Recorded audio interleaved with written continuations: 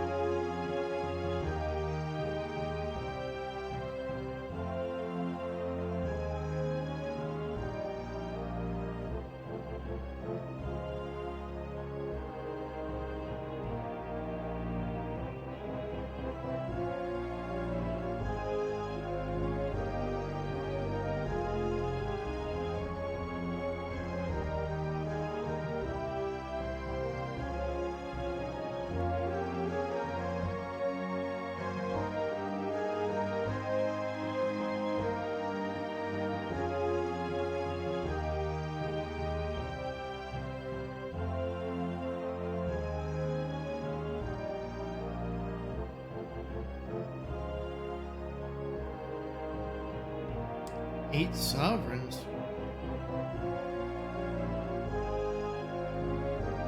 Very expensive. So let's do it anyway.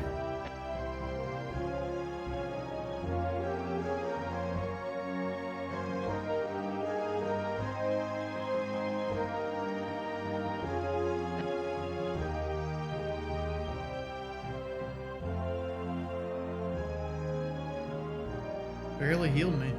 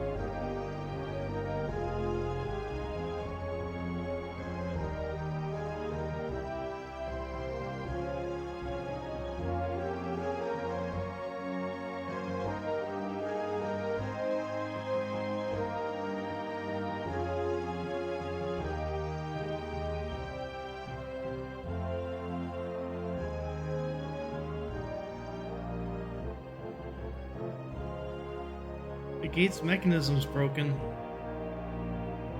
Wow.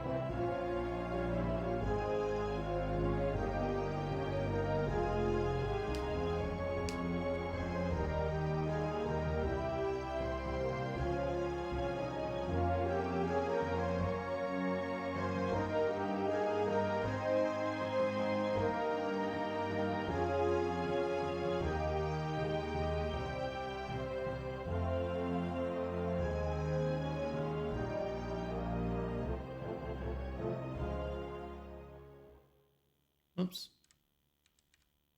And to push the sewers. As in we go.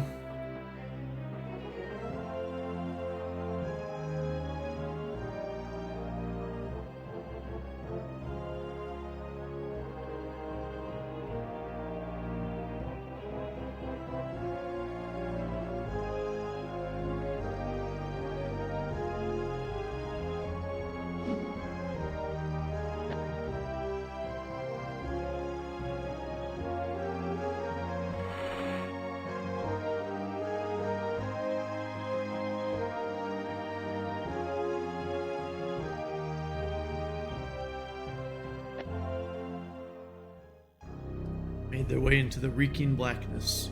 We're gonna sneak into the castle through the sewers. Bookmark that. A normal save as well if I can figure out the button. Right here. Yeah, it's so slow. 2.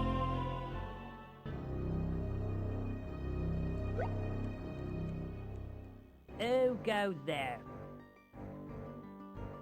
Figure moved in the tunnel, seemingly having appeared from nowhere. A young boy halted them.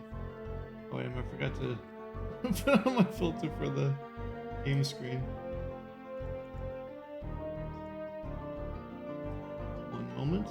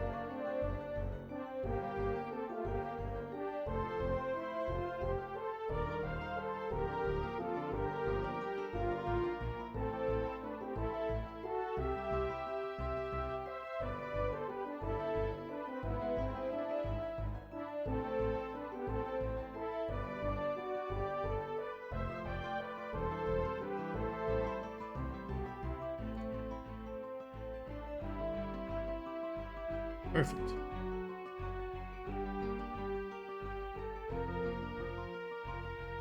Who be you and what would you in the Thieves Highway?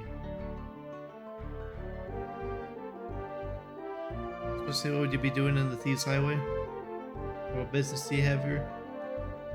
I be Senior Locklear, and I do whatever I will in the Princess Sewers. If you're half as intelligent as you seem, then I would advise you step out of our way. Fast with the blade I am. Step any further and I'll do ya. I will. The only thing you will do, my young friend, is die an unfortunate death on the point of my sword. I used to spar with Jim in the hand, and I'm a faster blade than he. Do you still wish to cross me? Jimmy the Hand, he's a legend, sire. Next you'll be telling me you've lain with the Empress Lacacia of Kesh. I'd advise you to be nice-like.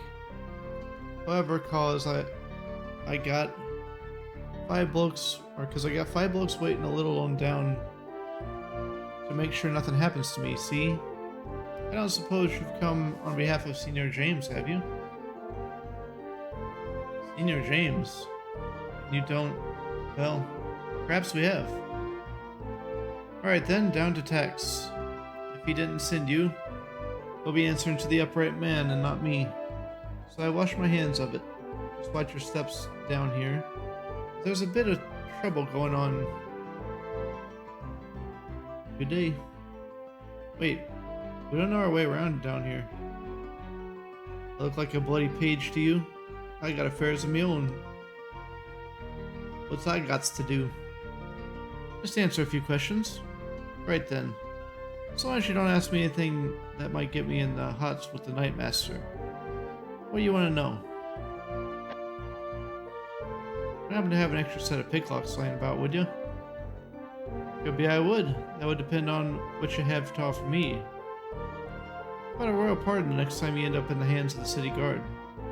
Oh, that'd be very nice. How about the Princess Palace while you're at it?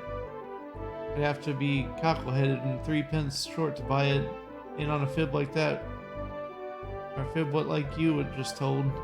No quicker than you're out the highway. And you'd have forgotten it in a mocker minute. You'll have to do better. How about gold? That's the language. 25 sovereigns. Okay.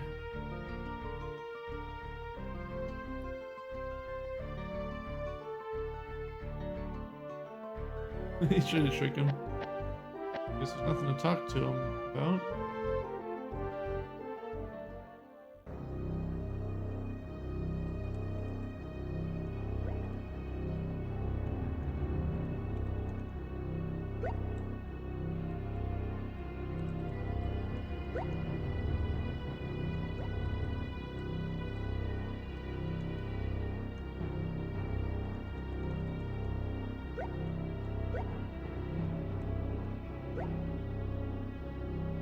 Already the way out.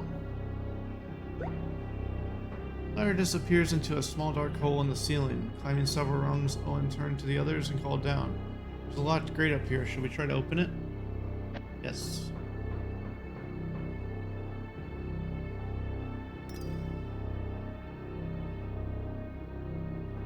Luckler shook his head. The lockmaker knew what he was doing. He said it's beyond my ability. I can't open it.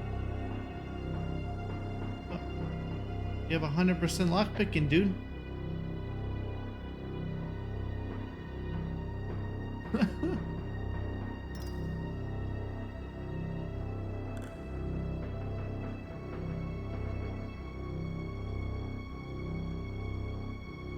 Someone's tampering before us has done this lock in. Broke the mechanism trying to pick it. No one will get through this lock with a key, pick locks, or other. Okay, so it's already broken.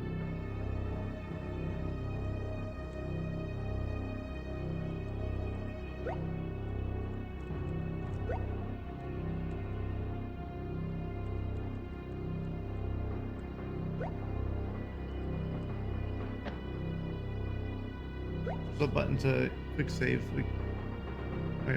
B does it.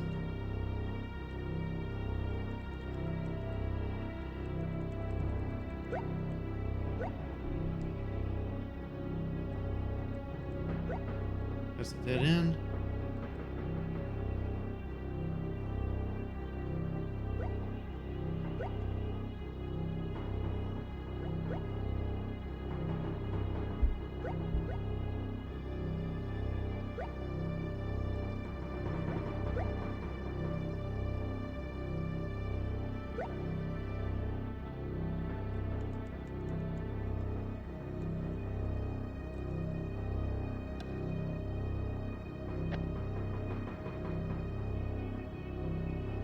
Broken again. That's where I just came from. Oh.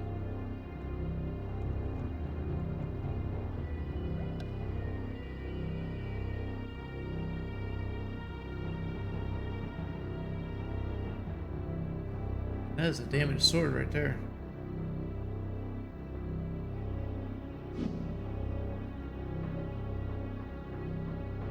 Not rotten.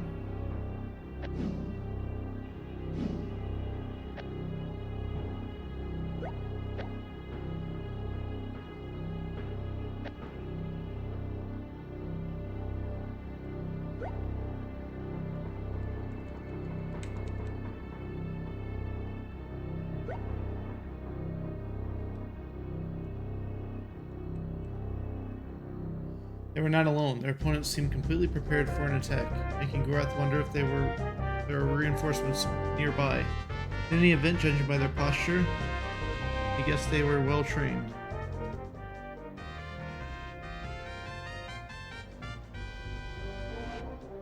Ninjas.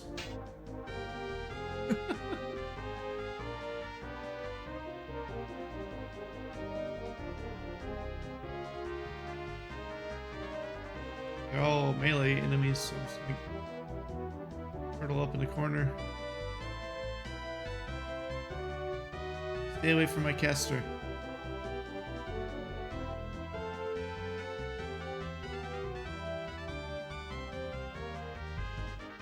Wait, where's it going? I accidentally pushed A. How do I turn it off? The auto battle is so bad.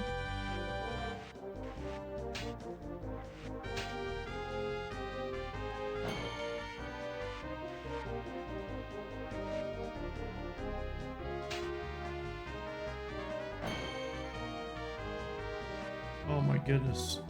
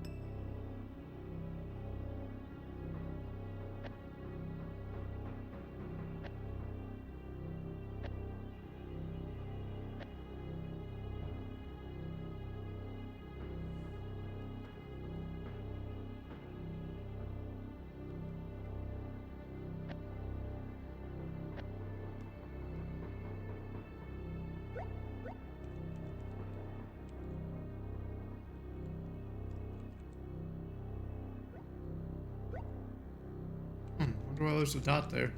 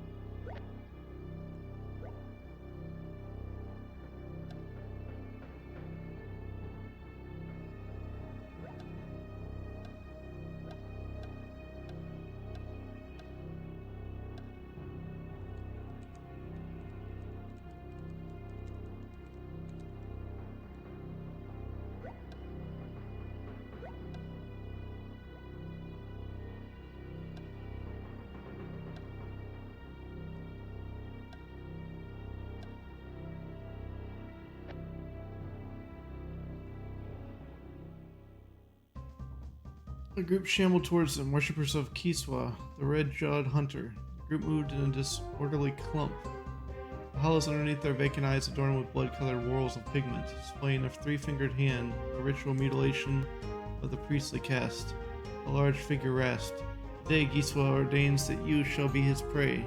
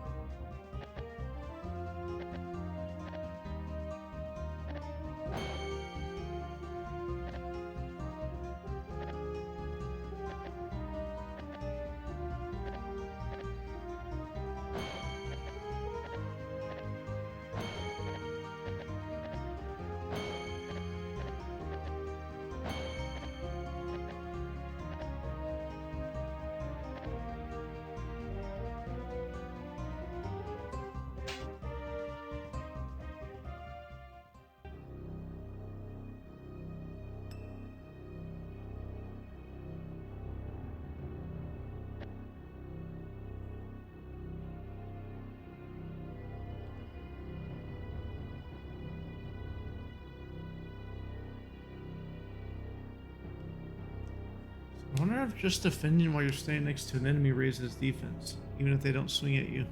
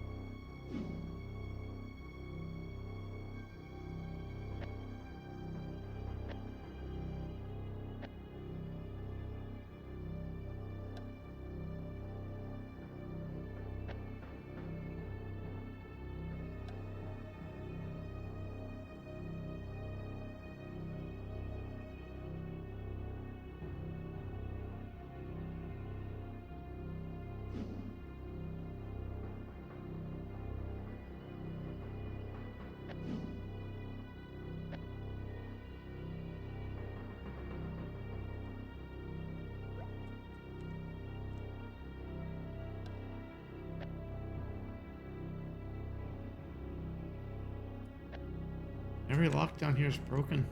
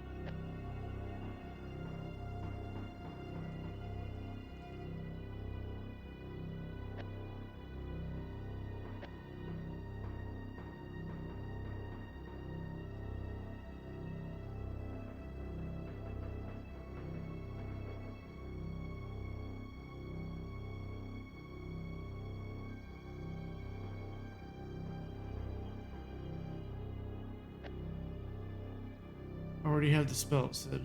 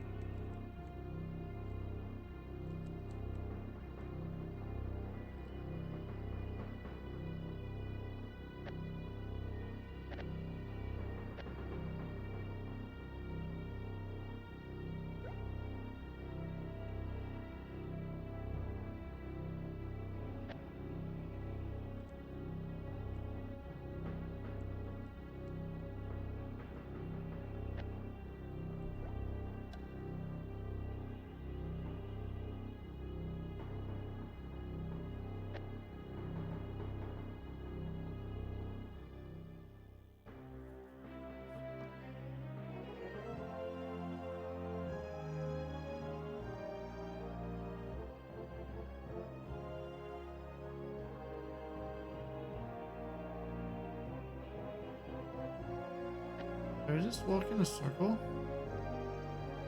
What?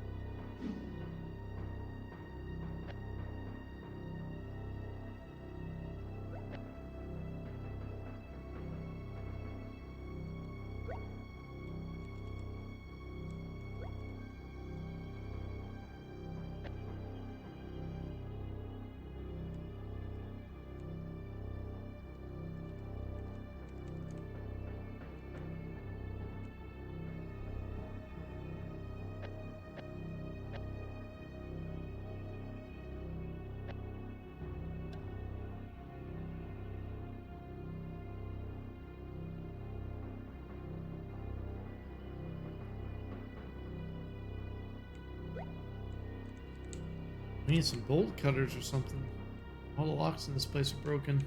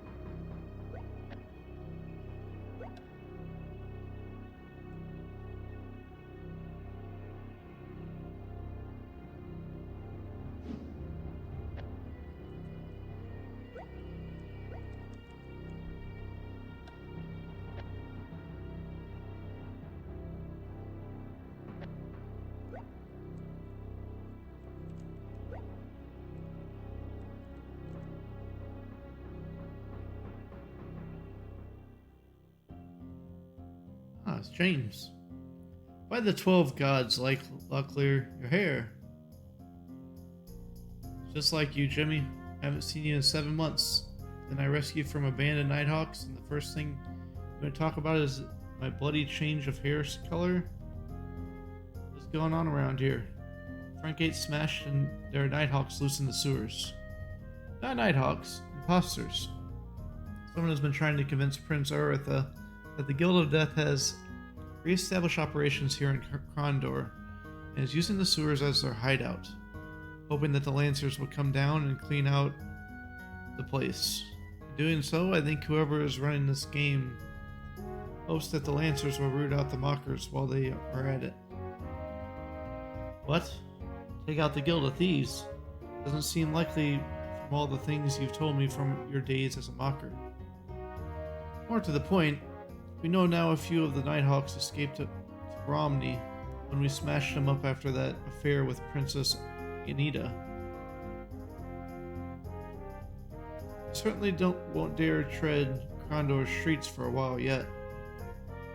I've been tracking around down here trying to find out more when I ran into those fellows. So, why have you come back so soon to Krondor, Lucky? Thought you were going to be gone for 6 or 4 months or so. I got bad news from the Northlands. Looks like the Dark Brothers are stirring again. They raised Myrmidamis's battle standards over Sorceroth. There's a Mordor army gathering to attack the kingdom. This Mordor used to be one of their clan chieftains, something of a hero during the Rift War against the Serani too. I thought Prince Aretha would be interested in talking to him. I don't like this, Lucky. The Mordor's stirring again in the north and someone mimicking the Guild of Death. My bump of trouble says that things are going to get far worse before they get better. I assume since you're down here that you're trying to get into the palace the way I showed you a few years ago? Yes, I was thinking I would have to pry off the grate somehow, but if you have the key, it would save me a great deal of trouble. Still on me. It's all yours. I can find my own way into the palace. I'm going to creep around a little while longer down here, see if I can unravel this particular mystery. Suit yourself. I, for one, am anxious to get out of this hole. Come and get me for breakfast tomorrow after I've spoken to Prince Aretha.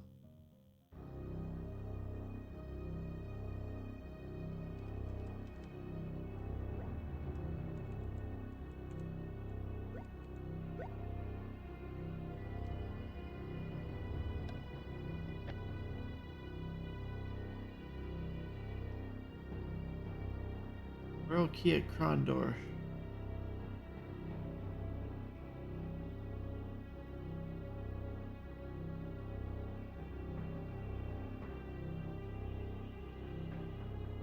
See why thieves might be interested in getting hold of a key that opens every door in the prince's palace. Huh. How's it going, Iggy?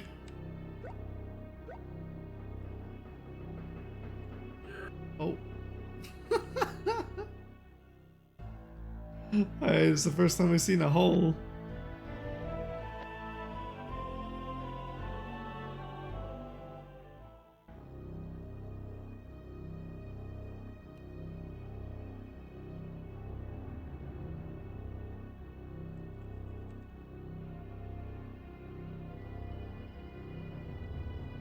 It's been okay so far. I'd say it's a mediocre game at best.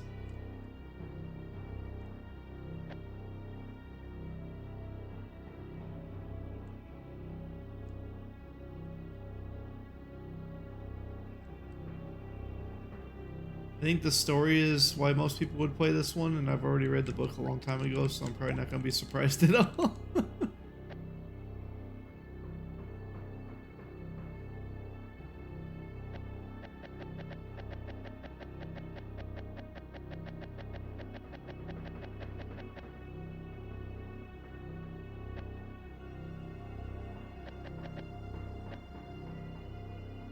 Visually, it looks absolutely terrible. It's like some of the worst graphics I've ever seen in a video game. It's like hurts your eyes the whole time you're playing.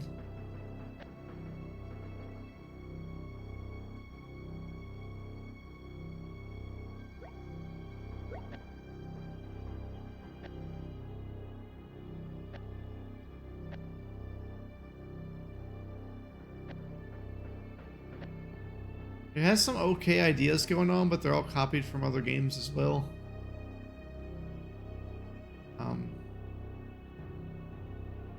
You gotta light a torch up, or you can use a spell for D&D style lighting.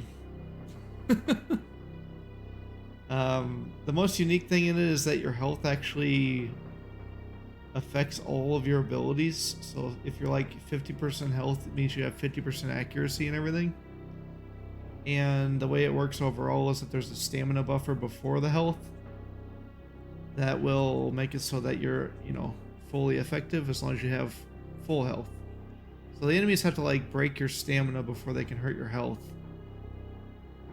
And then once your stamina is completely out, you use your health to attack and everything, like in place of stamina. But the lower your health gets, the less effective your character is. So, that's kind of cool. Then they have this like stupid level. This is like your leveling system. Your character doesn't really level. So they have where you can specify what you're going to focus on at the moment. Turn these little red things on, but you can change them anytime.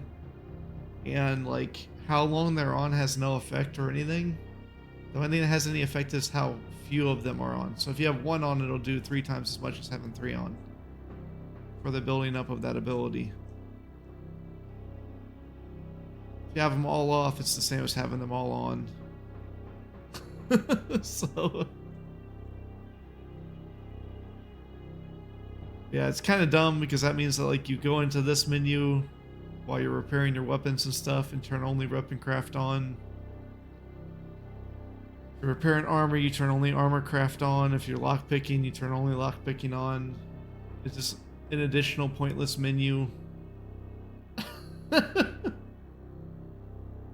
It's not a good system at all. Yeah, it kind of uses like the Final Fantasy II or Elder Scrolls style for progression.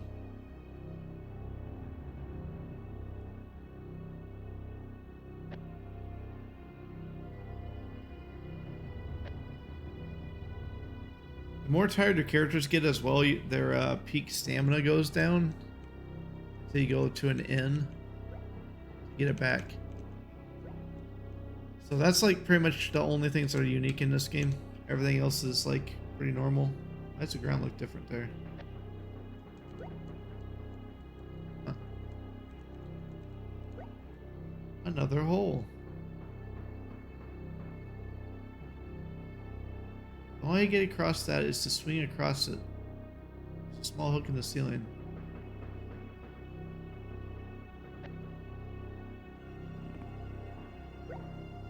Oh. I didn't know I could actually swing across. I guess I was supposed to do that over there.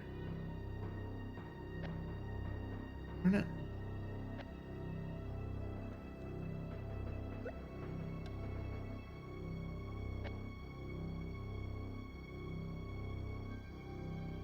Guess the thieves all used the locks that are on these grates for practice and broke all of them.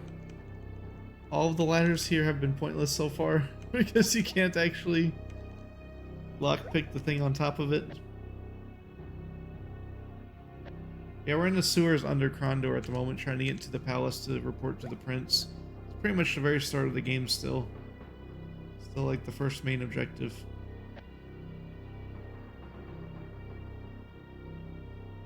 Oh. I think we found it. Check where I'm at real quick just so I know a general idea.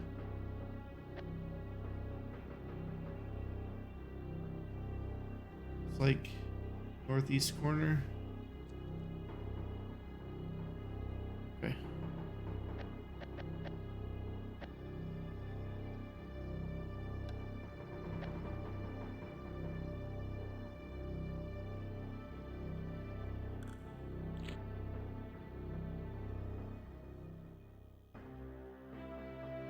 The gate swung open. Revolted by the thick scent of excrement in the chamber, Locklear hastened to the ladder affixed on the far wall and ascended its filth-slick rungs. Behind him, Gorath and Owen reluctantly did likewise, gaffing on the noxious vapors in the shaft. This is nothing, Locklear grunted, shoving upwards against the grating. All the windows in the palace are open right now. They ought to smell it in the winter.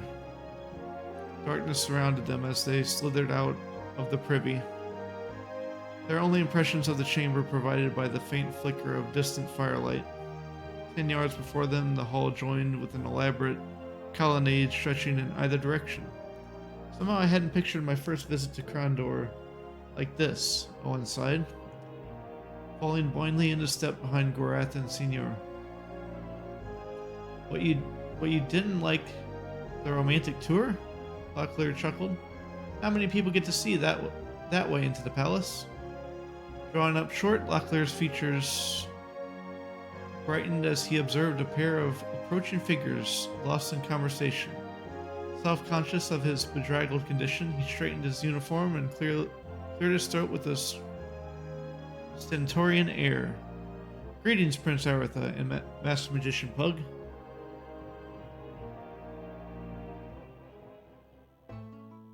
As glad as I am at the sight of you safely home again, Locklear, I can't say that my nose is as well pleased. I thought we had broken you and Senior James of clambering around in the sewers. You know the way of old habits, Highness. We encountered a bit of trouble with the gates, and so I chose a more expedient, though somewhat more disagreeable path. It came to a happy end, however. James told us to send word that he is well and would see you in the morning. Incurable sewer rats, the both of you. I shall have to order that each of you is accompanied by a score of washing maidens to keep you presentable enough for court. Welcome home, Lucky. Thank you. As happy as I am to be here, I'm afraid I come with bad news from the Northlands. I expected as much. With the false Nighthawks prowling my streets above and below, it can only mean the Moradel are up to their old mischief. What do you know? Motioning to Gorath, Locklear introduced the former Moradel chief with a wave. Slowly, Gorath lowered his hood. The gasps and startled reactions of those crowding the hall helped mask the stealthy entrance of a second Moradel in the chamber, this one armed with a longbow.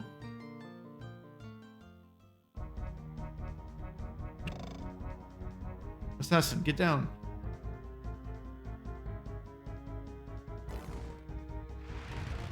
You don't mess with Pug, man. Freaking kill you.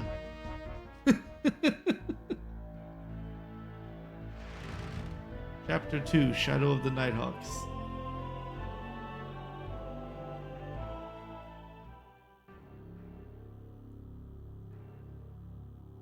A whisper led him through darkness, or through madness. He stumbled forward with unfamiliar feet 10 times too small to belong to a warrior.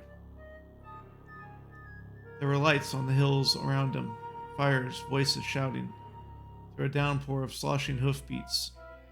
He reached for his sword, then remembered that he hadn't a sword that night. He had only been a boy of 12, midsummers.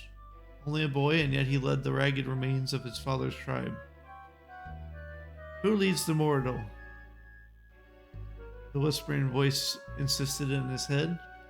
I must see more. Does this randomly say years? I must see more years. I guess it's what it says. There's a weird spacing there. A river of men coursed together in a bleeding tide, and he was amidst them. Screams rang. A howling figure silhouetted himself against the moon and brandished a bloody sword aloft. The wolfish figure screamed words of wrath and damnation as he cleaved his way through his Mordor brothers. He was Delacan, former general of Myrmindamus, leader of the unified tribes of the Northlands. And he was the enemy. Gorath. Memory detonated into a million fading thoughts, each fleeing after the faint echoes of a weak whisper. Before him now, there was a new image, the face of a fair young girl whose pale blue eyes watched him with weary interest. There were others too, all seated like himself around a polished council table, all studying, all dissecting. And Gorath was the object of their scrutiny. I cannot find the truth, my prince, the tired girl whispered. Finally, quietly, his mind is chaotic. I find images, but I cannot hold them long enough to understand. Narrowing his dark eyes, Prince Aretha glared at Gorath. He hides his thoughts? Gorath is Mordor, Tug quickly interceded for his exhausted daughter. Even with Gamina's exceptional talent for sensing thoughts, his mind may have many innate psychic defenses. I may need to send for one of my advanced students. No need to disturb studies, Master Magician Pug. The Mordor speaks truly. Council members exchanged surprised glances, then turned their attention to the aged magician, seated next to Pug. Lowering his eyes, the man made a dismissive gesture. Forgive me.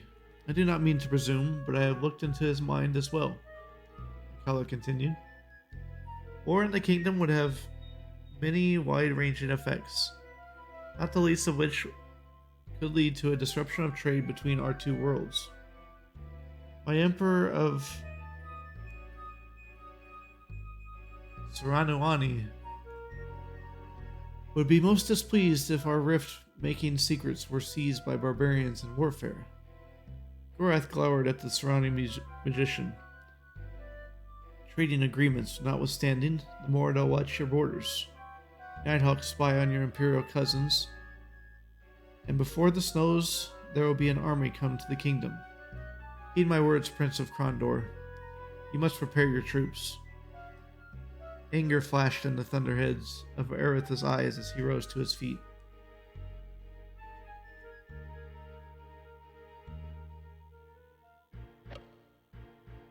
What I must or must not do will not be dictated by a dissident Mordor.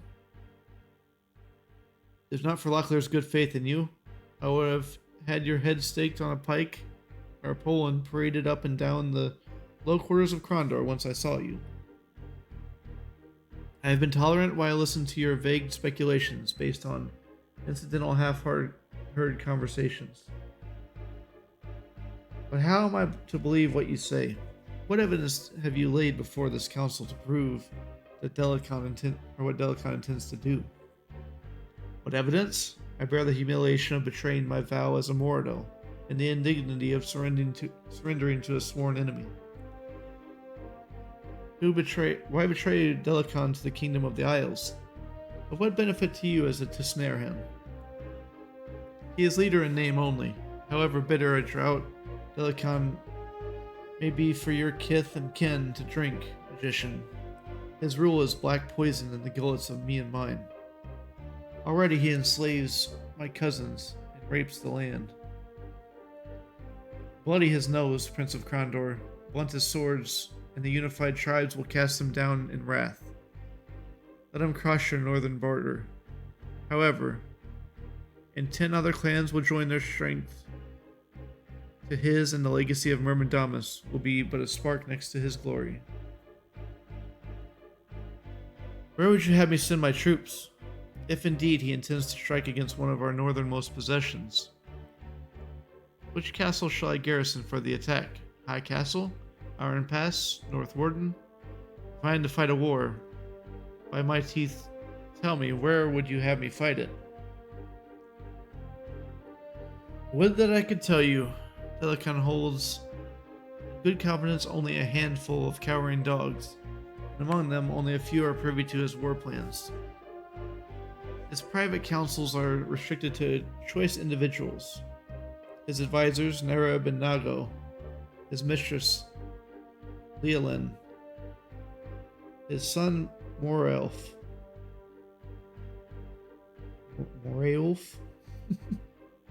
and Nighthawks. He keeps foul company, that leader of yours. Your Highness, if you give me leave, I believe I can find the evidence of Delacan's intent. I will need someone to accompany me to Romney, and supplies for my journey and a small parcel of gold. Romney? What do you think you could find in a provincial river town in the heart of the kingdom? I'm to catch a bird in flight. Of late, Delacan has emptied a good deal of his treasury to revive the service of the Nighthawks. In exchange, he has demanded tactical information about kingdom holdings. He's turned the Guild of Assassins into a guild of spies? Only for a time, although the payments have been left in various hidden locales. Messengers were always sent to a rendezvous in Romney. If I go there, I may be able to intercept information concerning a forthcoming attack. Would such evidence suffice? Perhaps. But I don't trust you, Gorath. How do I know that this isn't a plot of yours? We can weigh the evidence to our heart's content, and your cousins could be slitting the throats of my serfs as we sit dawdling. Go to Romney, but you will provide for yourself. If this is part of some secret Mordel scheme, I'll not look the fool before the world. Pug, unroll the map for me. The scroll smelled of dust, scrawled in chicken scratches and spider tracks. Tiny lines staggered across the moth-eaten paper, indicating the paths that were the major roads within the kingdom. Pointer in hand, Aretha bent over the map and pointed to a large black dot. We are here in Krondor. At dawn tomorrow, you will leave through the main gate and rendezvous with your escort, Senor James. I know you might have preferred Locklear's company, but he has business elsewhere. You will head to Romney, providing one of Delacan's assassins doesn't slit your throat first. You should reach the Ursine Ford within the month. In Romney, you will join a special detachment of King Liam's soldiers, staying at the Black Sheep Tavern. They may be of service to you. Nodding, Gorath took in Uretha's advice, listening studiously as the prince reviewed the details. If you find the evidence, I will act only when James has conveyed the information to me. Is that clear? Only when I receive James's word. Until then, I wait. Understood, Gorath replied. Good. Aretha replied, slapping the surface of the table with his palm. Looking around the council chamber, he noted the worried expressions of all who sat around the map. Why don't you let Gamina and Makala show you around Krondor? I have a few things I need to consider alone. Reading the offer as a polite dismissal, the worn council members began to file out the door. Most glad to be on their feet again, following the grueling session. As Pug passed by, however, Aretha snagged his sleeve and drew him back to the table. If you don't mind, I would have your counsel, Cousin Pug. Certainly, Pug replied. Resuming his seat, I am all attention.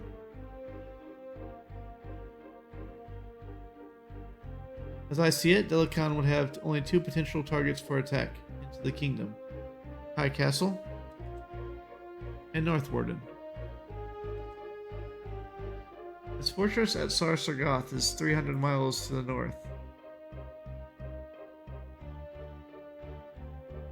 That's supposed to be 300 miles? I walked almost all the way from there down to the kingdom already. I doubt he has the resources to defend a line that long. So an attack at North Warden seems unlikely. Leaving High Castle.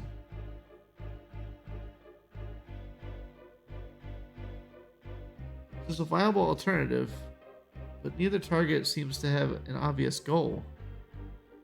I know you are no field strategist and you hate to become involved in state matters. But I should like you to delay your return to your home at Stardock for a while. I feel ill at ease. You are not alone in that. I too have sensed something unusual in the air, but I won't ascribe it to anything as dire as magic. More likely we suffer from bad soup. Feelings aside, I'll call up the militia reserves from Malik's Cross, Darkmoor, and Lighton, and join them to a detachment of the Krondorian Lancers just outside of the Dimwood. James will send word to me there. What of the garrison? It will remain in place. I've considered the option of a full push south, and it seems unlikely. But I will give Delicon nothing. Our agreement remains. Now we wait. Gods help Gorath if he betrays us to the Morido. Go to the Black Sheep Tavern in Romney.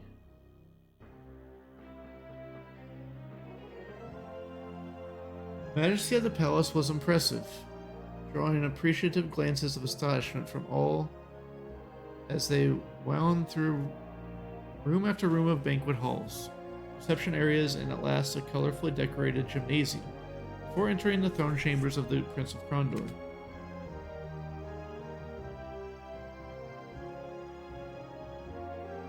Sewer. There's a sewer in the corner.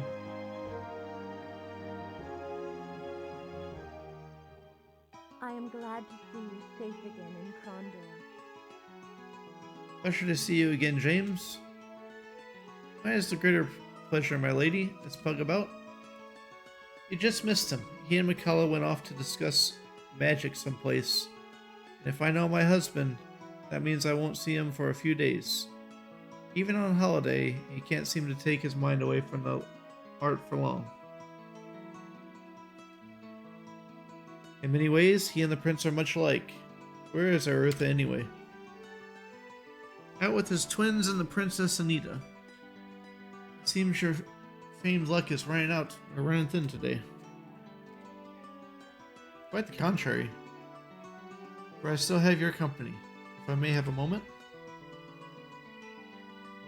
As much time as you need. What may I do for you?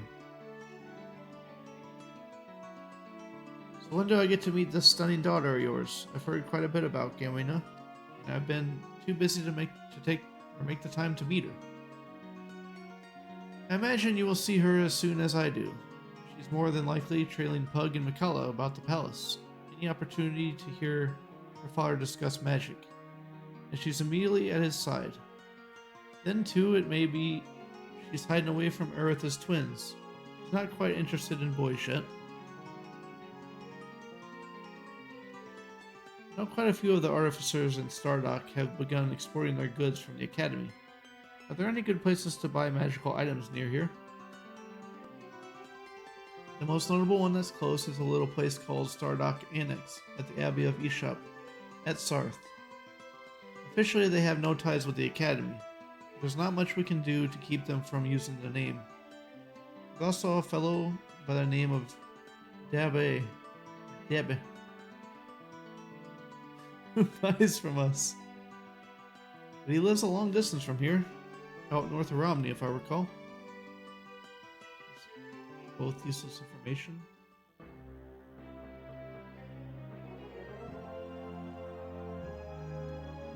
Let's see, room was cramped. Lucky, James muttered, looking through the Signor's personal effects piled in disorganized heaps. may be a fine swordsman, but your personal organization leaves quite a bit to be desired. Oh goodness.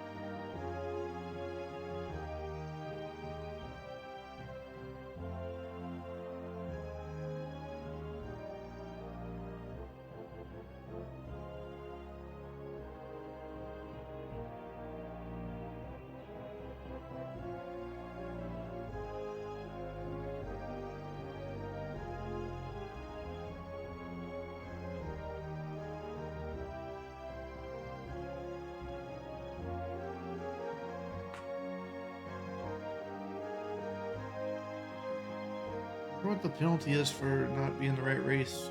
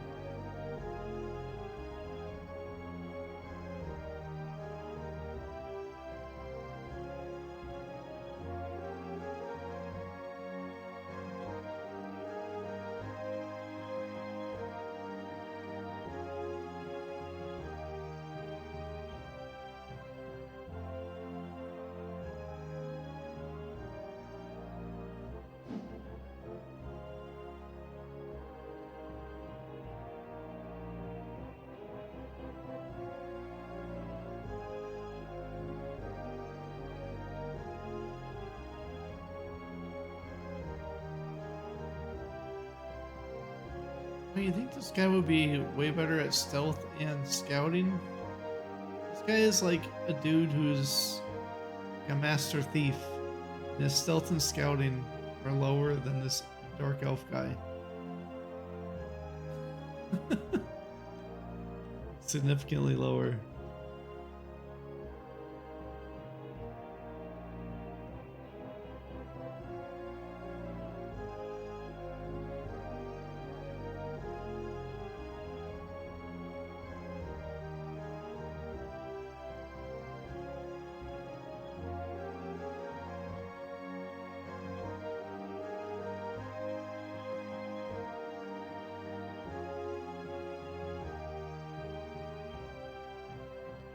Son of the Upright Man, leader of the Thieves Guild in Krondor.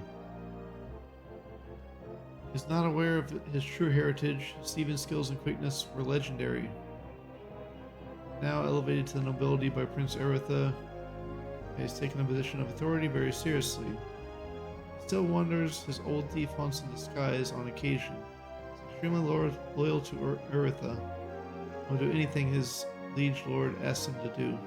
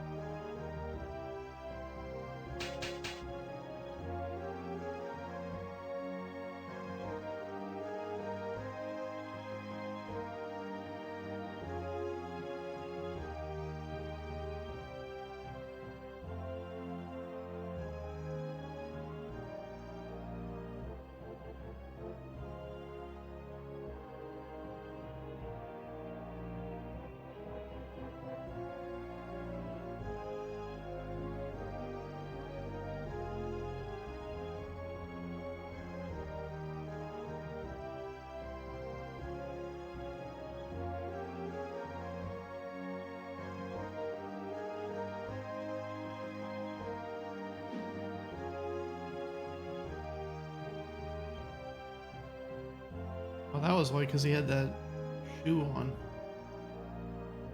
So that shoe activates just for being in inventory.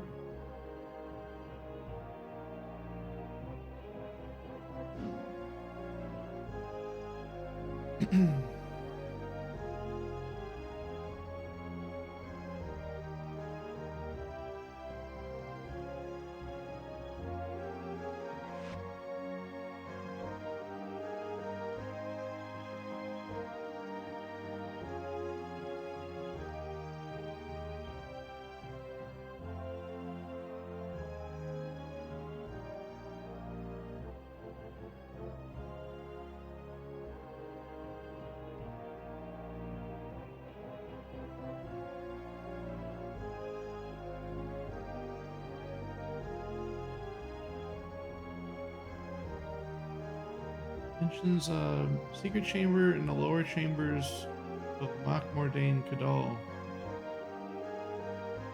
occupied by Rarg. That was the dragon's name.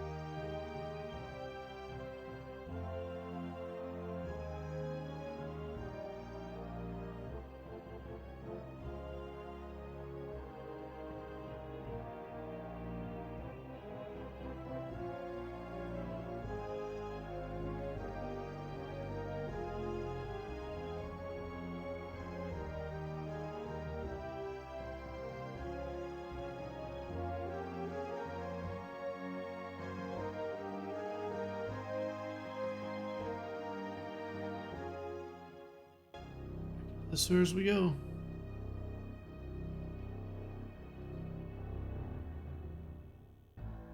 The way worse party.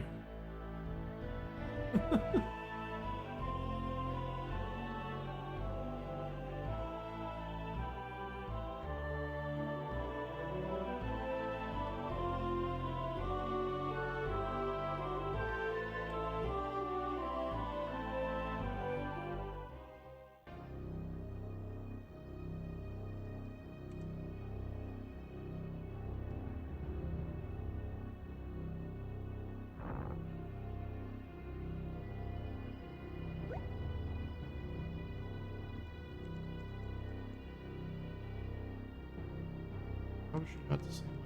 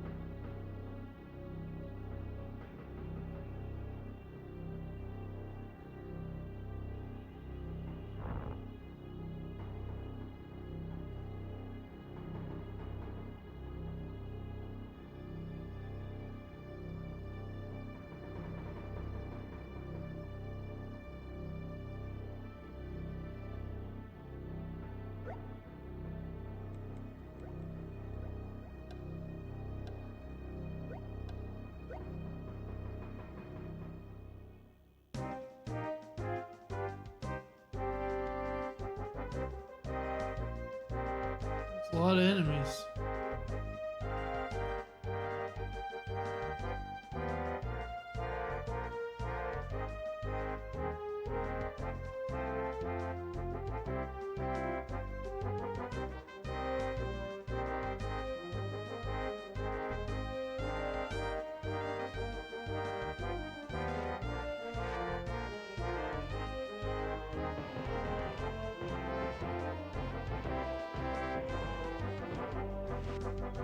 Oh. What?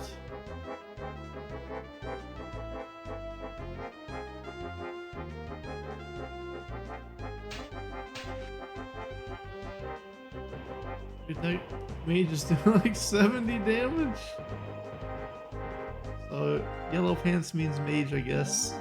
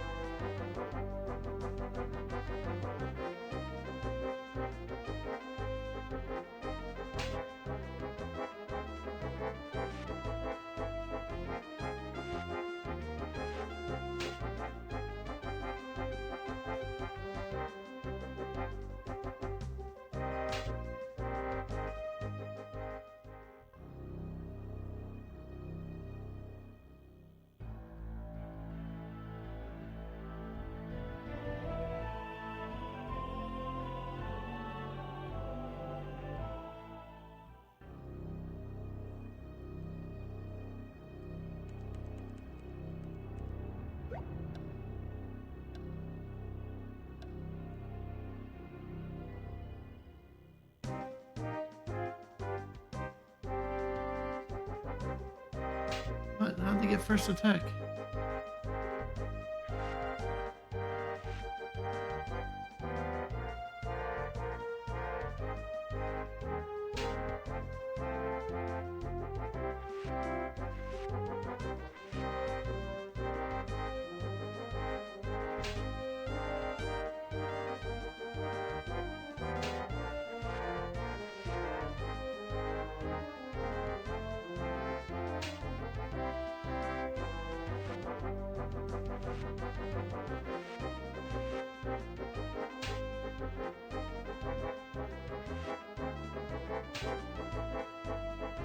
Alright, the actual dangerous enemies are down.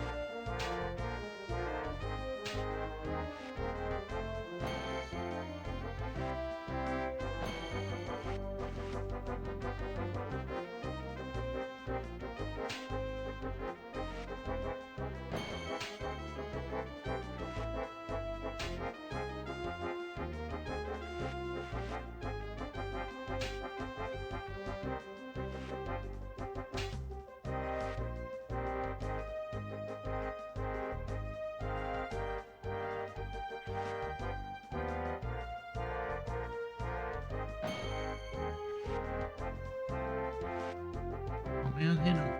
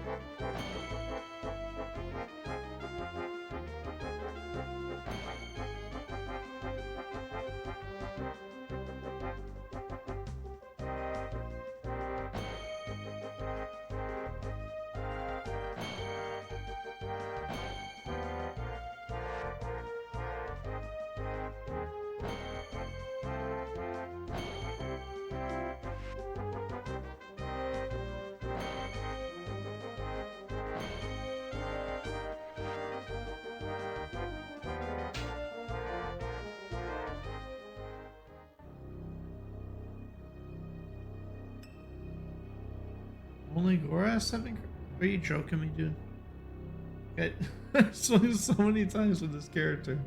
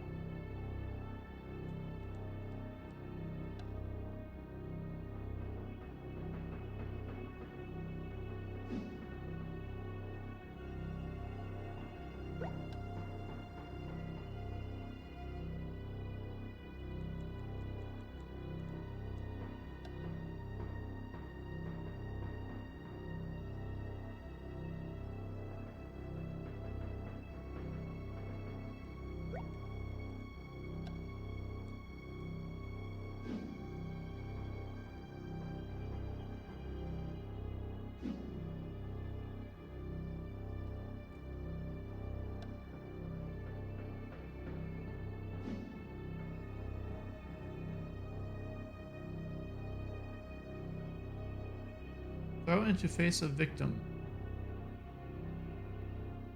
Hornus, Artificer of Palank. Pinky.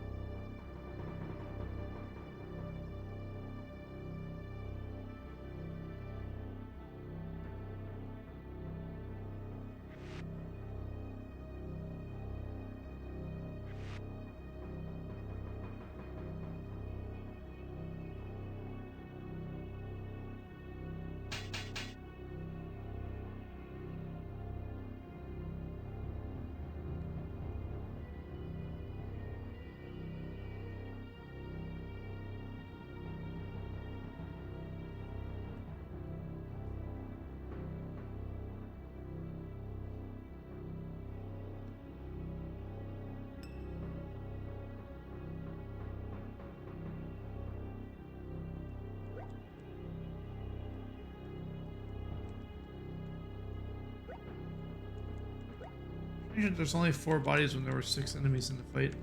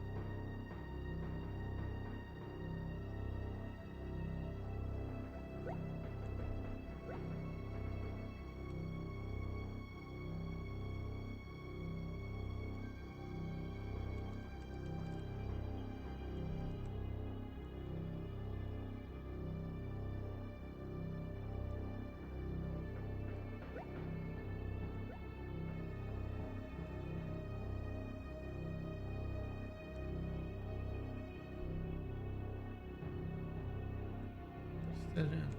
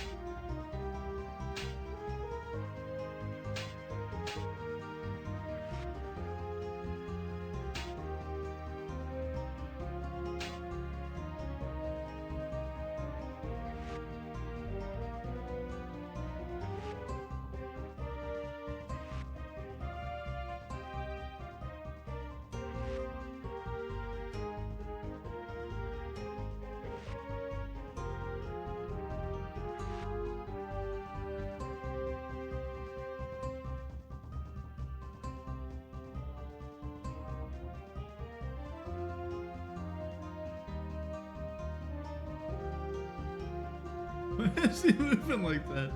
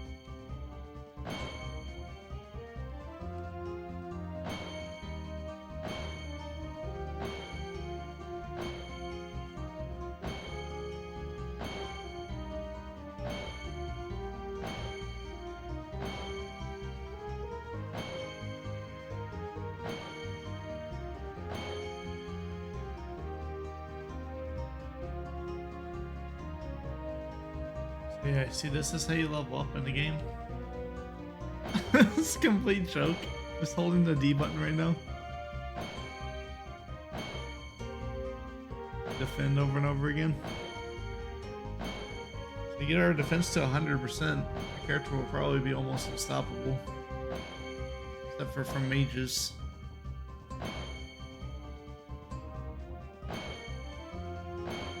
A mage can't cast if you're close to it, so as long as you can keep getting close to them, they're screwed.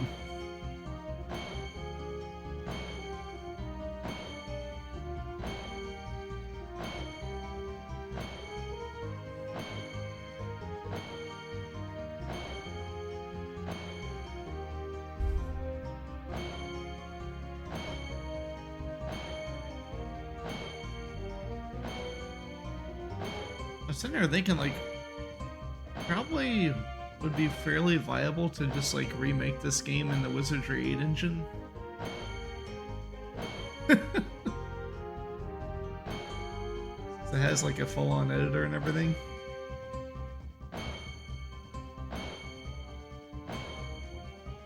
Wizardry 8's combat system was pretty solid, and the progression on it also was good.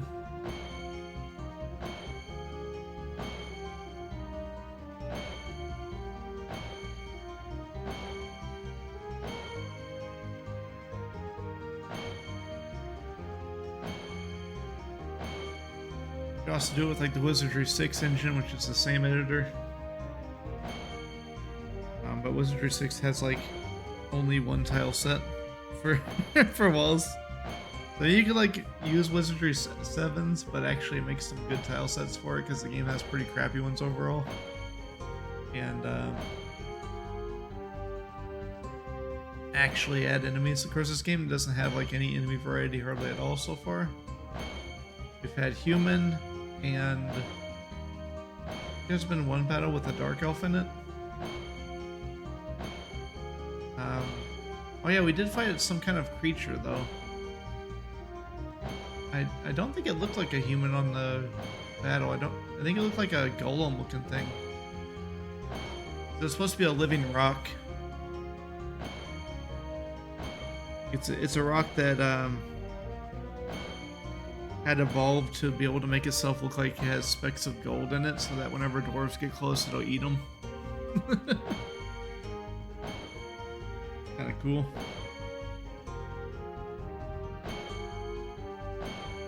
Yeah, if I do this for a few hours, I'll probably have maximum defense. I mean, it's going. Actually, it won't take that long. It's already to 65%. I don't know how I can make him attack the other guy, though. Is Gorath getting any credit? No. Might be able to get assessment leveled up on him while we're doing this. It's kind of tedious. You like let you see the enemy's stats during the battle.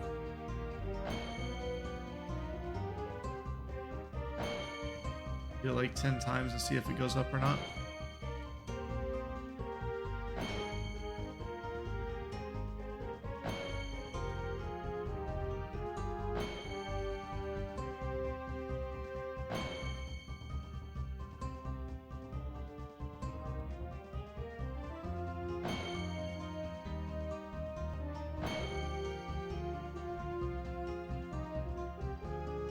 It's not going up.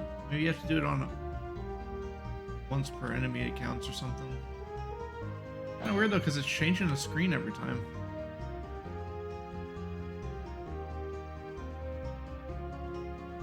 It's also weird that a seasoned warrior wouldn't be able to tell. This guy's like a prior war chief. He wouldn't be able to tell how hurt an enemy is that he's standing right up next to. I think he would pretty much be able to tell if the dude's about to die or not.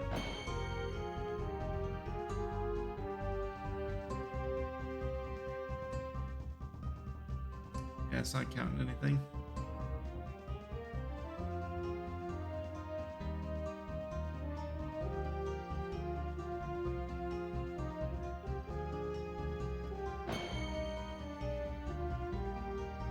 If I had a way to make James miss every time with a melee weapon, I wonder if I take his weapon off if he's got a really low hit rating. Let's see here. I can't do that because everybody's full inventory.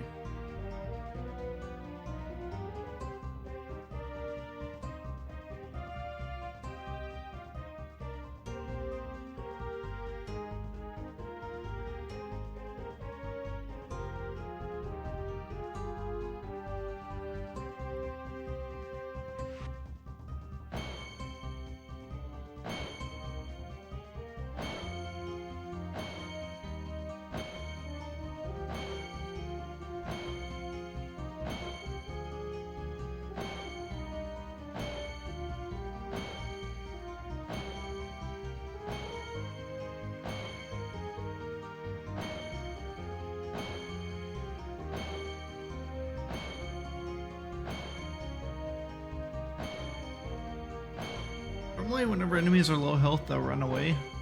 But I guess the people in the sewers are really stupid from breathing crap fumes all day. This dude's just staying in combat the whole time.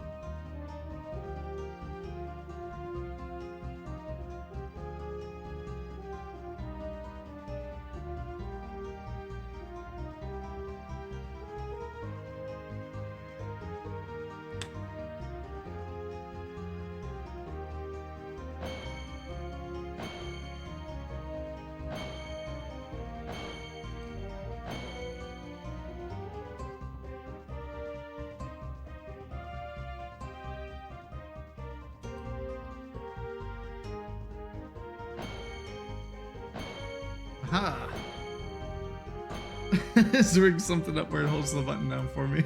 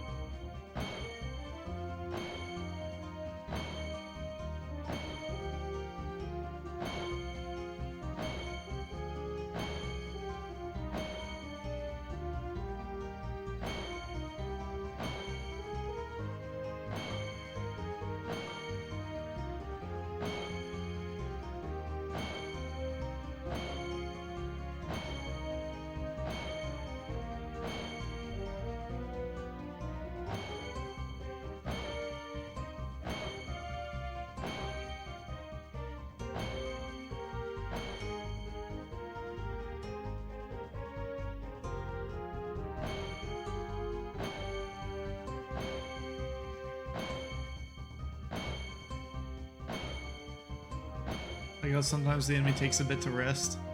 And they just start swinging again.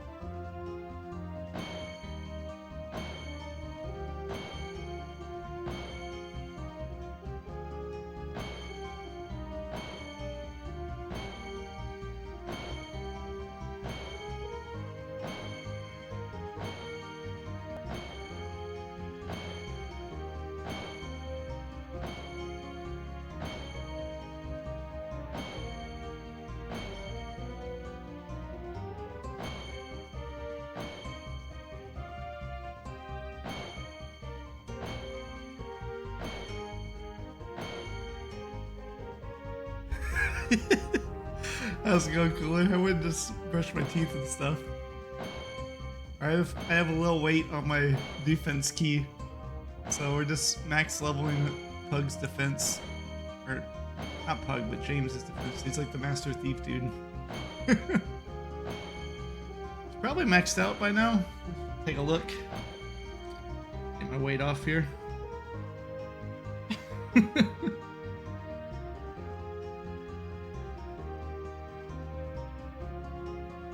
Yeah, look at that.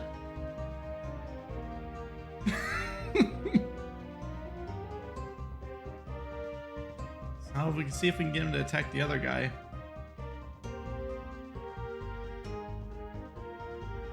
Attack Gorath.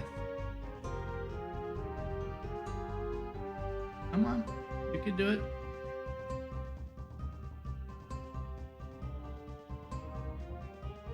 Why won't he attack Gorath?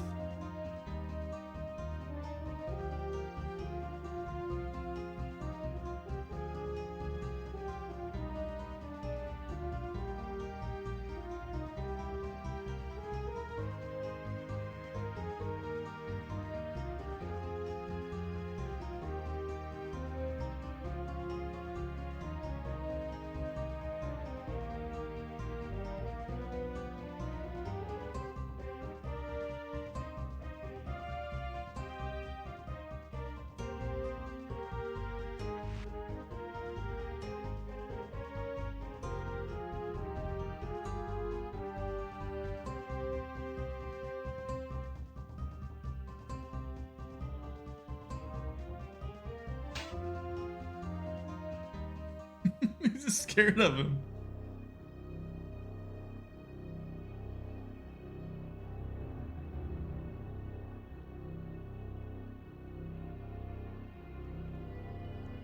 I need to get somebody to do the same with Gorath so I can get his defense maxed out as well. Yeah, this game is dumb. as far as leveling goes, it's got the stupid Final Fantasy II system, so sitting there for like 20 minutes defending is your best way to get strong.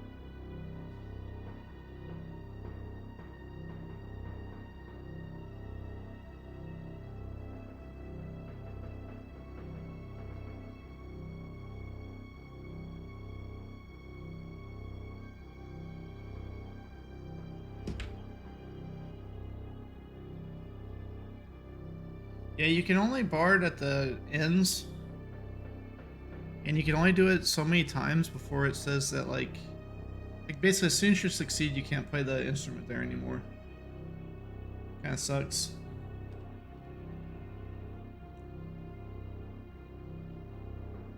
Yeah, now we can change this guy to melee and just have him swing the sword. I mean, he's gonna be swinging the sword anyway, because that's how you fight in the game. But he could also use his crossbow, I guess, but you have to buy ammo for that and crap, so I just don't even want to use it. I don't see any point.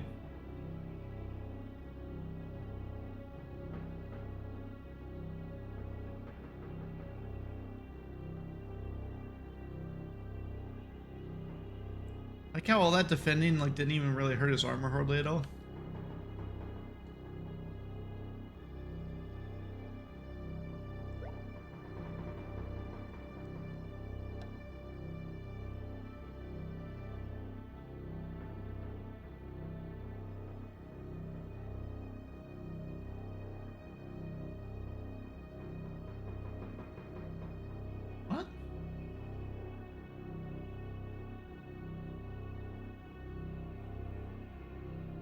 We dare put anything more on this body. Tampering will be detected.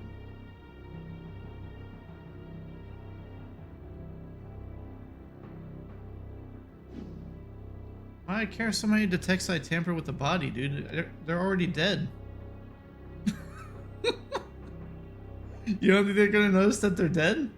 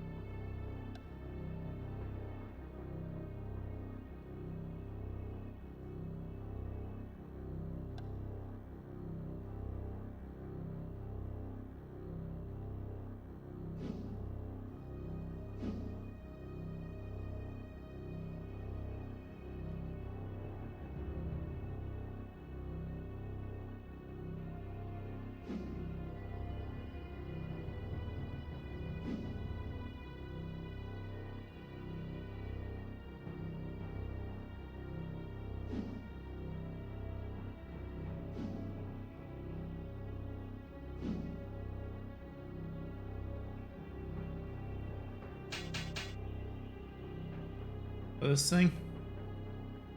It's like a sharpening stone. This is supposed to be like a little gap where you put the sword in and pull it through.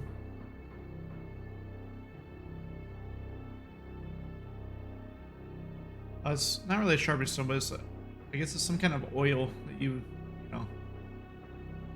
coat your weapon in. A dark fluid begins to spill out through the crack.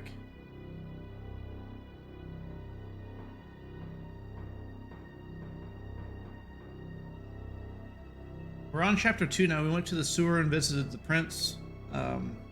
Another dark elf, which is what Gorath guy in the middle here is, supposed to be like a dark elf pretty much, showed up in the courtroom and like, you know, the throne room, and he shot a arrow at the king. The pug like burned it in midair and killed the guy at the same time because he's a freaking awesome magician. It's just like whatever, no big deal.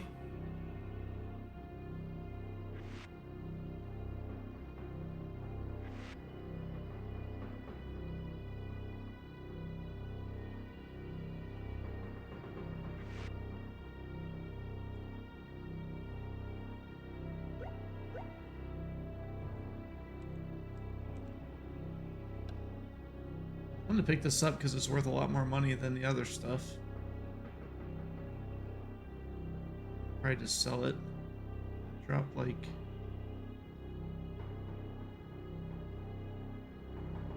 I don't know if I'm gonna need a shovel or not. Just been holding on to it. I saw these two like notes.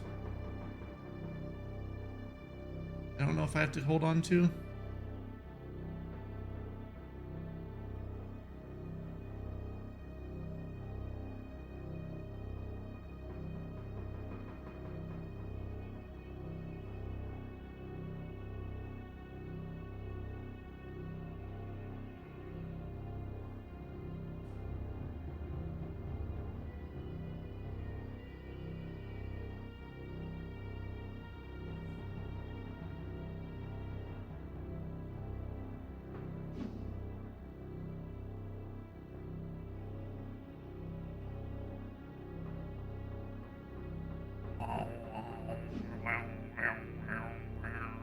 Our music.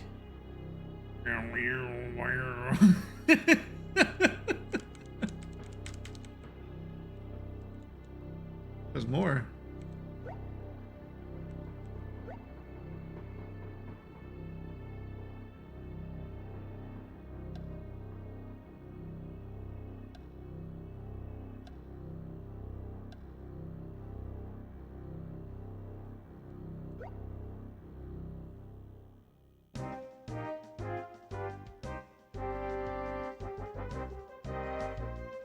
Okay, so this enemy right here, you gotta kill immediately.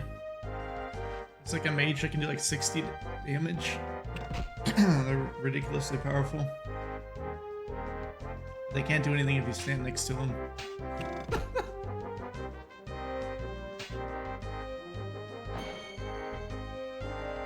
Bunk.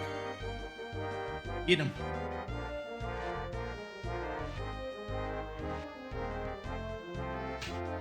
There we go.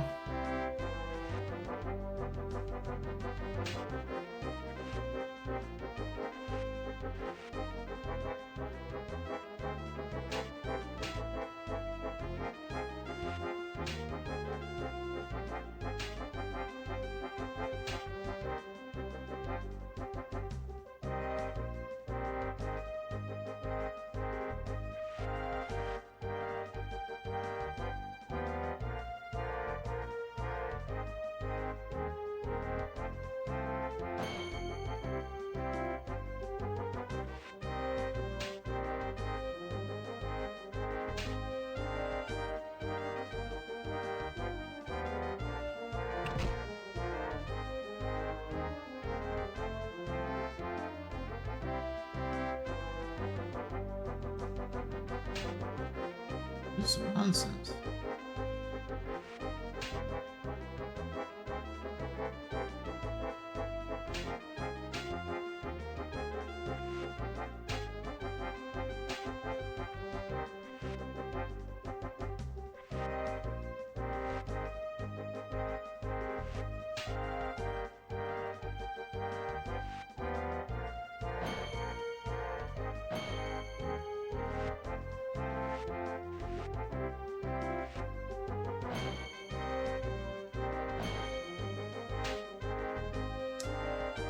Wow.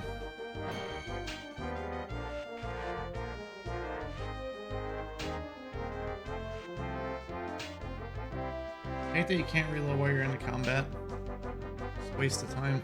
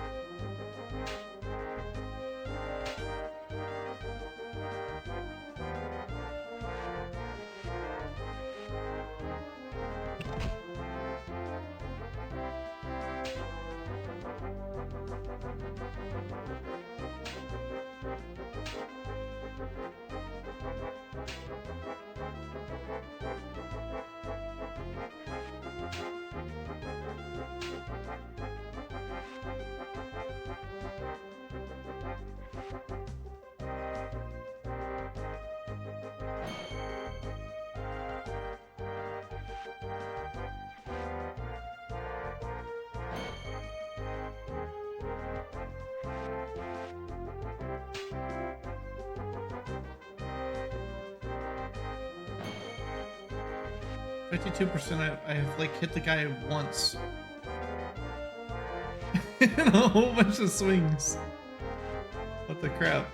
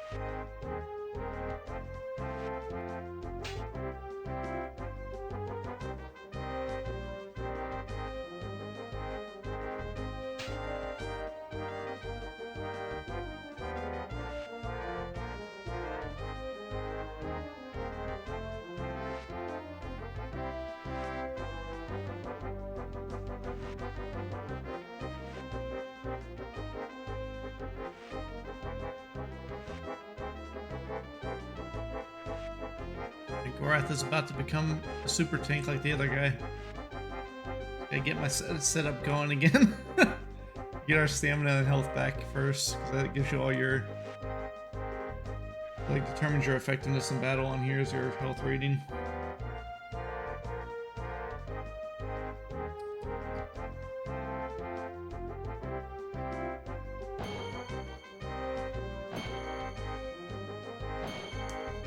Got him.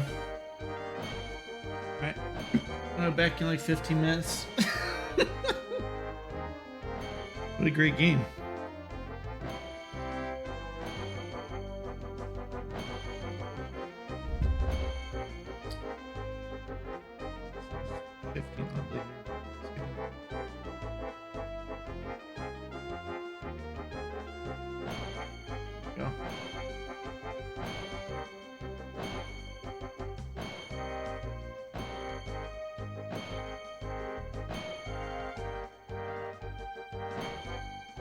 Yeah, the reason why this works is the less HP an enemy has, the lower their effectiveness is on all their attacks.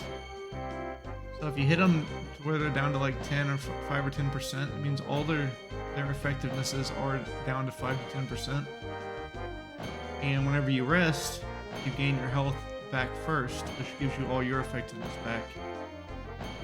Then you get your stamina back, which gives you a huge buffer on top of that, you know, of your HP there. And then the enemy just can't do anything. Normally they run when they're low health like this, but down in these sewers, the enemies are like super dumb because they're like idiot thieves, I guess. And they'll just swing at you all day. So it's free max defense stat.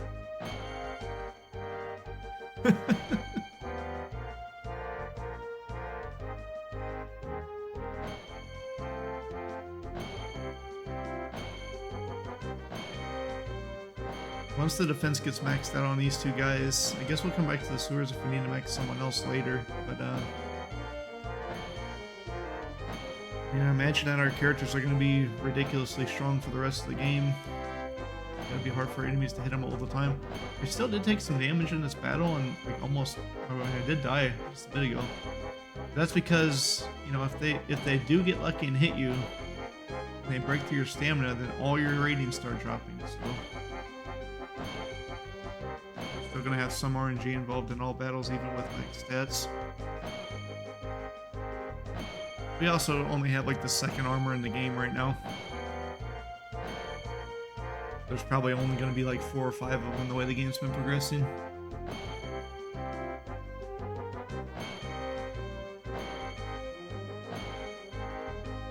Anyways, I'm gonna go brew some tea. I'll be back in a bit.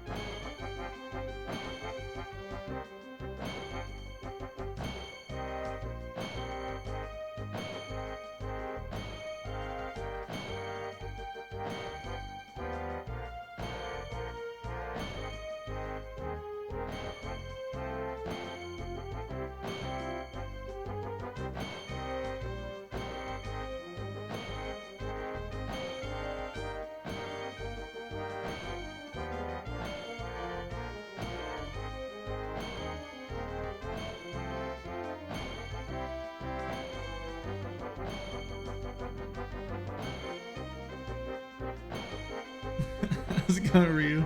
Yes. Pretty much master blocker anyway.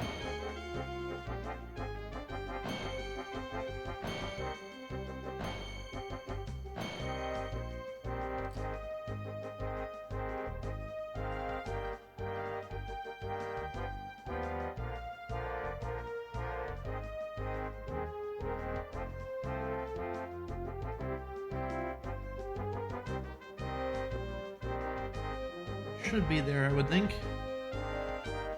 Oh, it's still not maxed out? Oh crap, I didn't have only defense picked. Rookie mistake. Yeah,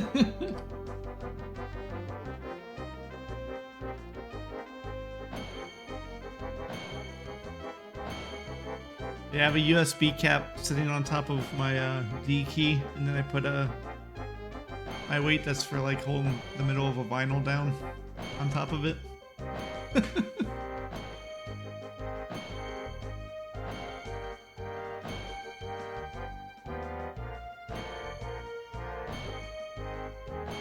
Yeah, it doesn't seem like there's any way to quick level the sword swing because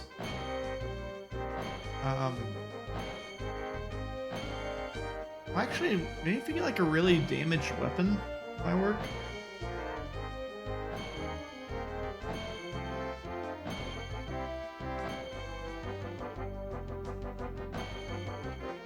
I don't know if the weapon's durability matters for how effective it is or not.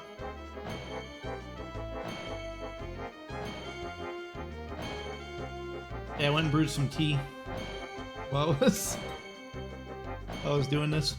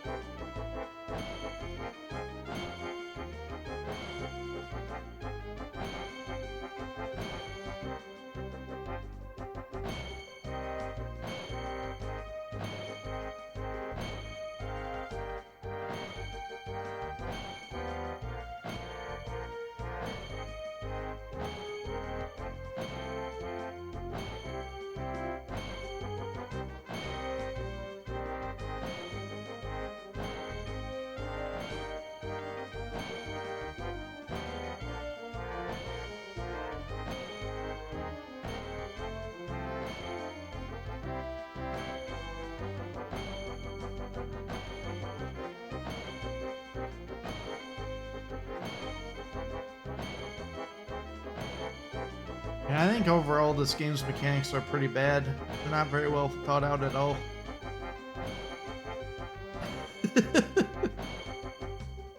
If you would have just had traditional experience, it would have been 100 times better than it is.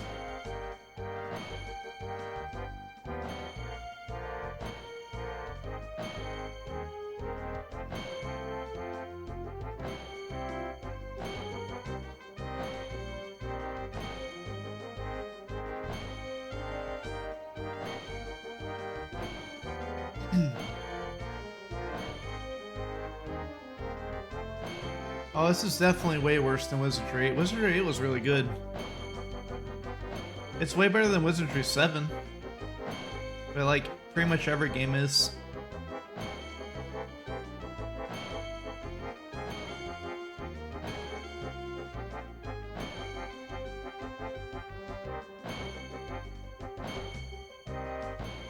I think Wizardry 7 might be the worst RPG I've ever played overall.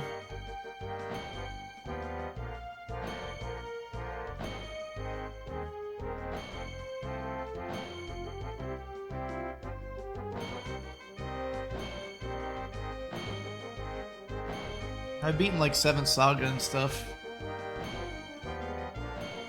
That game's better than Wizardry 7.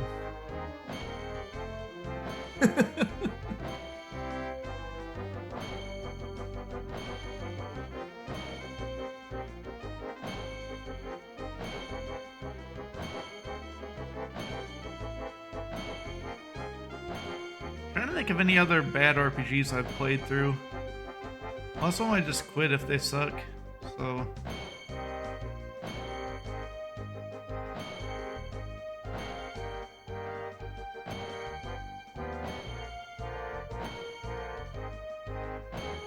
I mean, this game's longer than 7th Saga is.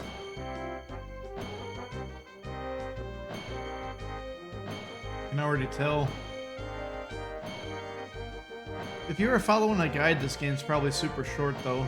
But if you're playing it blind, just going where it tells you and stuff, I think it's going to be fairly long.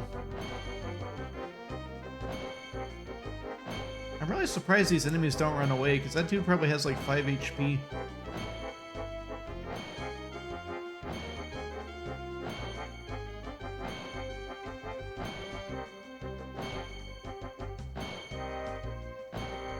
Why does James's picture look like he's in pain or something? This is a horrible photo.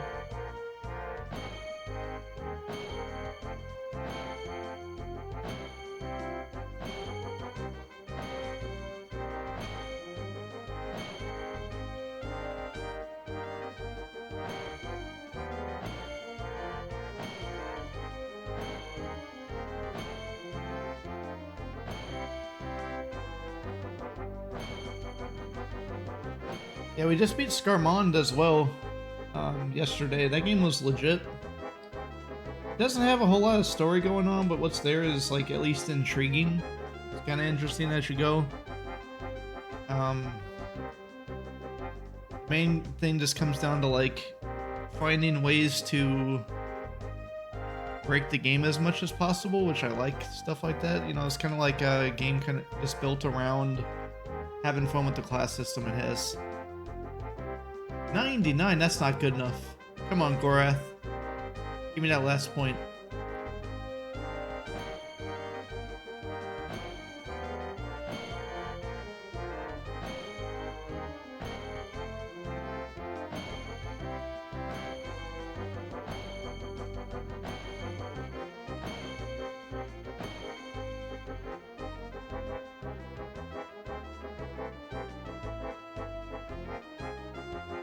Yeah, even if you do have a system like this on a game, it should never just let you level up based on repetition. It should be based on like the enemy's skill level. Like if you do a comparison of the enemy's skill level to your defense, that should determine how much experience you get per block or dodge or whatever.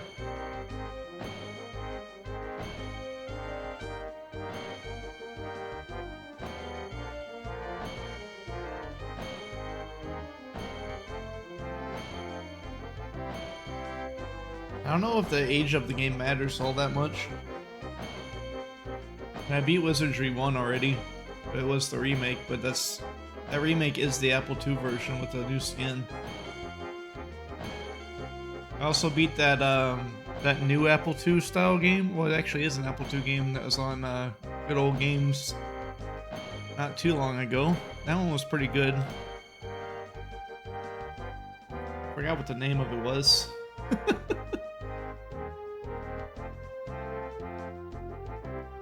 Alright, we're in there.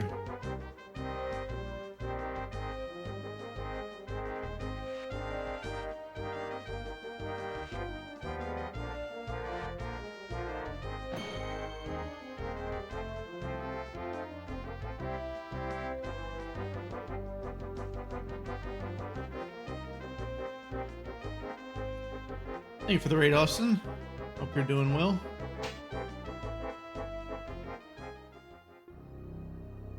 What are you up to today?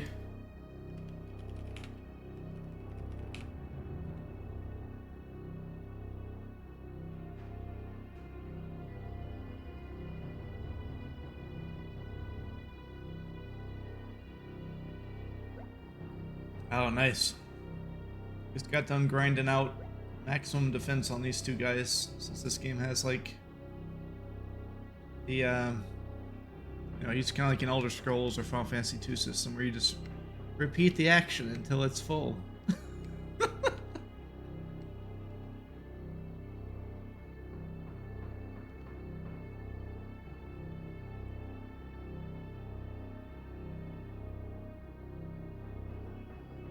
Yeah, the gameplay is something. This is the graphics. I say they tried.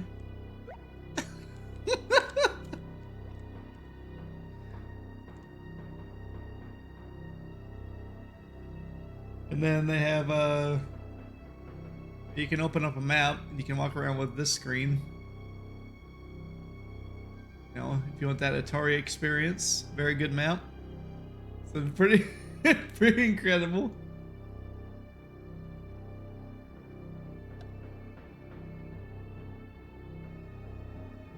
You have to individually loot every enemy that you kill. Your gear like degrades whenever you fight and such. I'm trying to. I need to figure out if like having super low percentages on your weapons makes it so that you can swing more times. Because you know, the more times you swing, the better you are at swinging stuff. So if you get like a super crappy weapon to swing, hopefully it makes it so you can level up your sword skill better, or your melee skill. What's this thing? Oh, I think this casts the torch spell.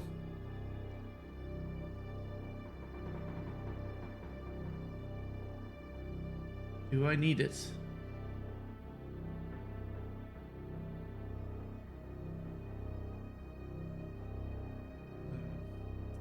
I don't know if I need to keep this stuff like this note and such.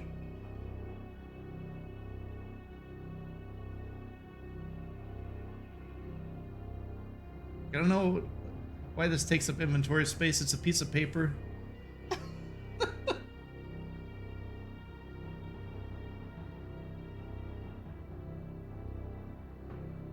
It's like, yeah, you know, piece of paper, an entire shovel, that probably takes the same amount of space in the backpack.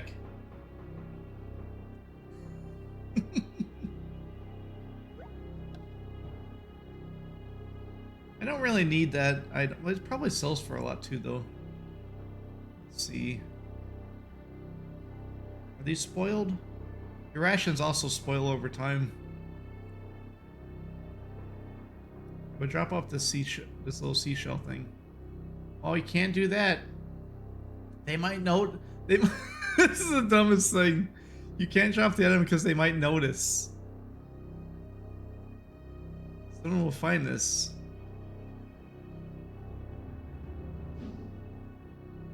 I don't care. I dropped the item because I don't want it anymore.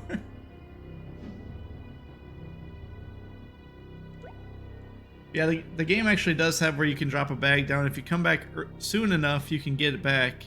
But if you come back later, someone will steal it.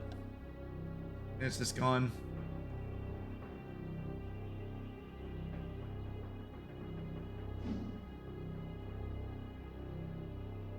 Let's see. Oh, it's okay to put something on this body, though. It's right next to the other body.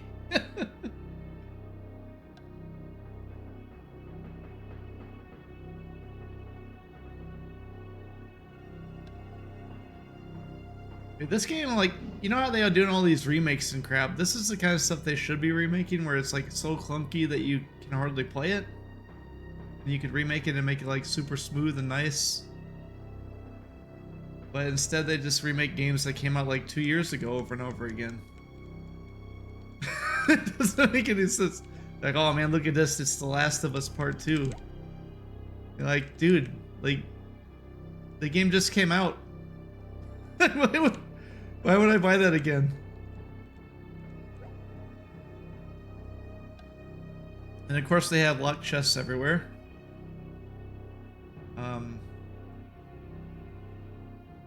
Probably should use this guy.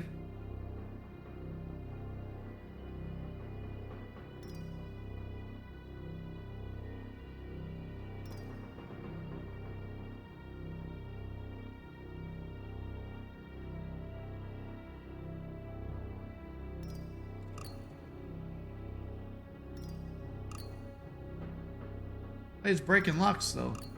What the? Dude, this guy's supposed to be the master thief of the game. Can't, he can't even open this.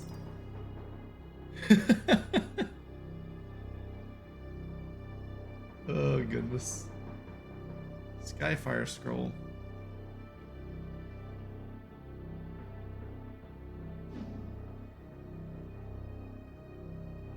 Fresh hammer. So you can repair an item 30 times with that hammer. This one's only got 7 left on it. Put that in there.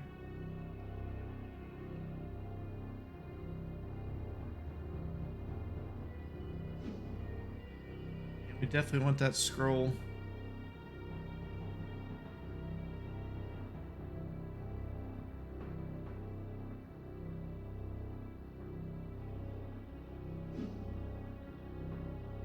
Scrolls is how you learn spells on here. I'm sure we'll probably get the magician dude back shortly, or it might be in the next chapter. The game's like split up into different chapters, and in here you can actually look at the overall world map. You have like a current main objective.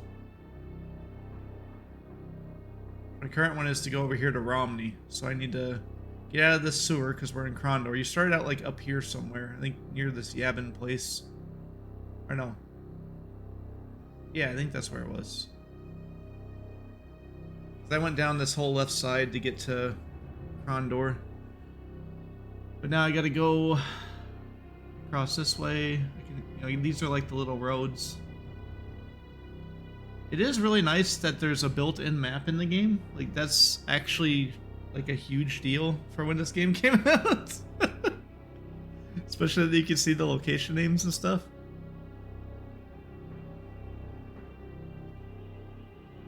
But yeah, I got to get to Romney for the next main objective, then I'll probably go into chapter 3.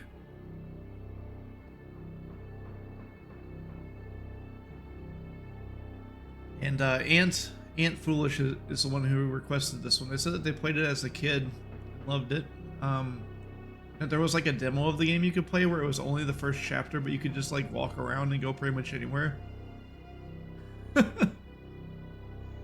And so you can play it for a long time if you wanted to.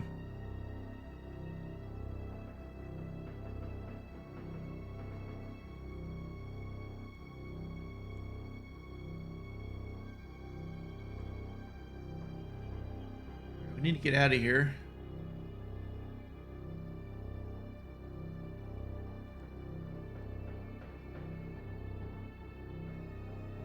I don't remember. I think I came from like the bottom center of this place. Top right has the way to the castle in it.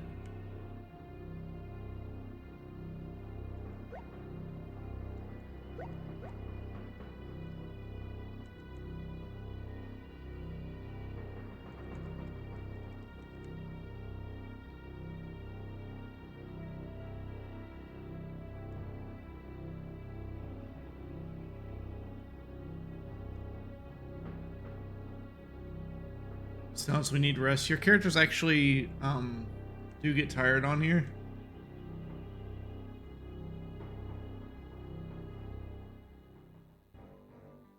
Oh, it's Owen. So this is it's like a apprentice mage guy who was in our party before. It took you too long enough. I was beginning to think the mockers had you bagged up again. Senor James, is everything alright? Squire, suppose I ignore the fact that this trip is a state secret to which you are not supposed to be privy, and that we are hurrying out of the sewers instead of leaving by the main gate at the proper time. How did you find out we were coming?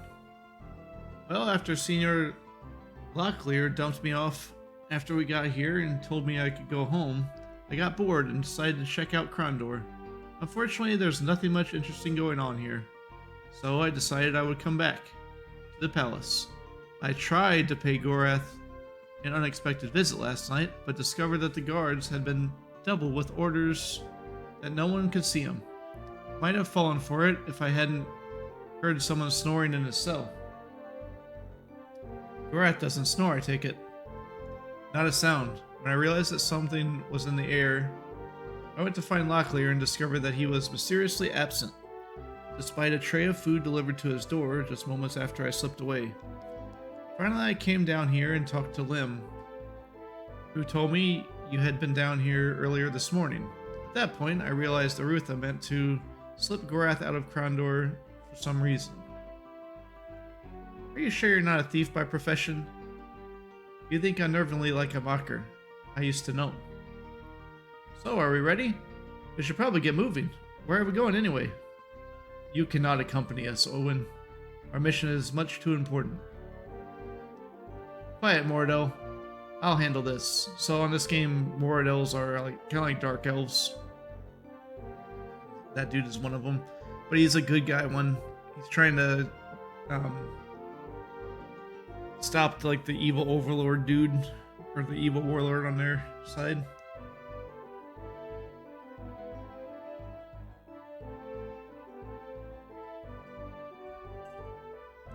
But I could jeopardize your mission.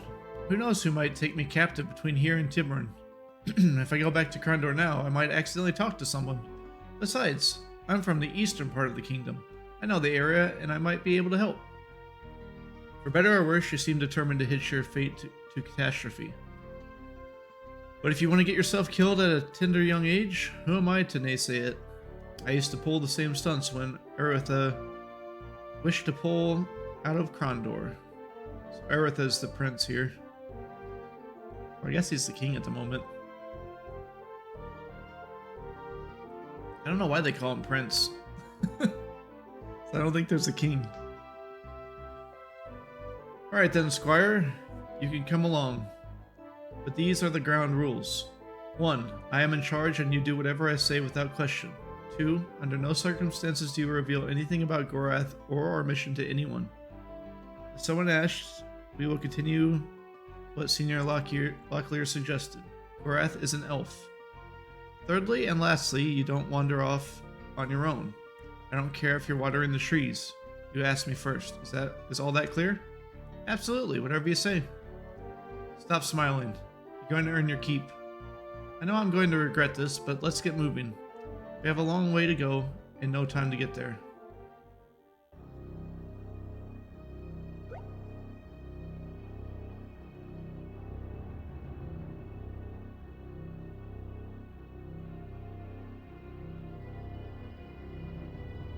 Get all those goodies. Yep. Oh, we can give him that scroll. I don't know if I already learned from Skyfire or not, but it doesn't eat it if you did.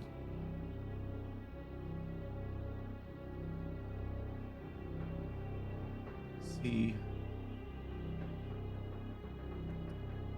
While the words on the parchment etched indelible patterns in his mind, the scroll grew brittle, then crumbled slowly between his fingers like sun-dried leaves.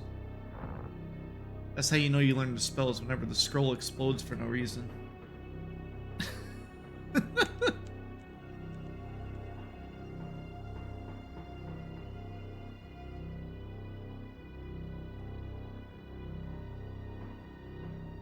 Cast a light spell, even though we're not too far from the entrance.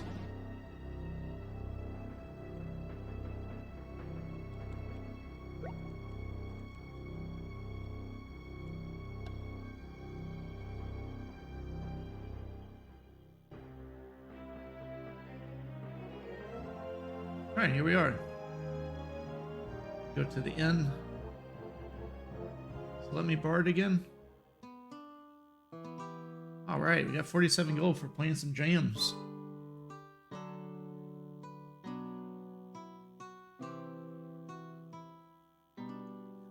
I love this. It says that they were drunk enough that they liked your music. It's pretty much what it says.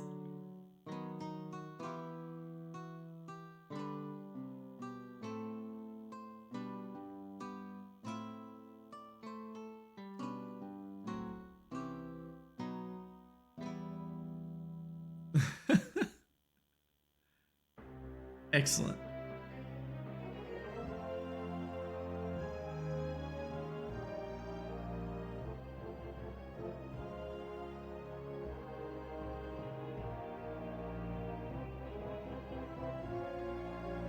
But I get charged for that. They barely even slept. Guess you gotta pay attention to what time it is when you first stay at the inn. There we go.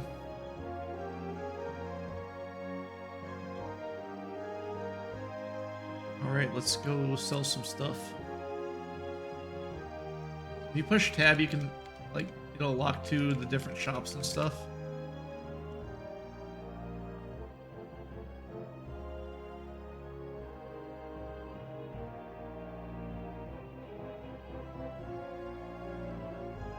Yeah, 56 sovereigns. Take them all. I wonder if you can, like, refine the gemstones somehow. Does they have, like, a percentage value for how much they're worth? I don't think there's any way to repair them, though, so you just gotta kind of sell what you get.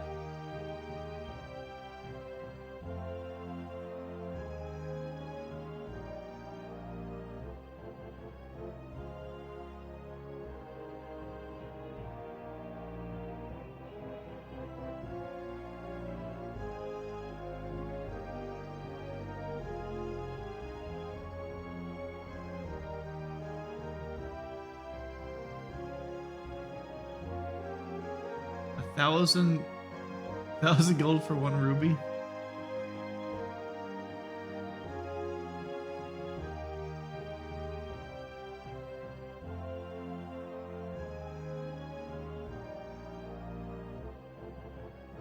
Right. Go to the other shop.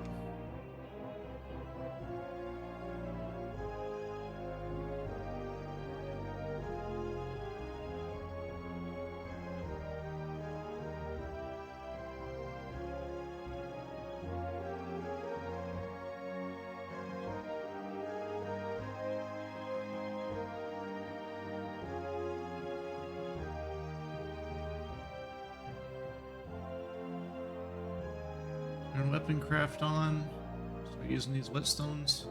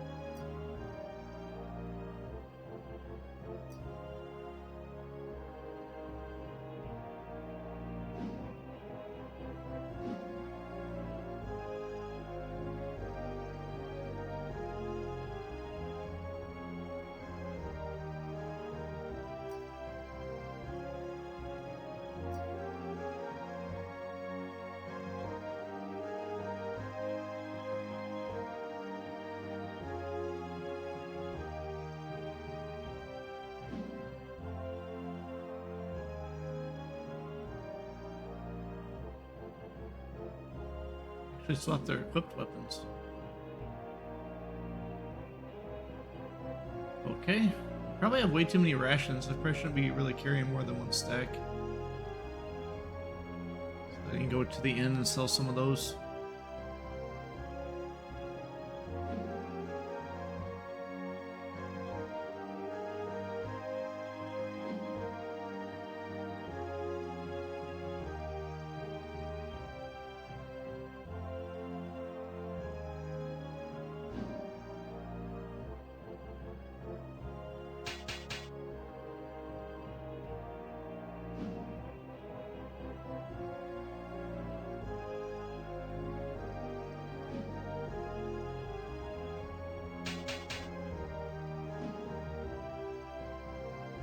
Right?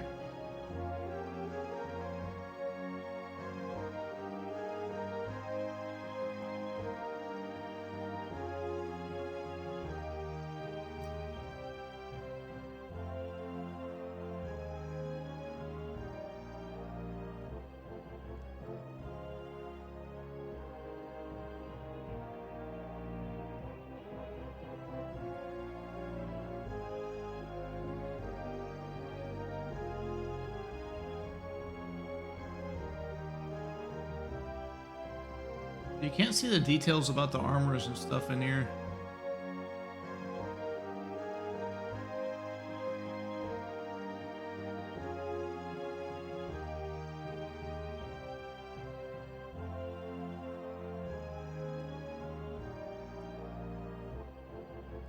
We're good there. Go back to the inn.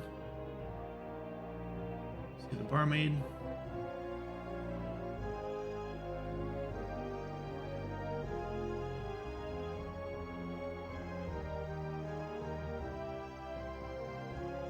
Might be able to make room for it if you bought something from me.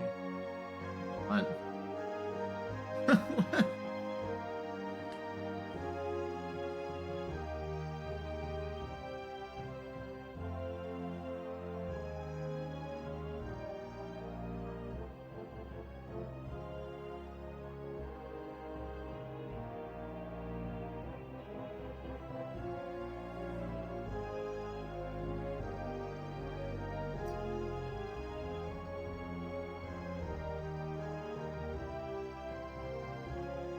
It lies to you and won't actually buy anything? Buy an ale?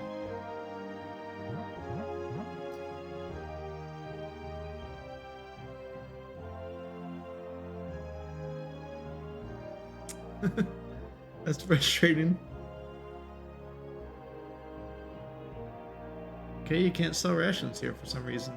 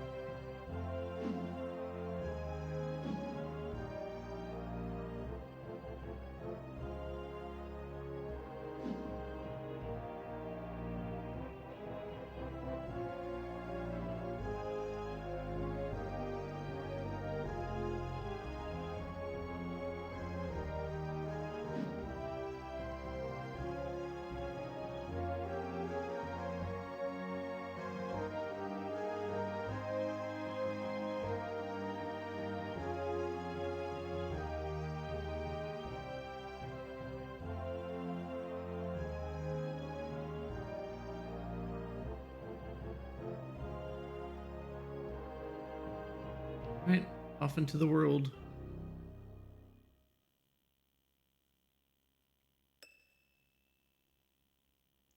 Weapon craft increased.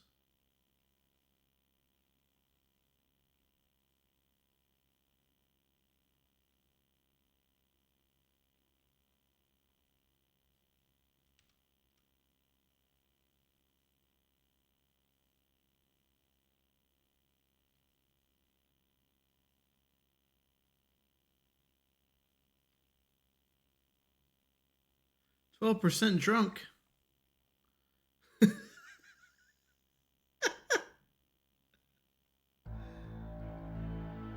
Oh man, how wasted are you right now? Around 12%.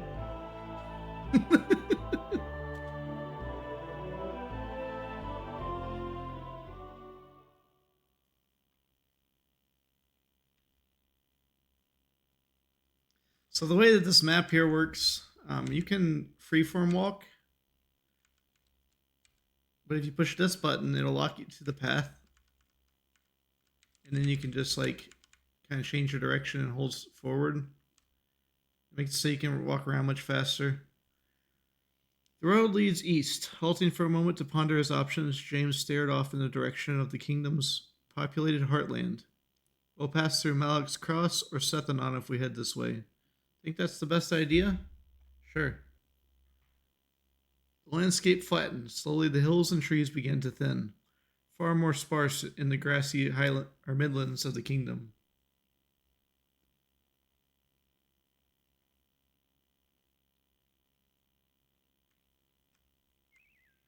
Some houses over there. Darkmoor.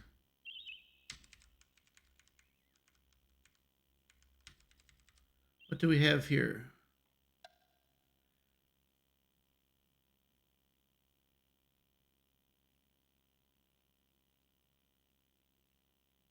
Come back when the sun is no longer in the sky. And I'll tell you about the Rusalki. Hissing emphasis is placed on the last word. Okay.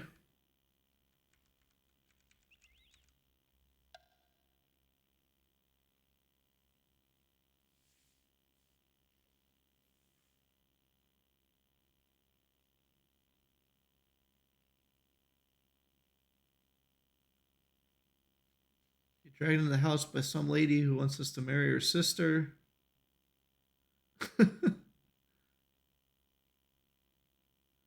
Gorath marveled at the way she seemed to be able to talk without ever taking a breath. My husband would agree if he was here, but he works at the Mercantile, you know, the store just down the road. Does pretty well for himself. That's why we have this house, too. We had this house built just for me. Can you imagine? I used to help him at the shop, but now he insists I stay here all day long. Isn't he just the sweetest man? After several more minutes that felt like hours, James excused himself politely, headed for the door. Women called after them as they left, but they pretended not to hear. Just trying to get you to stay so she has someone to talk to. Place is abandoned. Nice. Free money.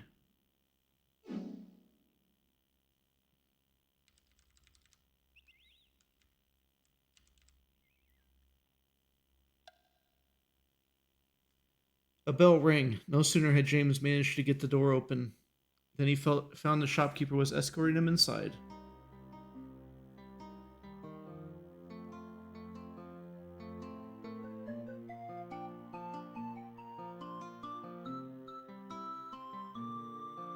Ooh. Learning books.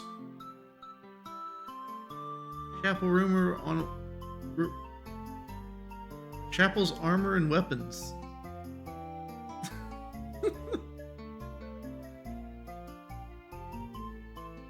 Even with a cursory glance, he could tell the book was rife with spelling errors, apparently much to the vexation of a previous reader. Large sections of the document had been struck through and rewritten in a more elegant hand in the margins of the book. Psalms of Dala. Illuminations inside the book depict a variety of scenes: a man blocking a sword thrust, the goddess Dala watching over men on the field of battle, mercenaries kneeling in front of the Temple of Dala near High Castle. Overall, the text looks more like a religious tract than a manual on battle. That's probably a blocking one. This is probably for attacking. This is going to be bartering.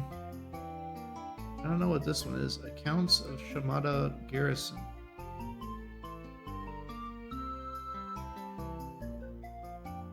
Pages are sandwiched between ancient sheaves of parchment. The book has been repaired numerous times during its history.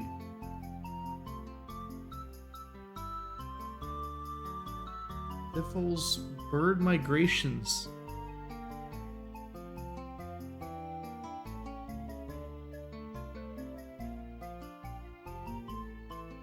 Astounded that any writer would actually have the stamina to fill 1,000 or more pages stitched between the book's leather covers.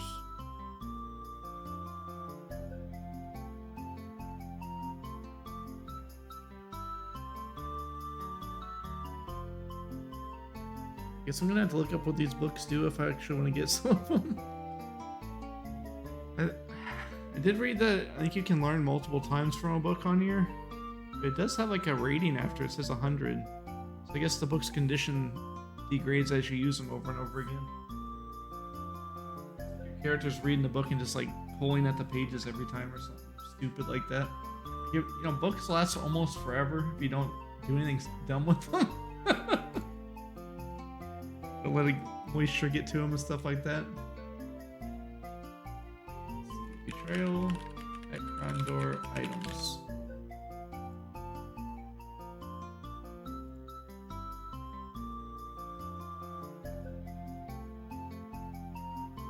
Alright, books.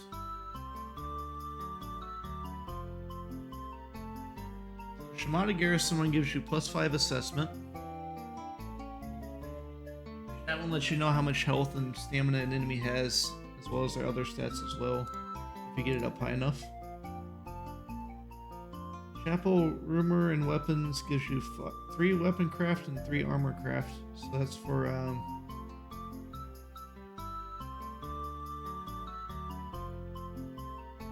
for blacksmithing pretty much. Dorcas's Treatise is spellcasting accuracy. Strategies of Trading is haggling. I wonder if you can get actual good oh, the Thiffel's bird migration is +5 everything. That's very good. How much was it? 540?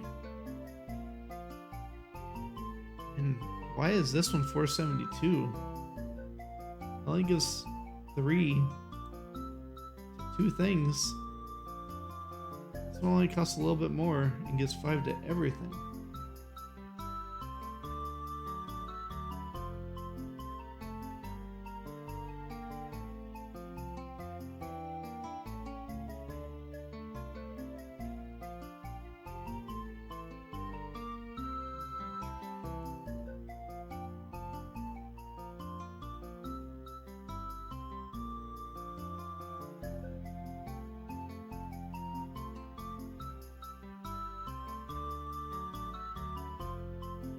Clean my cup out real quick. Let's have some tea.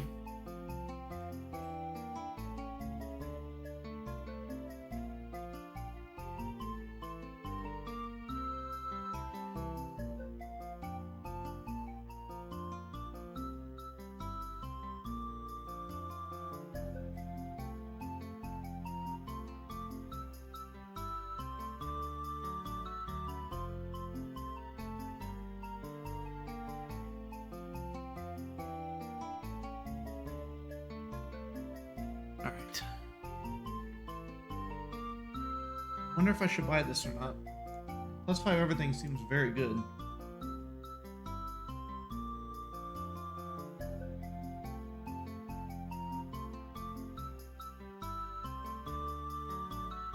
It's also like half of my money.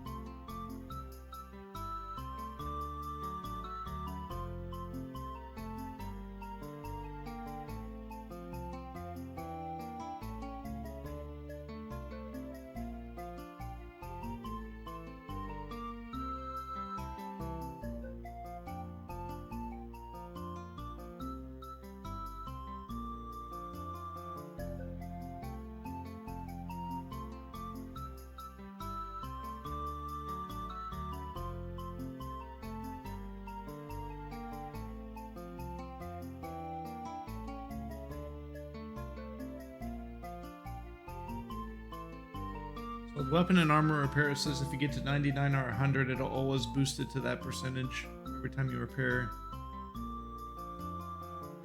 each one.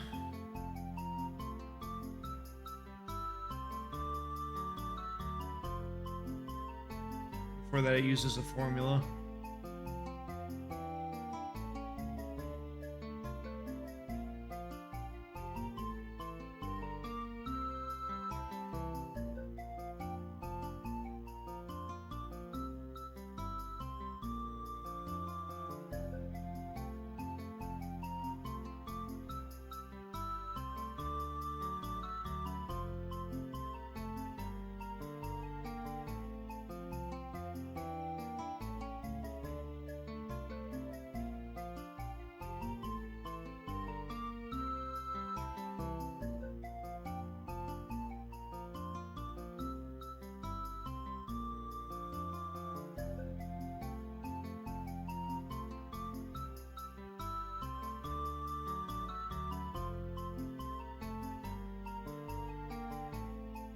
Pretty much says they don't know how haggling works on this guide I'm looking at.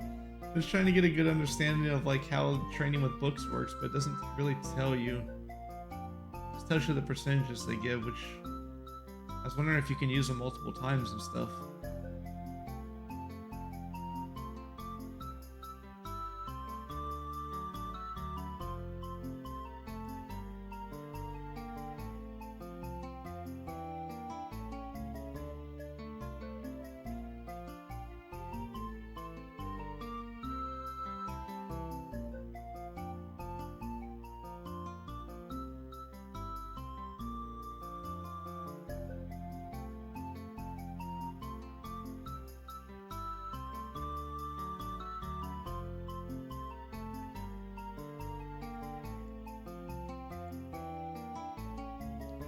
Let's go on to Ven. Do you know about these books? Before I buy one of them, I want to know how they work. Can you use them more than once?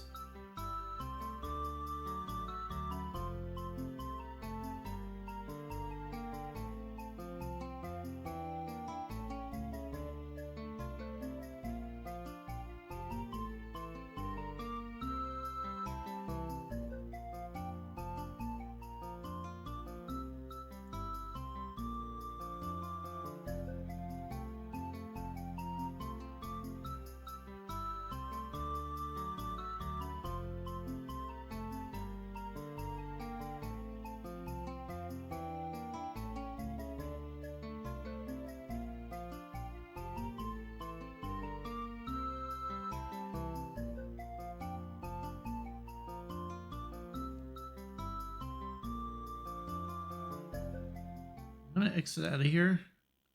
How does the game calculate like the haggling percentage thing here? So every time I've tried to haggle, they just said they won't do it. They tell me to leave or won't sell me the item afterwards. Does it do an average of your whole party, and is Gorath ruining it?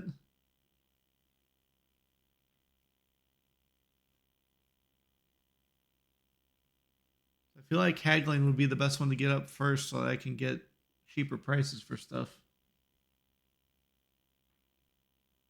You can see here I already cheesed lockpicking and defense. I just put a weight on the D button for defense earlier.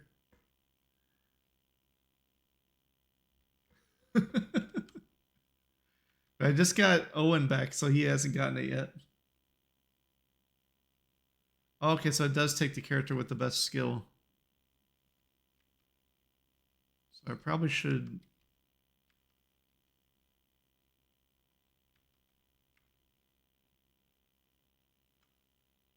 get that book and use it with James.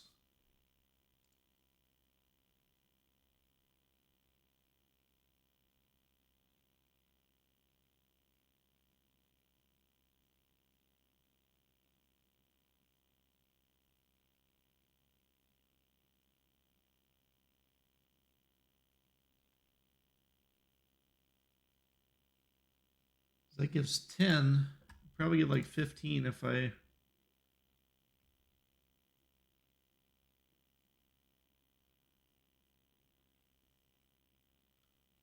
If I use that on him, then we'll be up to like 59.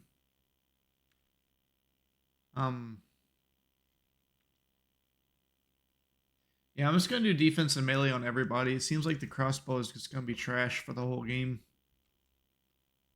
It doesn't even make sense to use it. I guess... I mean, it's mainly because you have to get arrows. Like, I don't want to have to get arrows.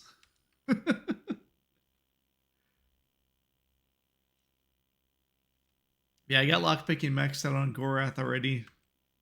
And I maxed it out on Locklear as well.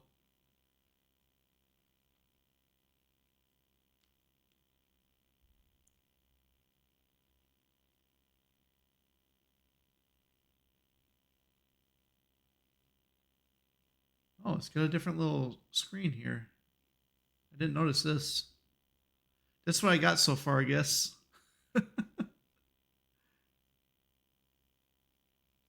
We're just now starting chapter 2. We just got out of the sewer. So we're pretty early on here.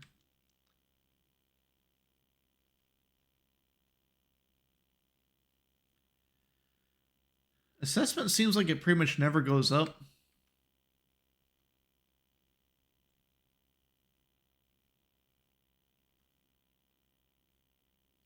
Yeah, let's do a bookmark save. Go in here, see if we can haggle that book.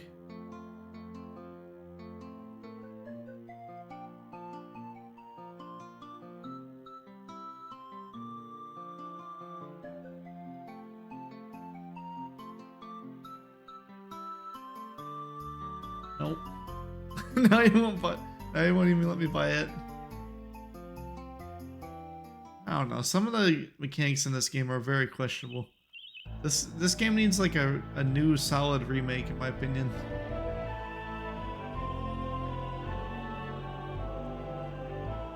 It's, you know, it's neat, but I think that this could be very heavily improved with modern, you know, the technology we have now. I wonder if you still have a chance to do this. I'll try it a few times.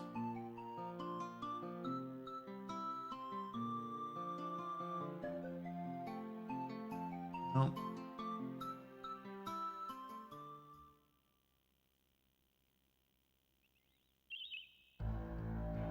That bookmark button is dangerous. I probably should make a normal save before I accidentally push it. Oh, it'll be available again? Let's see. So I don't have to reload? So that means I can, like, probably just haggle all of these. Oh.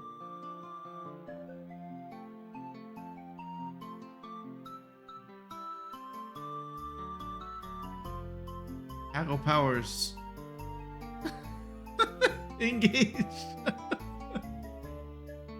He's so good at trading.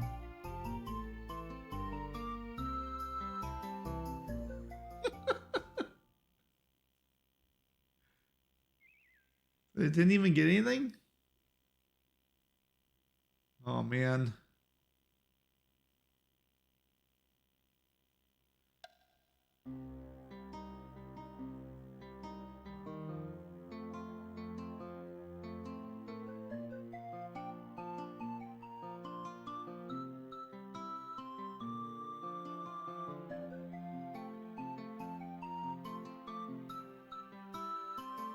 Do like write a script for this and come back later.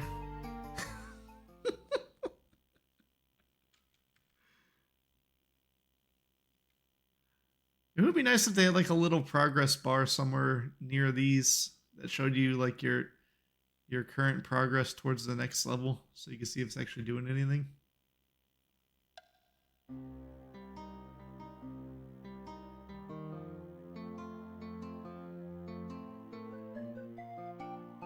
Oh. Wait, what? It's still the same price anyway. It's like, well, do I have a deal for you?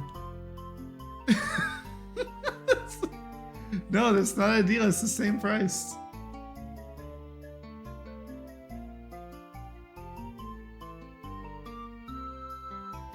Oh, he actually did show a lower price there. Maybe you have to buy it to actually get the skill to go up.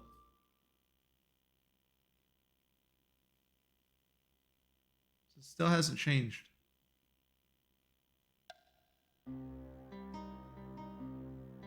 Do it with something that's really cheap. This torch.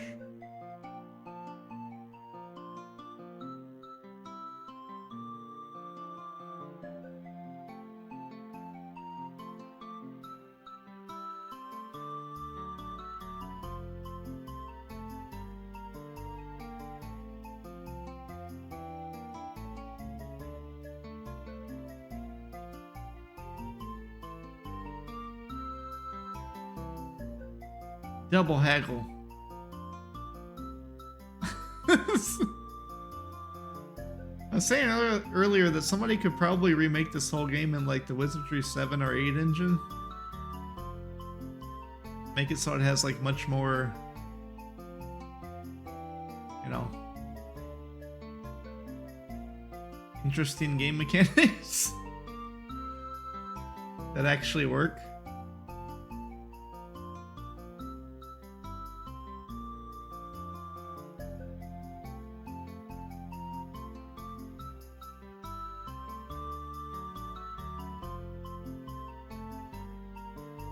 I just finished Wizardry 8, I think like a week or two ago. Might have been longer than that, I don't know. I finished it. Oh, you can just close and open right there. Alright, now we're moving.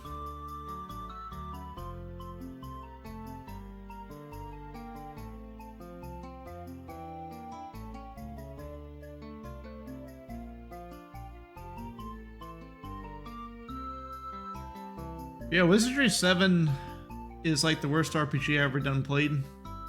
Do not recommend anyone to ever play it. I like the worst hint systems I had ever seen. They're like, if you can find this map, you'll be able to do the next thing, and then you get the map and it's like Bible verse that has no relation to anything in the game. Like the dude who wrote all the dialogue for Wizardry 7. It's like oblivious to how annoying it was and how like obscure all the hints and stuff were. They also have a system on Wizardry 7 where NPCs steal the main key items from the end of dungeons every now and then, and you gotta like wander the world to get that item. That was something.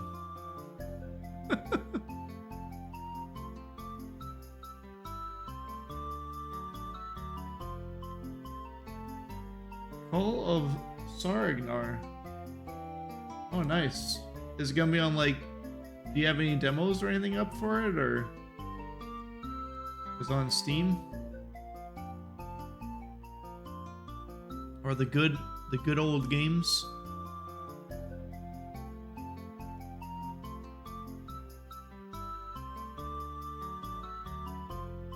Did you implement where the mouse freezes every time that you do an action? That's probably the most annoying thing to me on this game so far. Hey, it actually worked to haggle the expensive book there.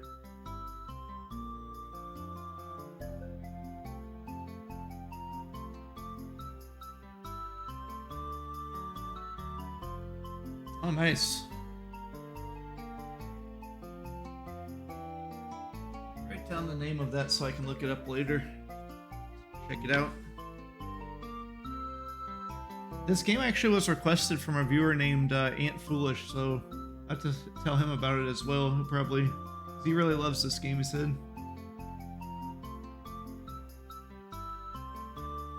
Scroll of Krondor.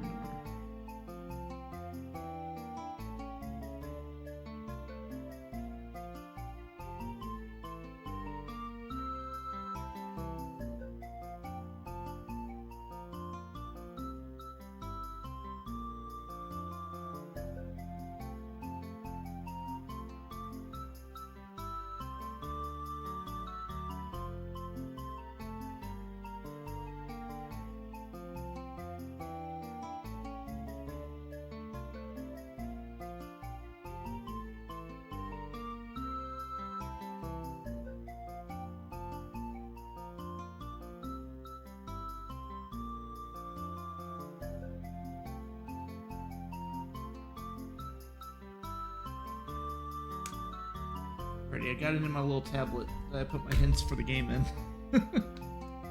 Oh, my notes, rather.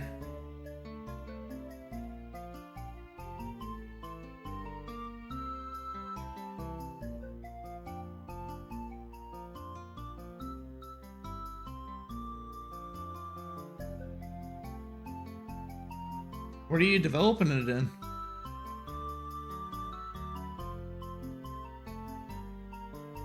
Like, are you using like Unreal Engine or the Unity? All right, on.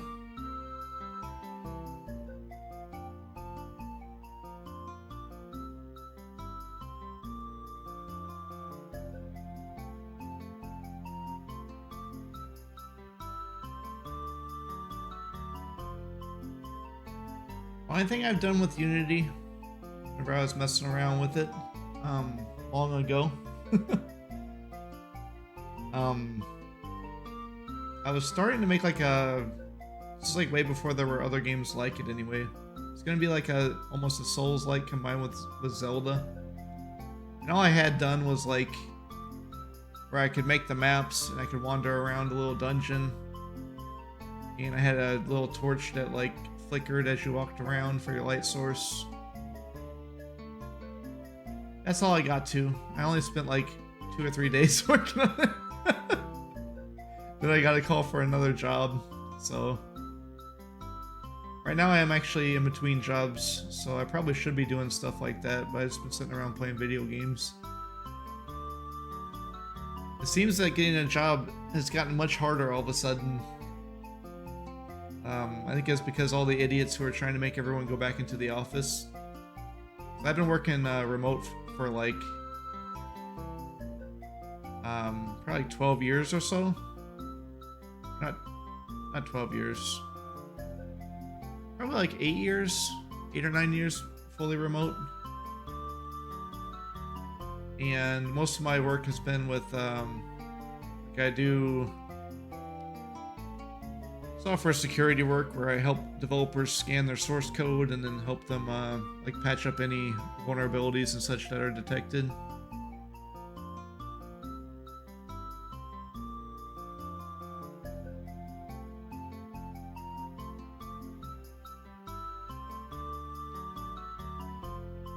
Yeah, going into the office is something that no company should want. Like at all. Well, these guys are getting it too.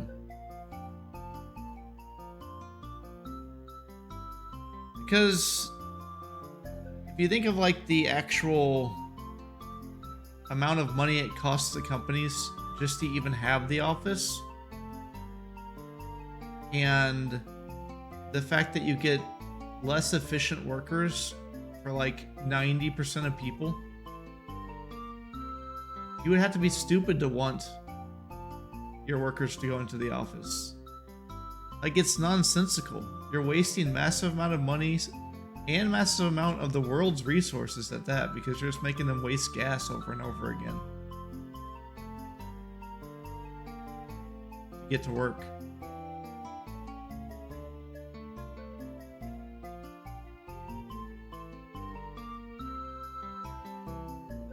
But what happens is the companies think that they need to be able to show that they have these big buildings and stuff to increase their values and junk. And when really, like, if you have a giant building, I think it should decrease your value. It should just say that your company is really, really dumb. Unless it's like a literal factory that's making product.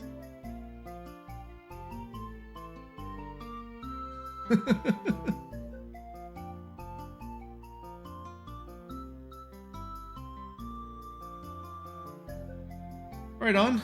Thanks a lot for stopping in, hanging out for a bit. Give me a little infos on how the game works.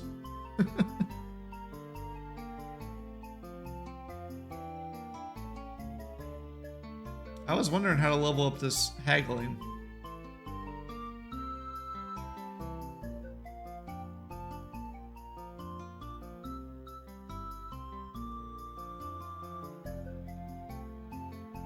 Hopefully leveling it ends up being worth it, because this is going to take a while. The prices in the shops are insanely high, so it'll probably be worth it in the end.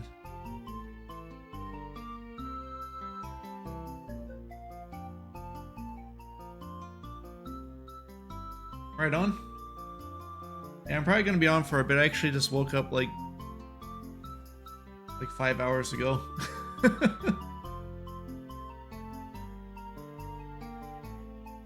You have a great sleep. Hopefully I see you again sometime.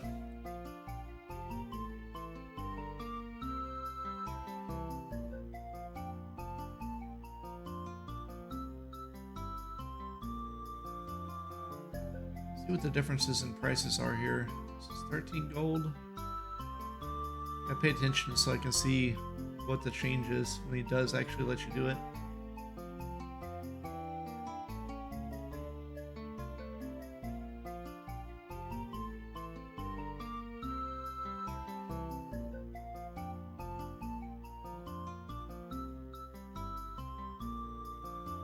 This one went to like 49 earlier, so that's a massive difference there.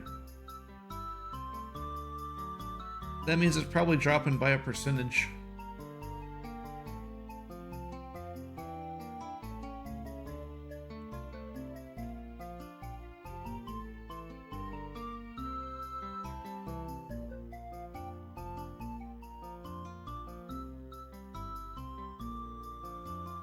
I should play my own jams for a bit here. Went down to 420.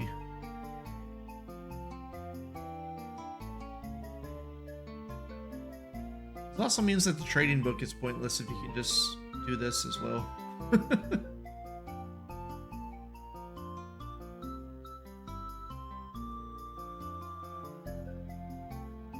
You know, speed it up. It'd probably be good to use it whenever we're about maxed out, so we don't have to grind out those last levels that take a whole bunch of tries.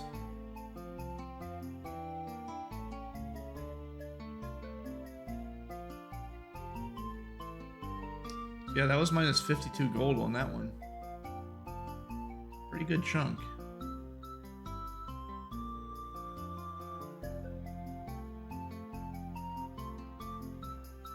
Wish the game wasn't so dang laggy. Went to 392 that time. 216. It's starting to... Let me do it almost every time now.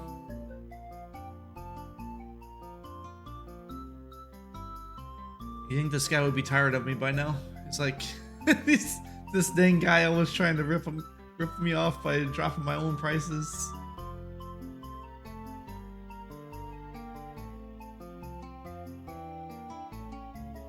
How are we doing in here? 52, 49. Progress up to 16. This number is going to go up the fastest because the way that the leveling works in this game is the higher number you are, more, you know, more experience it takes effectively.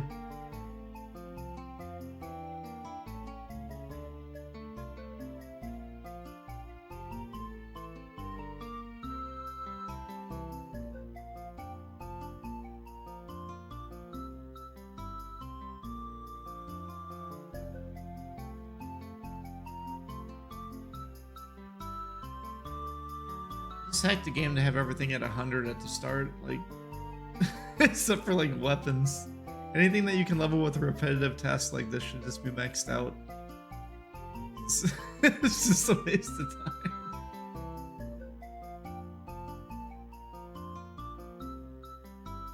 So if they use like the Might and Magic system where you can drop prices based on your mercantile skill level and you level it up with like your leveling up points, it would be much better than this.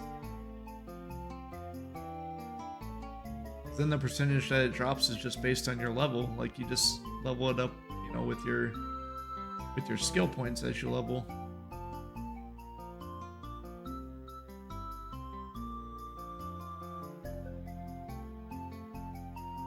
And they had like certain thresholds where you'd get major gains on there as well. I think it actually was only based on those thresholds on Might and Magic games. So once you became like a master merchant, stuff was like half price.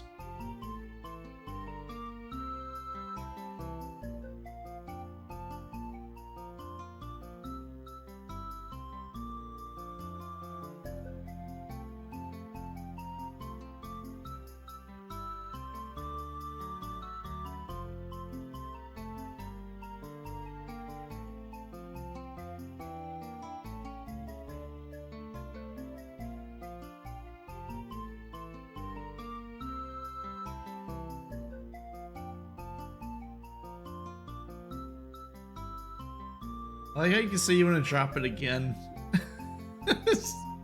Like you already haggled him down, but you say you want to do it again.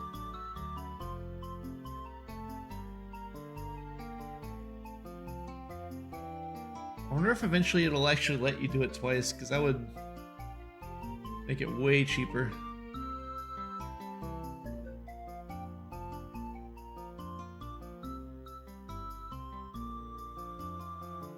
We're already dropping prices by like over 15%, it looked like.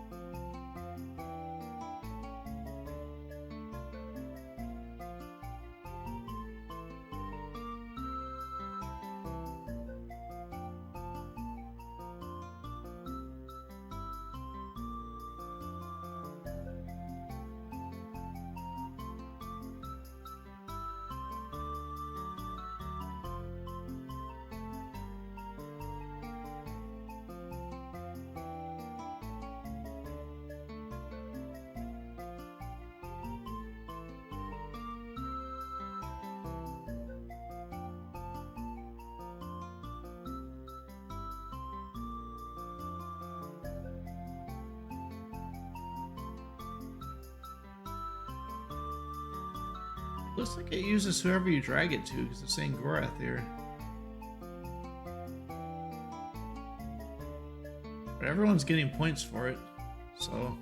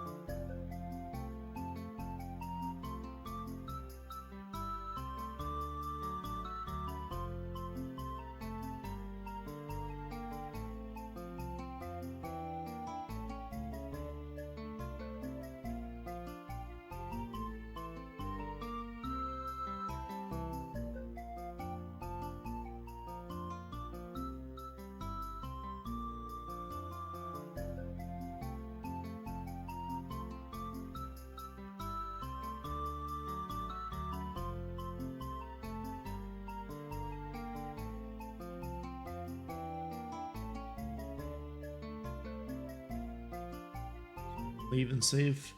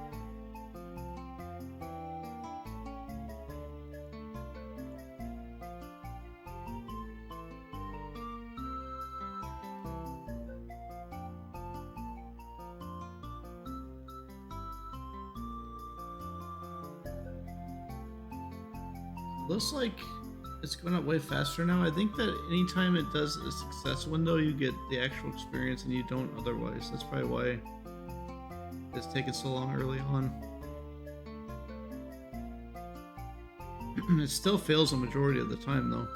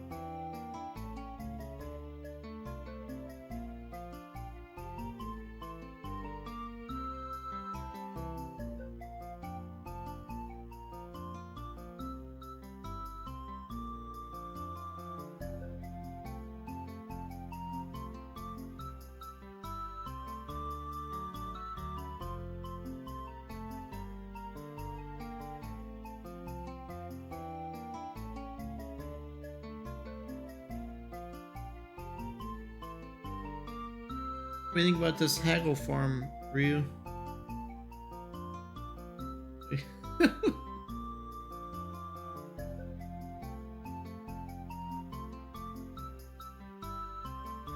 Pretty exciting, right?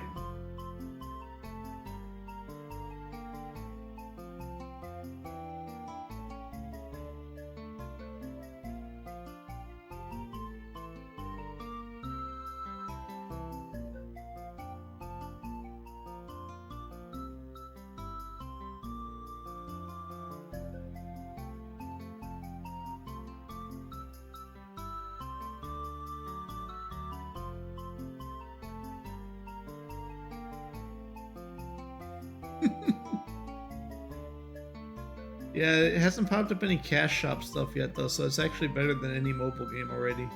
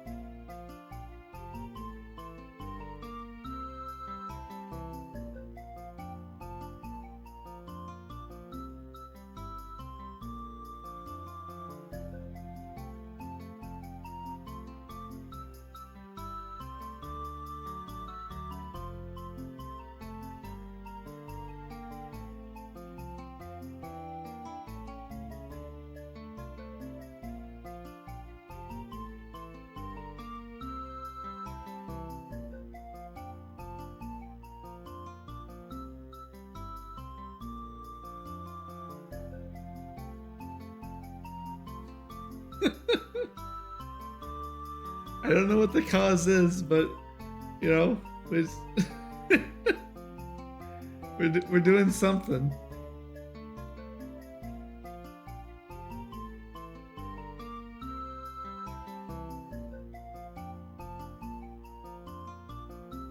Current cause is to get the haggle bar to 100. It's gotta be able to like turn your brain off to be able to grind out crap like this, I guess. This music is pretty repetitive too. I might go ahead and turn my own music on. But it'd make this much more enjoyable.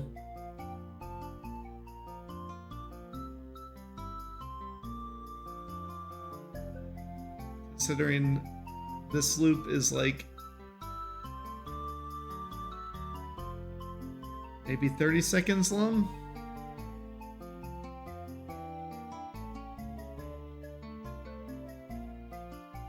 Could be a little longer than that.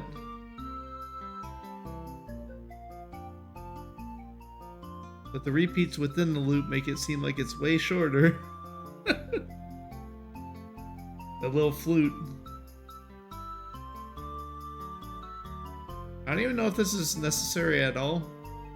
But I am seeing massive price drops. Like, look at that. That just went down by like 100. So it seems like this probably is worth it.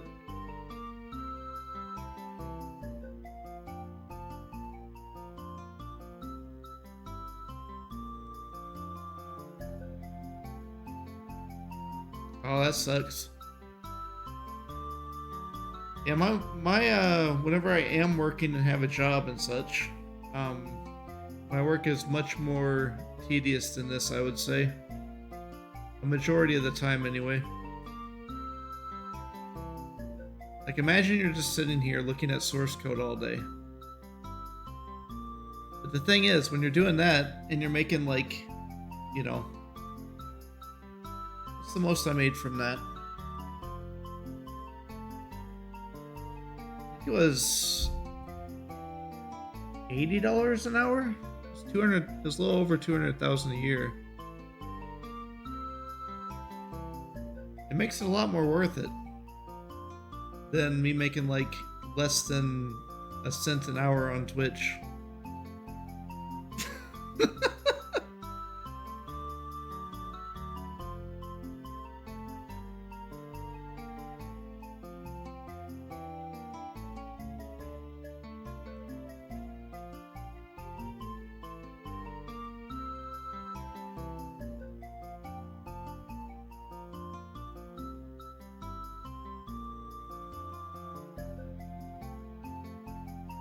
Yeah, right now I'm just writing out unemployment. Not really writing it out, but I'm still applying to jobs and stuff. But I haven't got anything that's actually... I haven't got any actual job offers yet. I had one interview so far since my last job. That's applying to 3 jobs a week.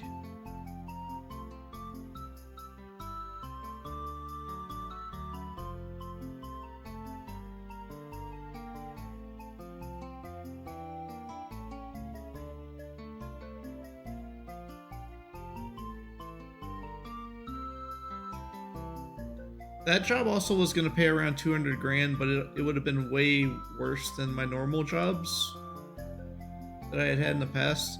'Cause they wanted you to like be able to present stuff to big groups and stuff and travel around and all this kind of crap.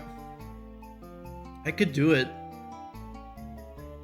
but it wouldn't be as, you know, chill as my other jobs. I would have taken it if they would have given me the offer.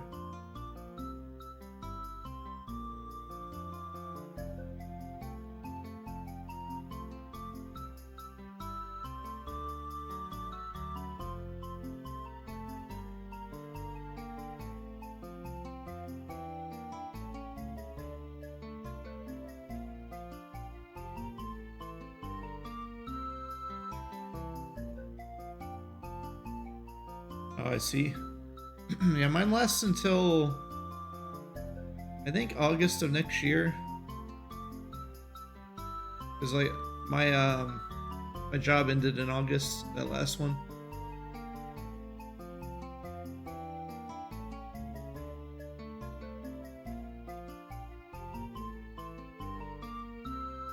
It was a contracting gig.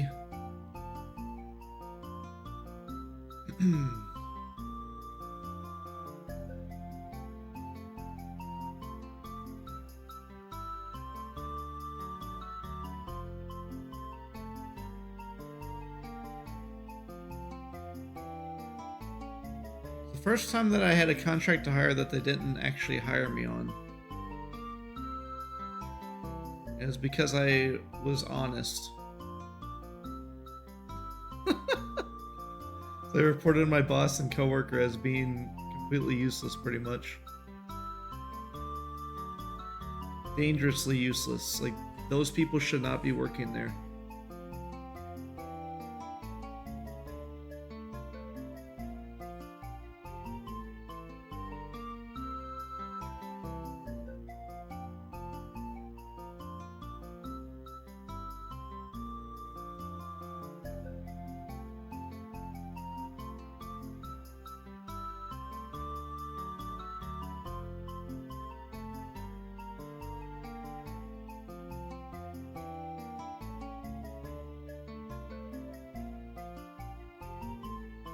Work culture is a sham.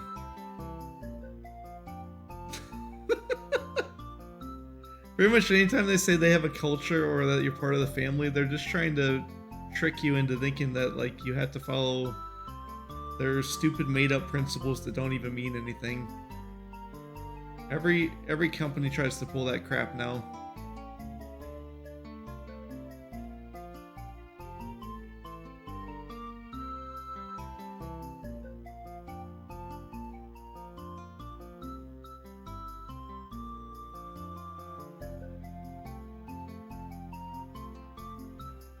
Whenever I was working for, I don't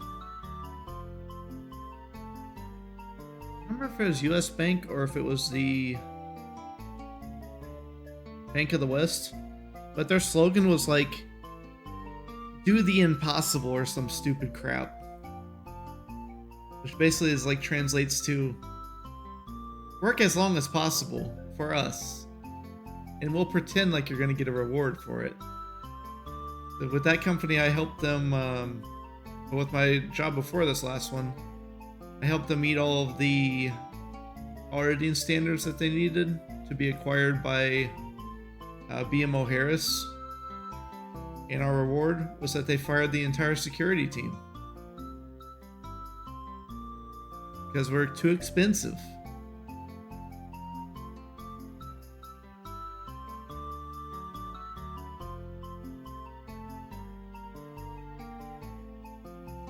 So, you know, pretty much help them meet the requirements to get acquired, and then they just fire everyone who helped them, you know, do that. But they did give us like paid. They put us on like paid leave for like 4 or 5 months, I think, and then they just, you know, basically at the end of that they let everyone go. That's what they told. They like pulled us into a meeting and told us that that's what they're gonna do. And then we just sat there on their payroll till like the end of it was last year, doing nothing.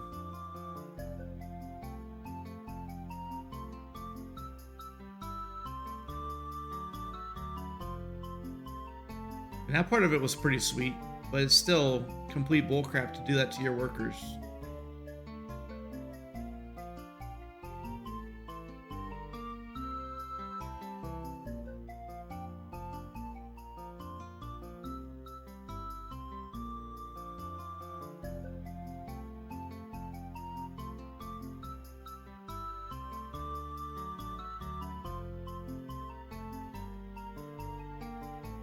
How's it going, Fark? Thank you for the raid. Welcome to the Haggle Grind, where we click the haggle button at the shop over and over again to become better at trading.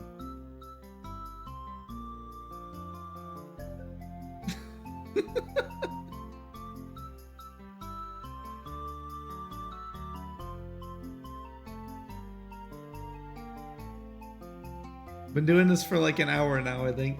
Might not have been quite that long. And we're up to 90 haggling out of 100 on this guy. So we're getting there. 77 on that one. 57. We're becoming haggle masters.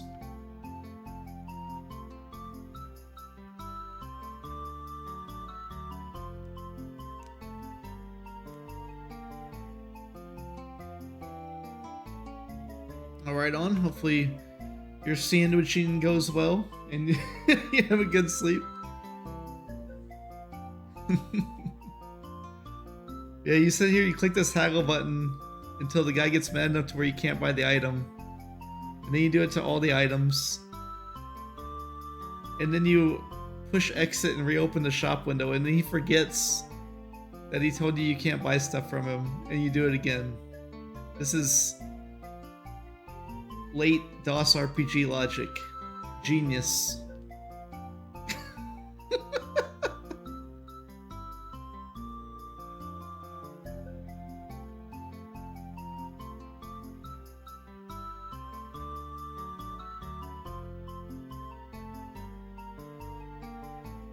How's it going, Slayer?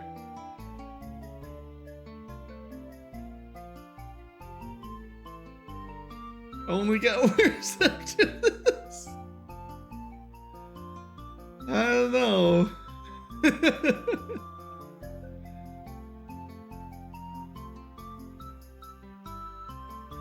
I feel like the main thing that triggered the decline, like the steep decline of gaming, was when horse armor worked. That's whenever the greed fully set in.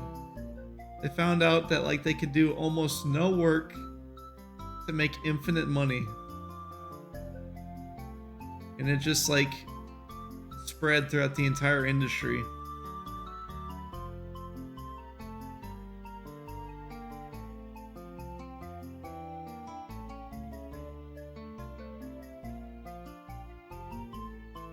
Because like before that, the only scam that they had was MMO monthly fees.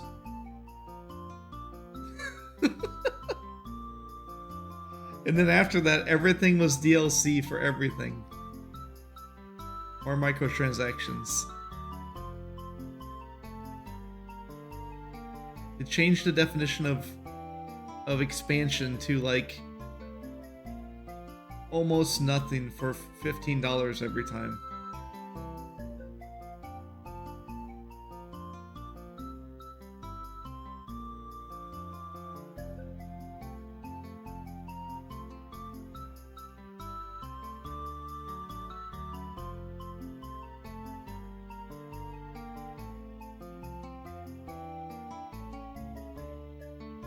Yeah, before that whole fiasco, and you know how gaming just pretty much became standardized slop a majority of the time anyway, there's still some really great games that come out, but you know, they're as rare as they were before, even though that there's like thousands and thousands more games being made per year now than there were back then.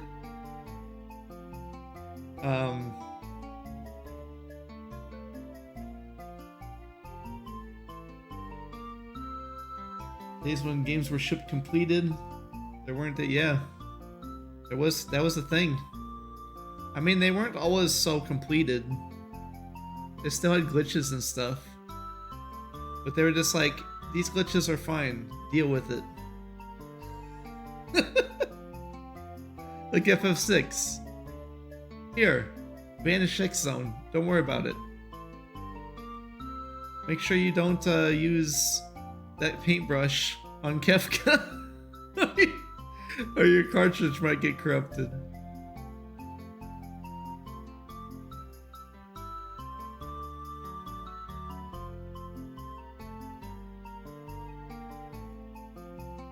But I don't think the ability to patch games is necessarily a bad thing, but it is really bad how they ship them now.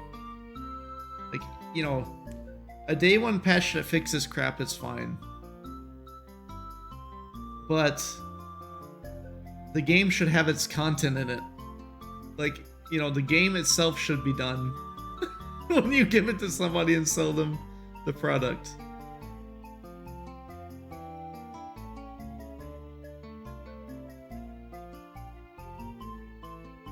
Unless it's explicitly stated. Like, if you buy early access, that means you bought beta tester.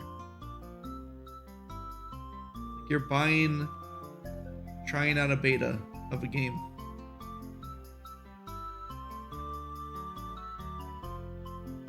They really should rename early access to beta. It should just say this is the beta for the game.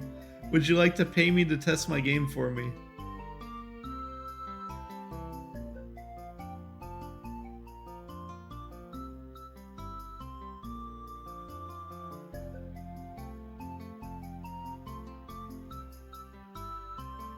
Would you like to take on the role of what used to be a position to test and fix games for me by paying me money?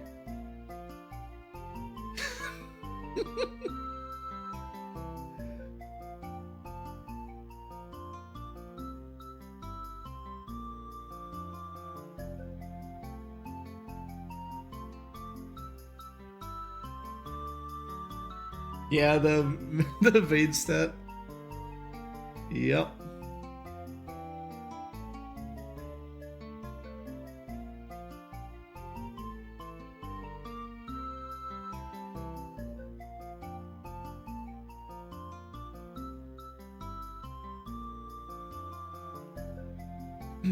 I had a really crazy glitch happen whenever we were messing with our Game Genie on the Super Nintendo for Final Fantasy VI.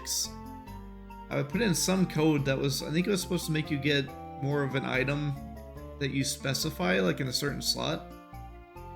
And while I had that glitch on, like I was in the area where that worm eats you, and the worm ate my characters. The whole screen corrupted, but I could still see enough to save the game.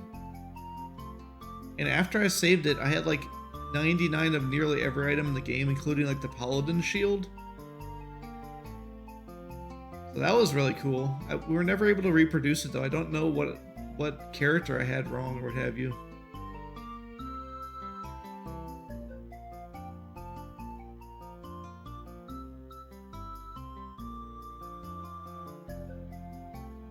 This is so laggy. Like, I just grabbed this book while I was over here and dragged to the left. Wish Good Old Games actually did what they say they're gonna do for these games. Like, this game needs a lot of work to make it so it runs right.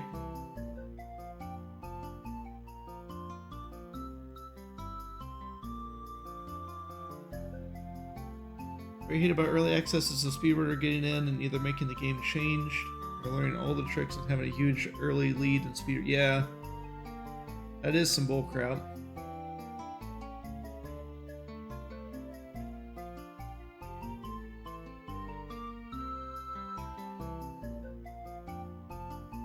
Yeah, the sketch glitch does corrupt the screen like that. But I didn't even have Realm in my party when it happened.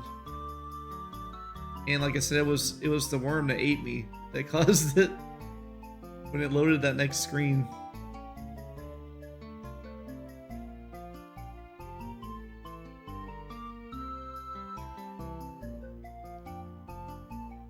Well, I have a 4090 in this computer.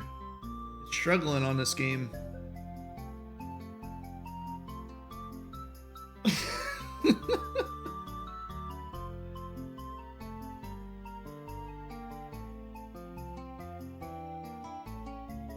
And I'm gonna have to get one of them fancy new 9800 X3Ds so we can play this game with the smooth frame rate. Oh goodness. It wouldn't change it at all. This is like just DOS issues. This is how they made the game.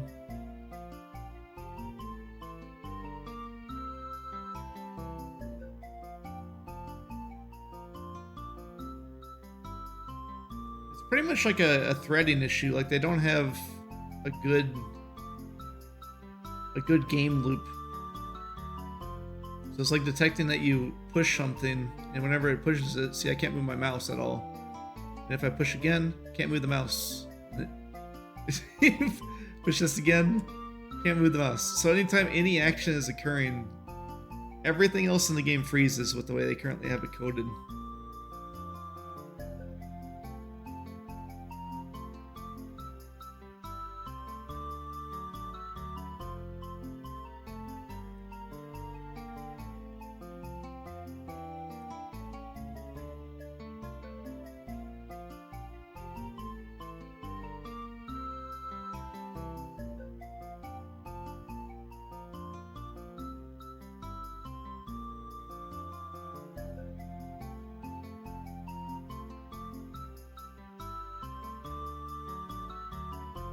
Now, I had troubles in Path of Exile 2 in certain areas with like really inconsistent frame rates on this 4090 with a, I think my processor's a 5900X.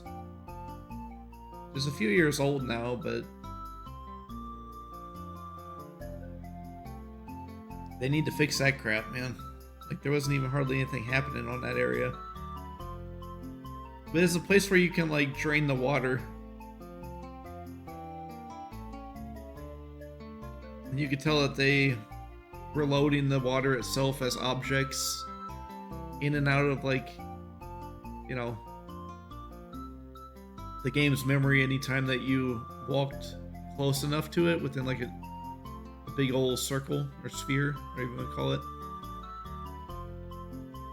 And every time that it was loading that water in, it was caused the whole game to lag for a bit. It's almost like playing a game without having, what do you call it?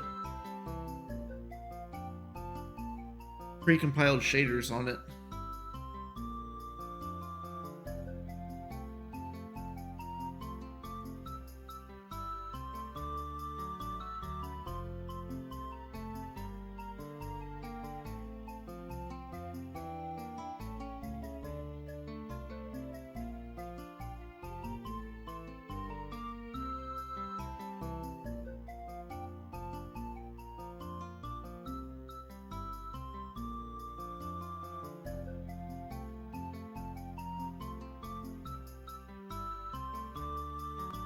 Yeah, whenever I did that Solaire, it was when I was pretty young. Like, we didn't even have a computer yet. At my house.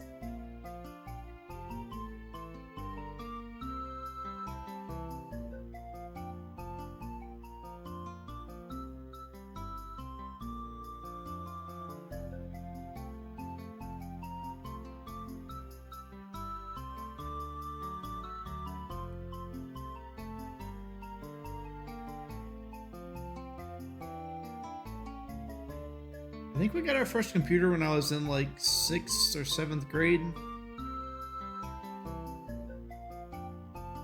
First home computer.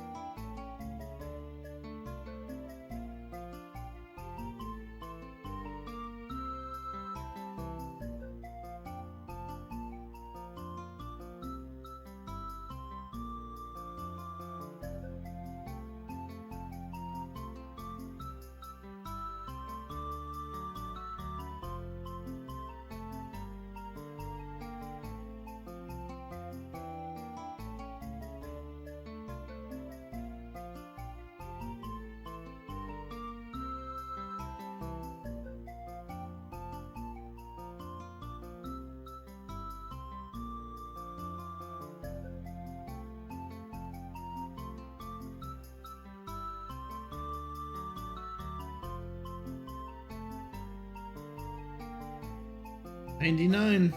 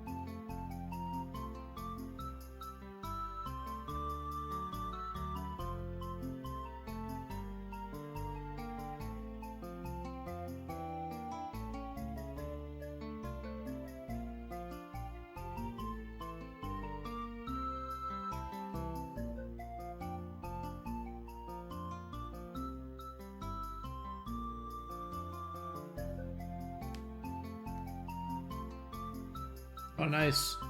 We did have a 800 XL, like the Atari. I don't really consider that a real computer. I don't consider a Commodore 64 a real computer either.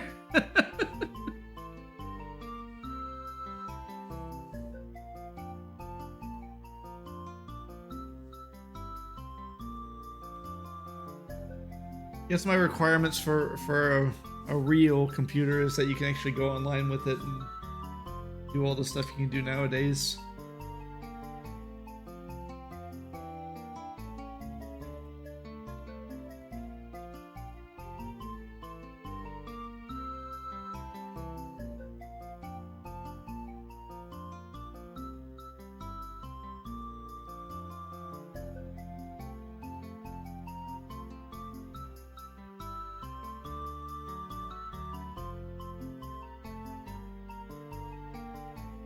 You could code stuff out for that 800 XL and such. It came with this giant book. Showed you how to like code out some stuff to, you know, do neat stuff with it. Pretty much was this thing that would show crazy patterns on the screen and stuff. And of course, it had a game slot on top of it.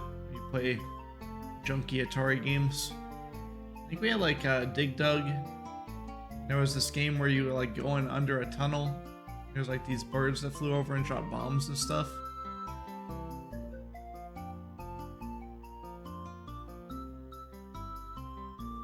I don't remember what game that was. Still at my dad's house somewhere.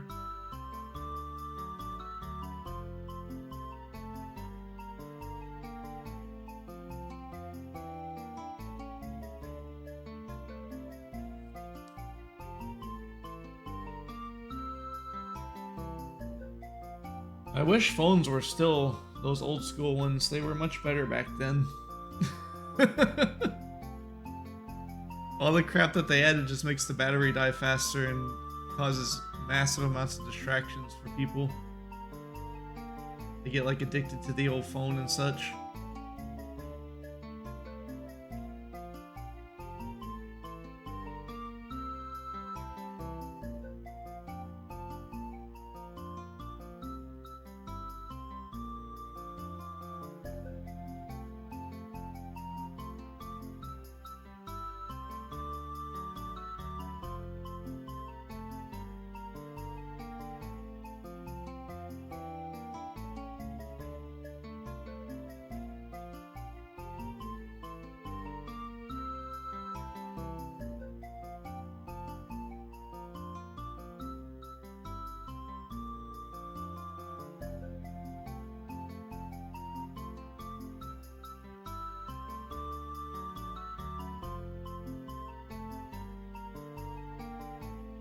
Still going up for these other guys.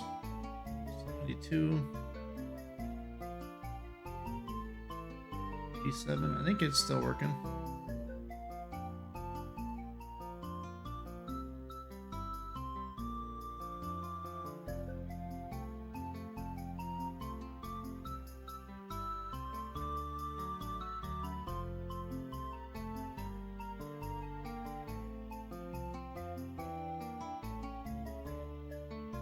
But I liked having like a separation between the phone and like other types of entertainment. You know?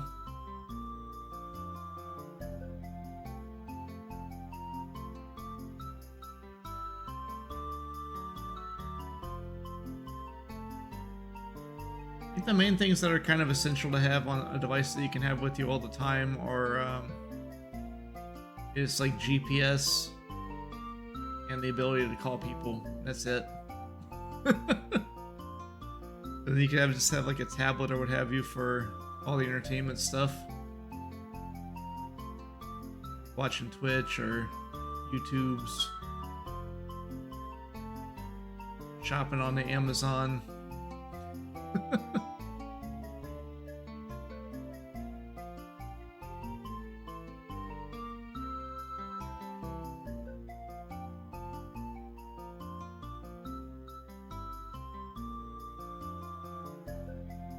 I do use my phone for Twitch pretty much all the time, though. But I would rather have it be on a tablet.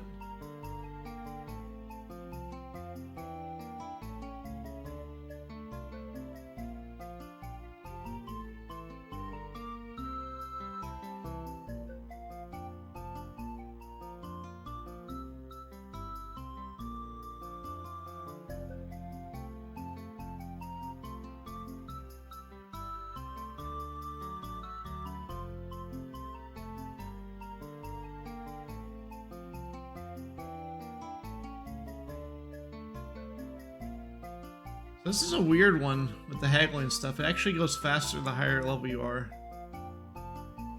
Because each time it succeeds, it counts as a point, and when it fails, it counts as nothing. So that means whenever you get 100, you can level it up on other people super fast, because they get it just for watching the other guy do it.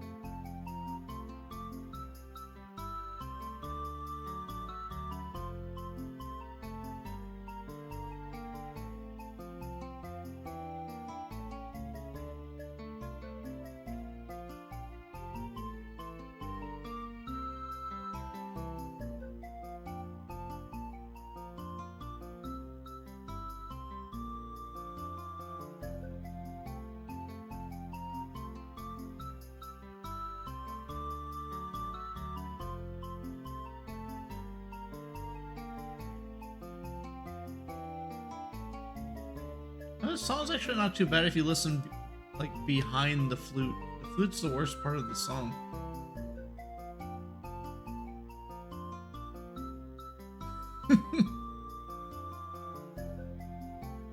It's strange because it's like the most leading part of it too.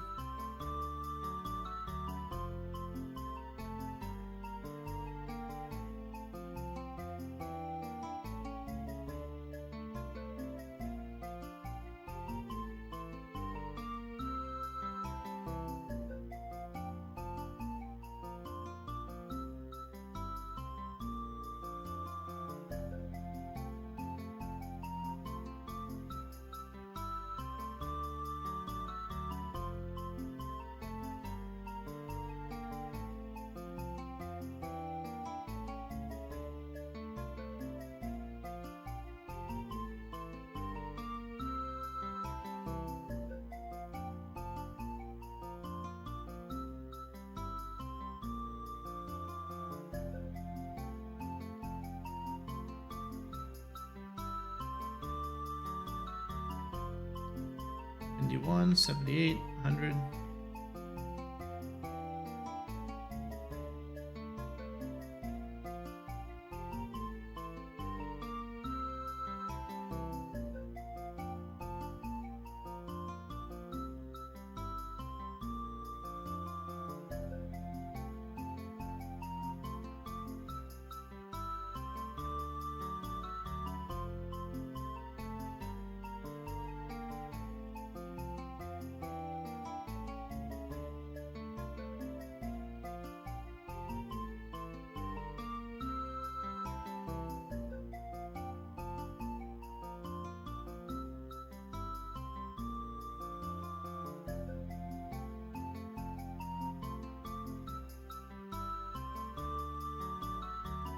$432 is about the best price I've seen for that book. I might go ahead and buy it.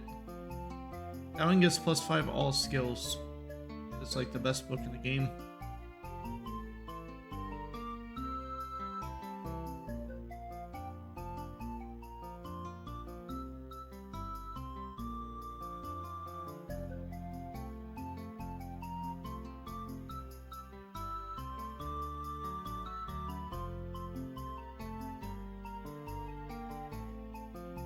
$400 something, still pretty dang expensive.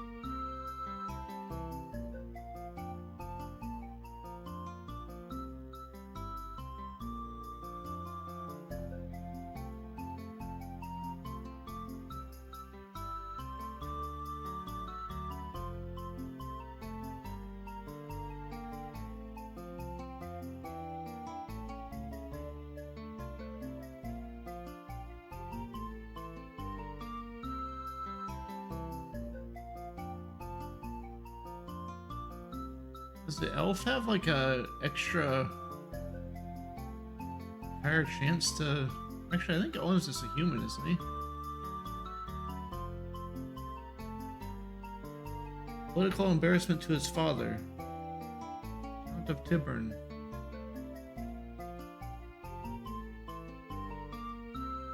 It's a high degree of freedom because of it. Takes his father away from home, pretty much.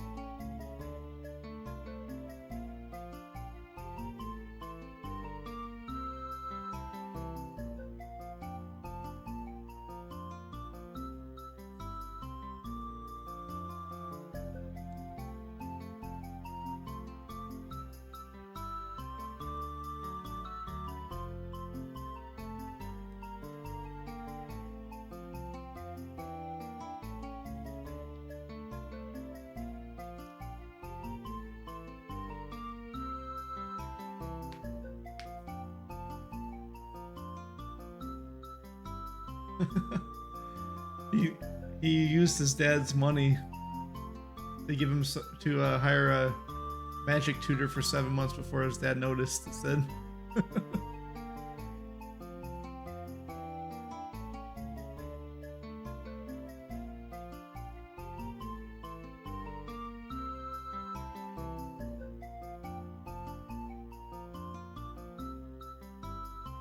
I think he'd want to just like let him keep training in that if that's what he wants to do.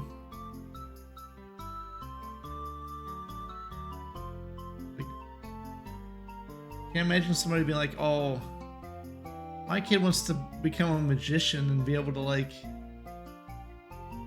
do almost anything in the world."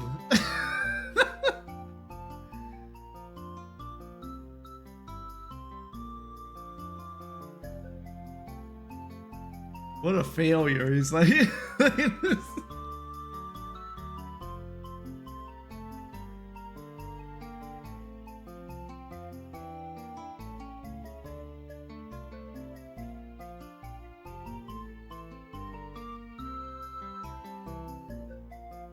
Four.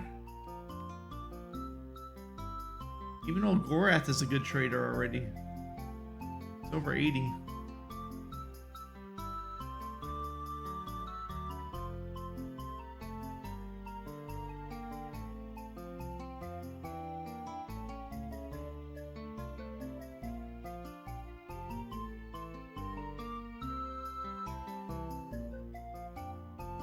I wonder how many characters the game has overall.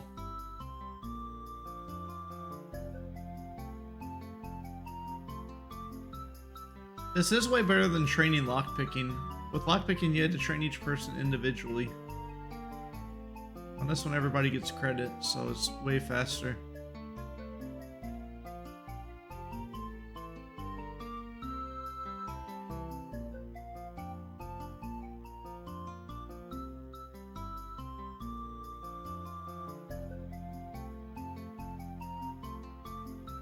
I think you can only have 3 people in your party on this game.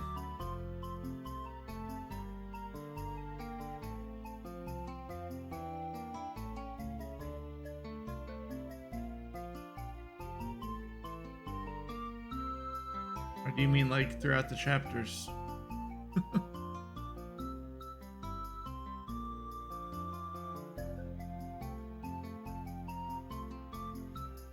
Ah. I mean, you don't even get to recruit, it just forces them into your party. On here. Yeah, let's just going through the book. This game. Remember when in the book, whenever they went to the shop next to Krondor and they haggled with the guy? This was like 10 chapters worth of content. They were haggling with that guy at the shop.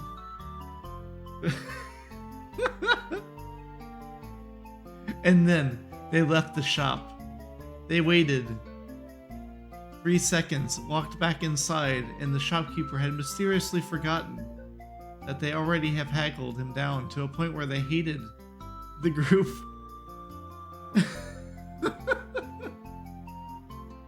And wouldn't sell them anything. And they repeated their haggling process. They said, "Hey, that torch is way too expensive. 1 gold and 3 silvers is just way too much." And the merchant said, "I give it to you for 1 gold and 1 silver." And they were like, "Well, that's still too much. Can you go any lower?" And the merchant said, "No, that would make me sell it at a loss. Get the crap out of my shop." And then they left the shop and came back 3 seconds later. It's like it repeats over and over again.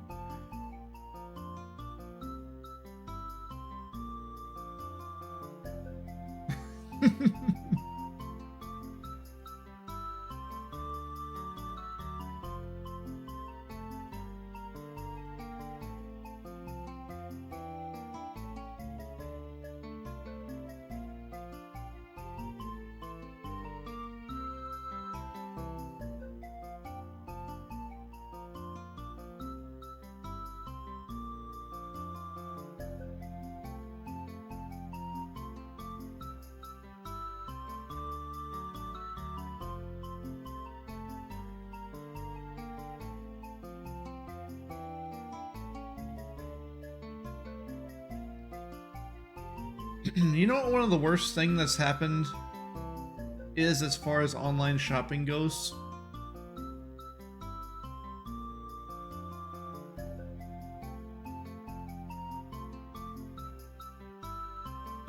Anybody guess?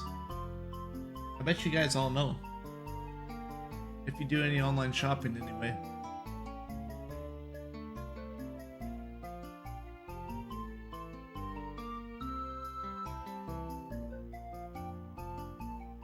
No, it doesn't have anything to do with delivery.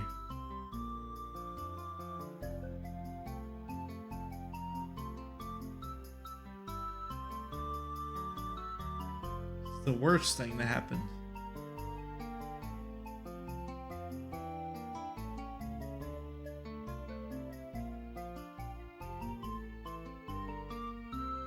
But I should say the worst thing that's happened from a consumer's perspective.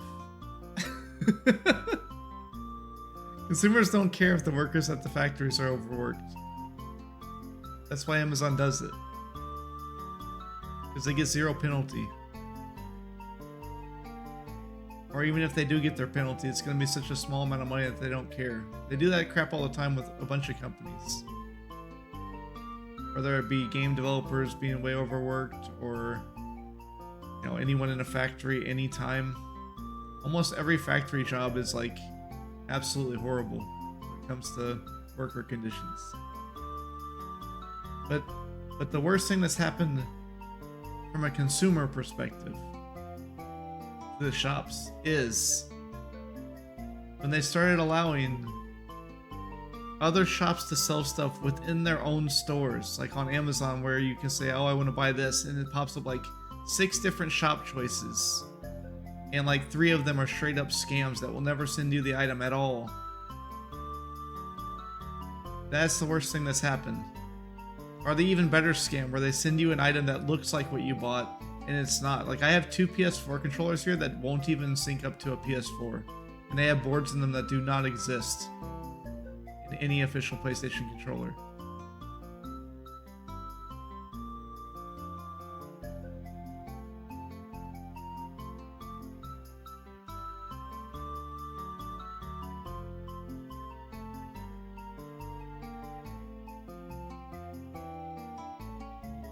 I think I know why they allow that or added it to their stores. It's probably to make sure that they don't get sued for being a monopoly. It makes it look like consumers have choices. But they don't. Because the other choices are scam people. Almost every time.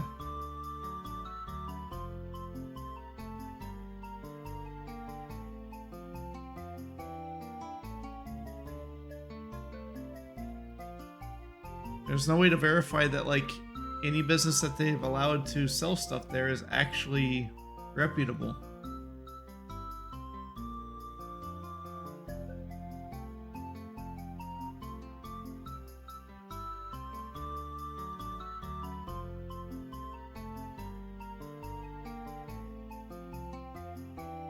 Did you guys see the latest thing with the Switch games that's been happening? It's not like a super prevalent thing yet, but it happened to a few people, like enough where you can tell it's not just made up. So recently some people bought some Switch games and they gifted them to, you know, their family or what have you, and the kid will like open up the game, and inside there's like 2 black pieces of plastic where the game cart should be, with a little googly eye taped to it, so that it makes the sound of a cartridge when you shake the box. Like a Switch cart makes a little rattle.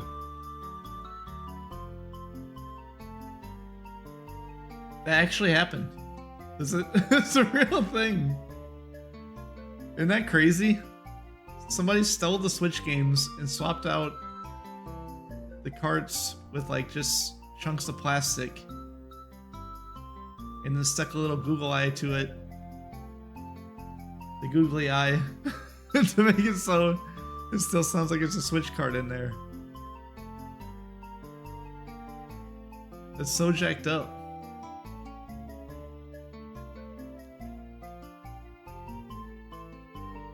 I get another 100.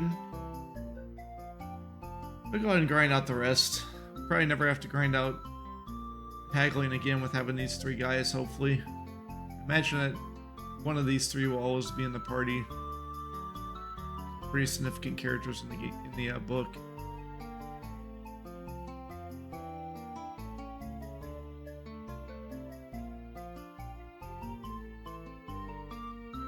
Yeah, it's next level, like, thievery. People straight up stole those cards. Sell them online and stuff.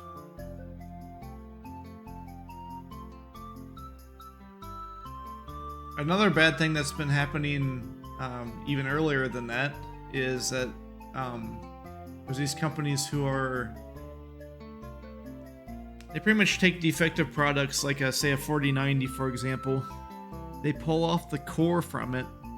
They pull off the parts that might still be good. And then they resell it with the heatsink and everything attached with no core. So you'll see like a 4090 that says it's like super cheap and such. And then if you buy it, they come to your house and have no core on it at all. So there's no processor. Because they stole it.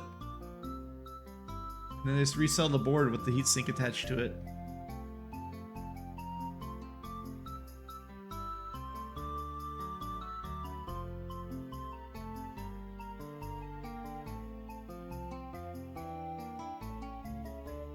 Because what some people were doing is they thought that those were legit. They'd buy them and then they'd send them to a repair shop. There's a guy who I watch online who does graphics card repairs. And when he'd get them, you know, he'd start taking the card apart, see what's going on. And there's literally no core on the card when he lifts the heatsink.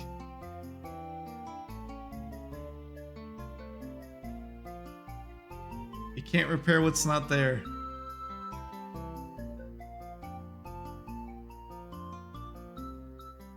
Yeah, people were hoping that they could get a cheap card and, you know, just pay the repair fee and have a much cheaper 4090, but this is a scam.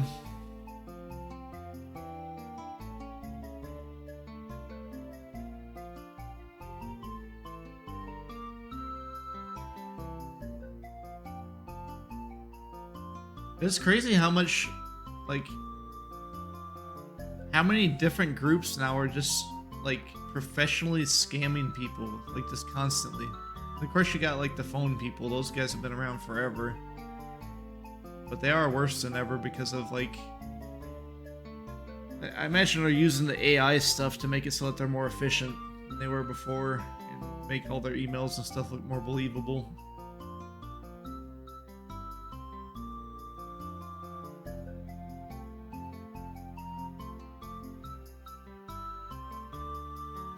We need to have some way to like lock all of our software down to the point where it can never be vulnerable to stuff, but it's probably never going to happen. It's really, really hard to make like an actually secure product, especially online. If it has any degree of internet connectivity.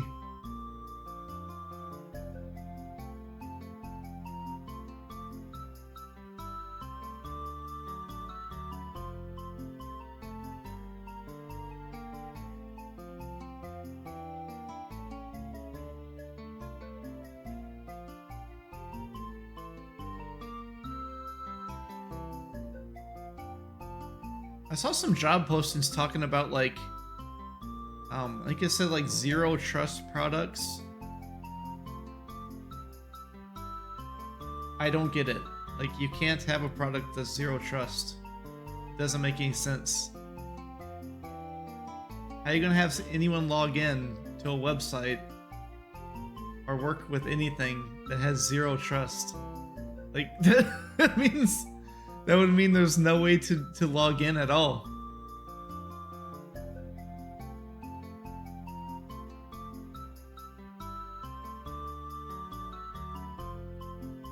Maybe it just means that you just set everything to where it's only read-only and you can never actually alter any of the data or anything. But even then, like, that still means people can access the data. You know, they can still see it. That's a degree of trust.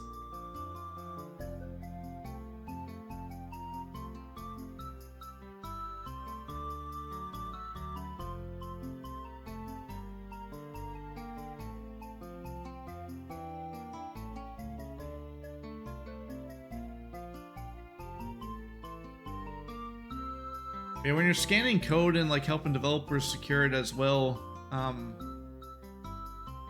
each company pretty much like just decides how much trust they want to have for their own internal employees even. So like you could lock the code down completely to where you have, you know, you basically minimize the potential for any leaks internally for people who aren't supposed to have access to said data. But most of the time the people say, oh, we trust our employees. And so they'll ignore those type of findings.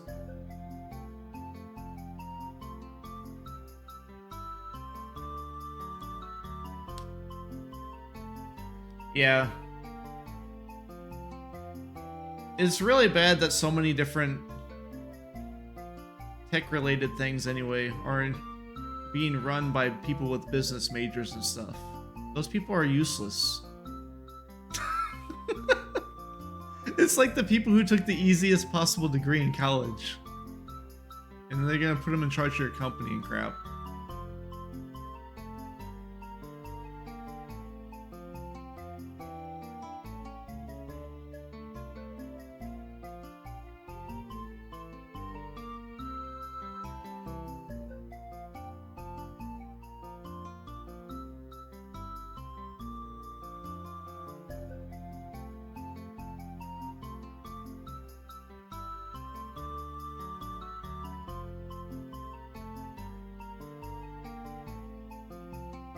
When I seen with other people who I saw in college taking the business majors, almost all of their assignments were just like write simple papers.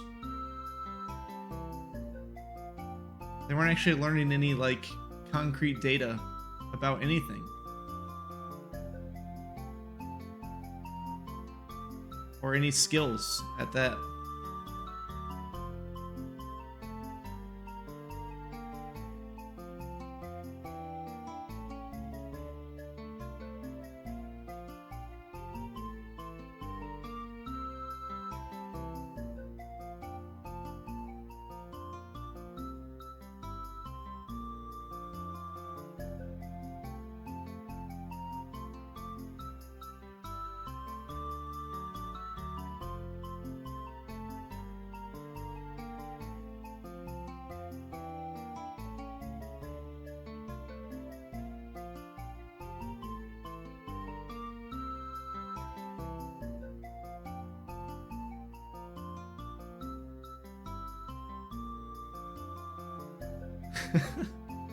Oh, I think it was the Office Space dude that they fire for just bringing the data to another group of people. Like that's that's the guy who has the business major. That's what he does. He brings the data that someone else compiled to a group of people and says, "Here's the data." This is oh goodness. But if they ask him any detailed questions, he won't be able to answer them. Because he didn't even compile the data or have any understanding of it.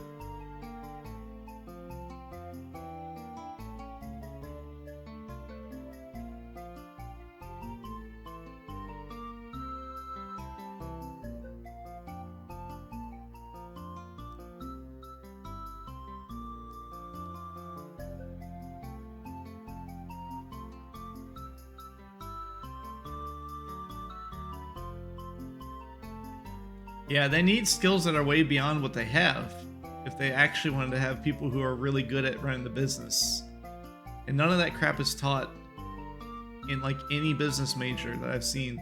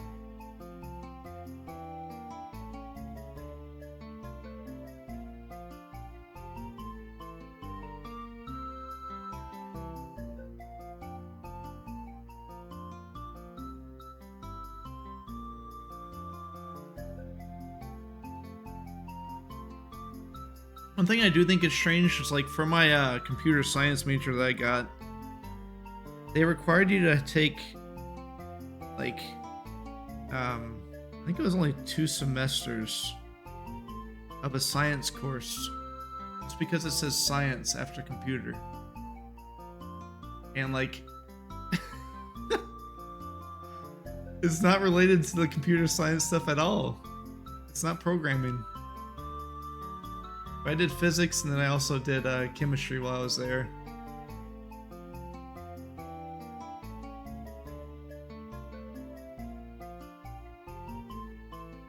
Our physics courses actually did have some Python coding in them, which was cool.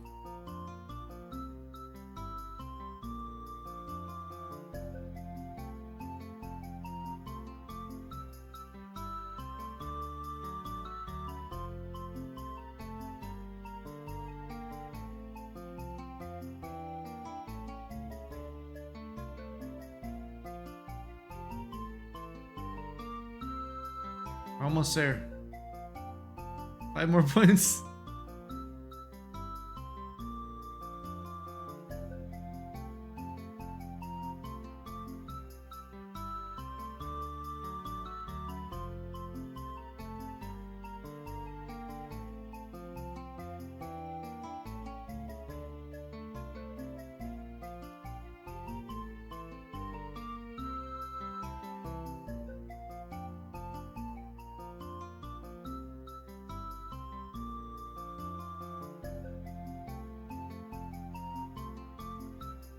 For my math, I just had to do Calc 1 and 2 because I had already taken all the... I had already actually taken Calculus 1 in high school. But, we only required Calculus 2 for the degree. Then you had to take, there were 3 or 4 basically logic courses.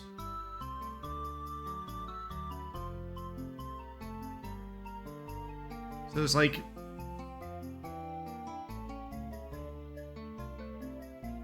mainly analyzing like if and loops, or not loops, but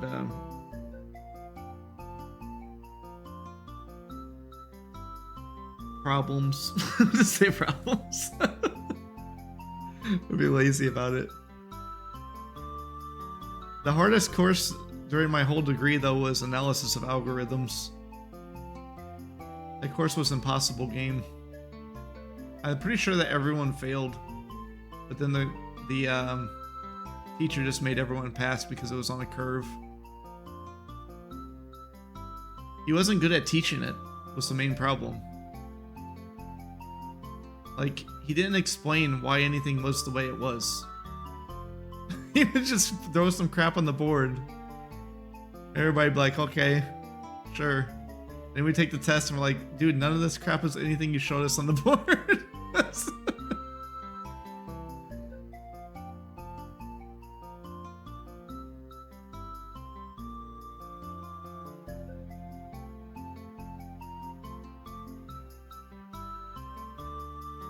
We had a whole bunch of programming courses. So the main one was C++ whenever I was in college.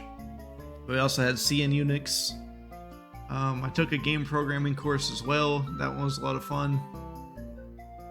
There was one that was just called Programming Languages, which was also a really fun course because you just go over like a different language each day or each week. For that one, I actually used Dark Basic to make like the starts of a Mega Man game and use that for my main like final paper, which I ended up writing like way more than I ever thought I would. I think I was up to like 12 pages. I was like, oh, I better stop. So I just wrapped it up, turned it in.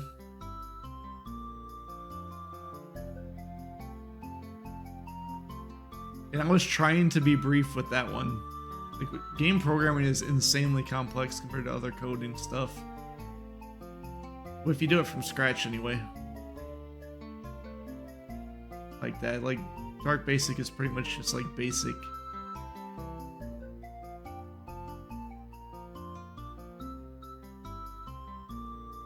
We also had Ruby, I think it was just called Ruby on Rails course or some junk. There was a Java course.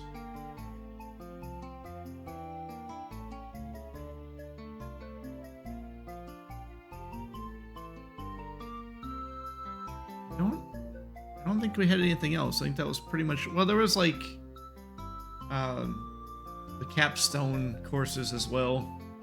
Those ones were like you get a project from a company and then you go through and program everything out that they wanted. But the whole first semester was about making the design document. So half of the course was making a design document for what you're gonna make, and then the second half was actually coding it out and then turning it in, so that they can make the college have their students work for them and make the college money. That's literally why that course was there.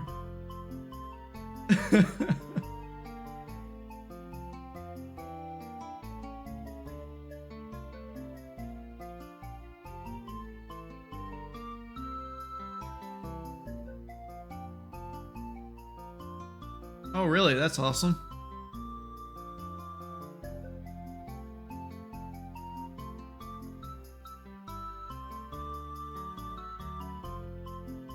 You know, I probably should have just continued to go into game programming after I graduated from college and just done that.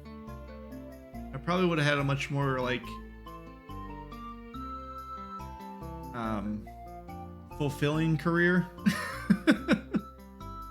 Because I could just do it right now. There's nothing stopping me. Literally just sitting here doing the same repetitive action over and over again in a video game.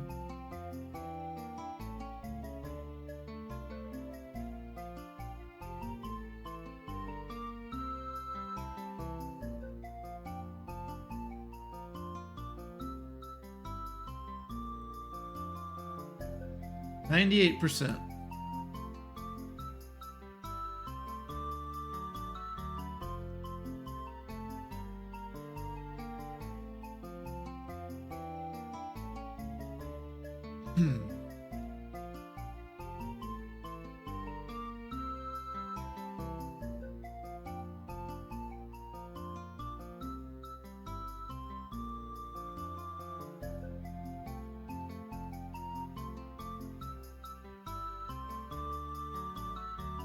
I probably actually would use some AI stuff if I were going to make a game right now, just to help with like writing and maybe some of the graphics and crap. Just because I don't have like a good ability to actually draw stuff. I mean, I can draw stuff, but it takes forever. But I probably would only use it. Like on the story stuff, you wouldn't want to use it solely for the story. Like you still need to put your own twists and everything on it and make sure that it isn't like just pumping out trash. But it could definitely help you get started.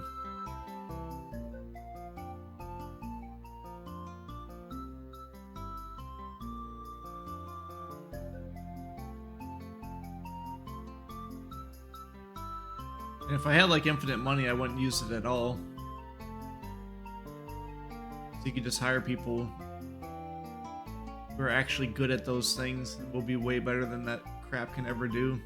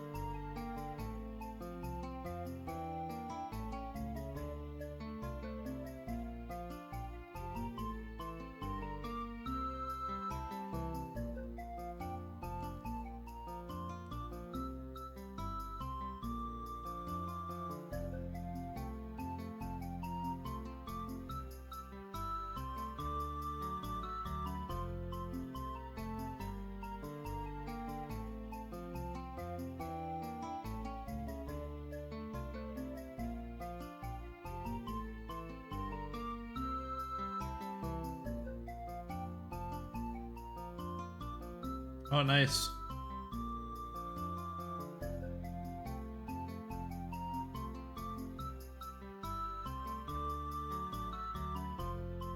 Yeah.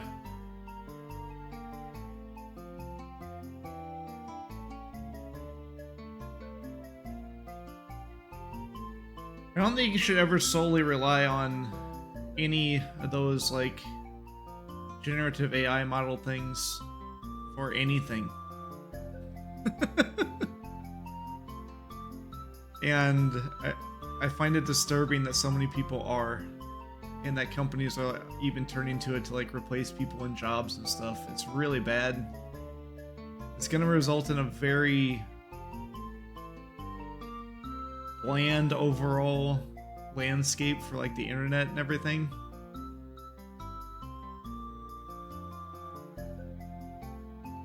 Pretty much just like saps creativity from the entire world the more it's used, if it's solely used.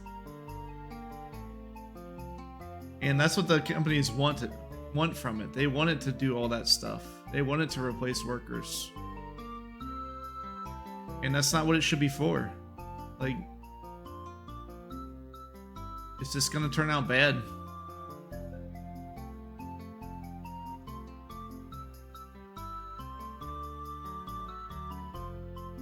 Alright, haggling success. We are the ultimate haggling team. That will probably be replaced when the next chapter starts.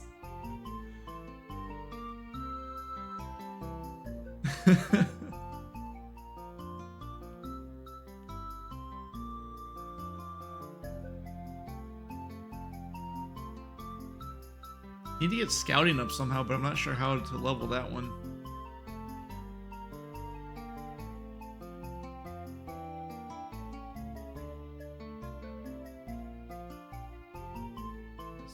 Activate it.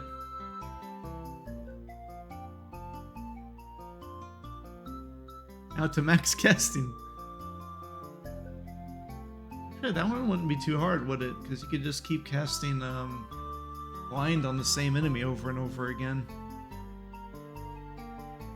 Then you just rest for a bunch, and then you cast blind over and over again. It's already almost maxed though, so that's good. One starts out with, I think he started with 60. Around 60 or something. And I found like a trainer and stuff already.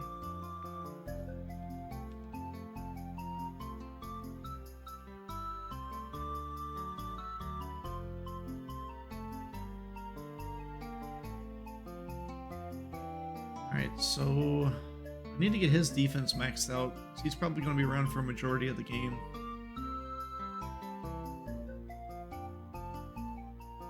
I should buy this super book.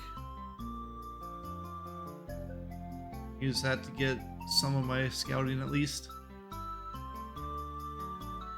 The description for scouting said that it can find treasures and stuff that you wouldn't normally be able to see. So I do want to have that pretty high up. It also lets you get first strikes on enemies, which is pretty important since if you get hurt on the game, all of your effectivenesses go down.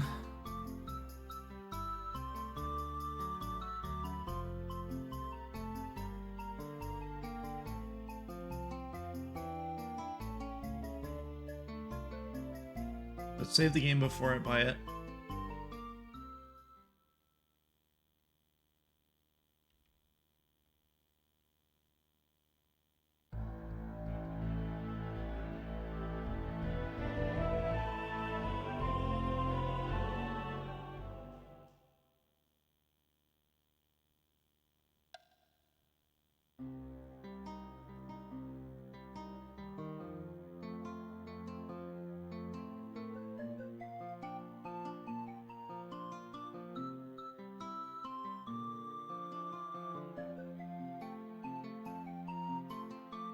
That's the lowest price I've seen on it, so I guess that's what we're gonna get.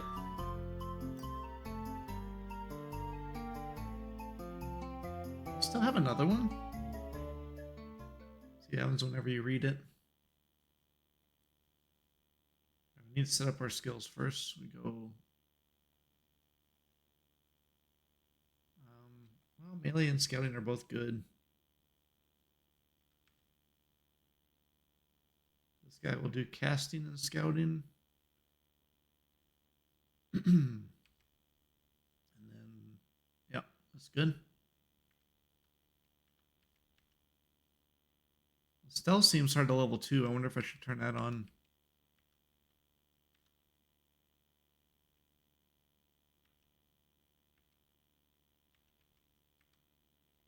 Yeah, I'll turn it on. Okay, so it's gonna do, we're gonna get a little bit of a split.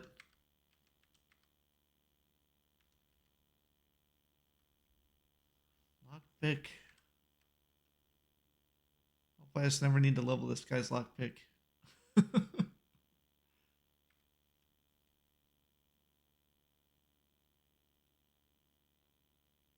Could always go back to that start cave and level lockpicking any time. This be a long walk.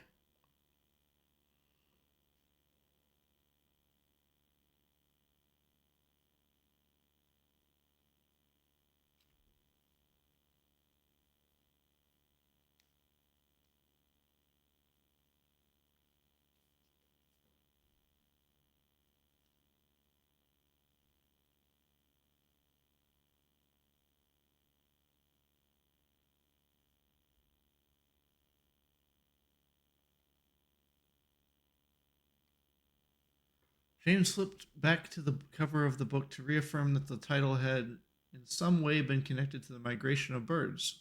While the author had begun a discussion in winged wildlife, he had quickly meandered into a discussion of the famed battles of Midkimia, continued on to a reiteration of various battle songs, diverted to a rant about the prices of ale in the kingdom's taverns, tangentially lamented about the plight of magicians, and then ended on a humorous anecdote about his mother-in-law having consumed a vial of Fatimer's formula to outslug a Serani warrior in a bar brawl.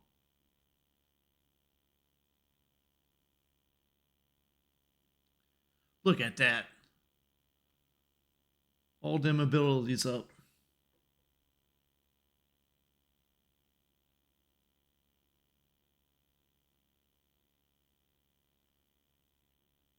So let's pass it to the next person. It only went down to 99.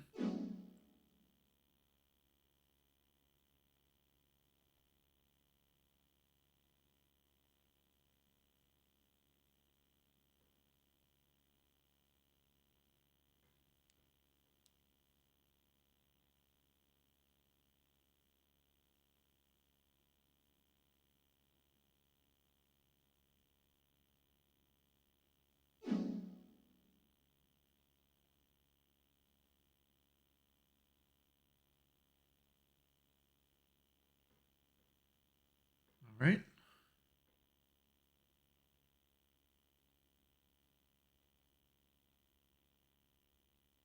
wonder if this guy will buy scrolls. Or if I should even sell this or not. So there might be another caster you can hand it off to.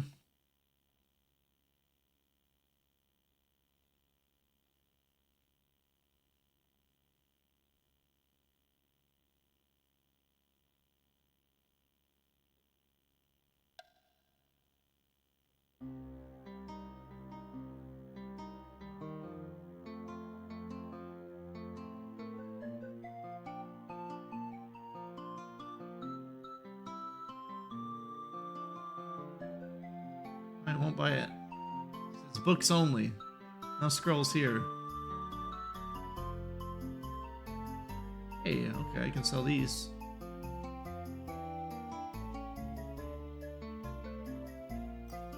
There we go.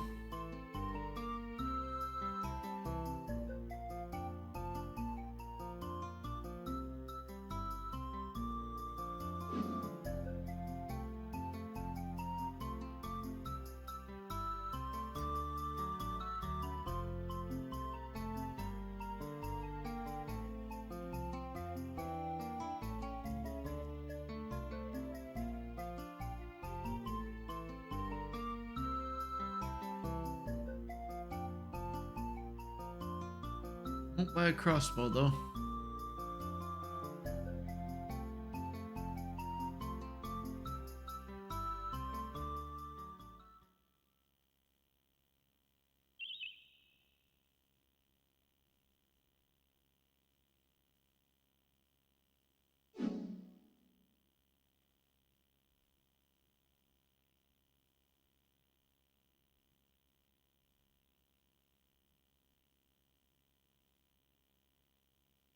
Does this just keep working?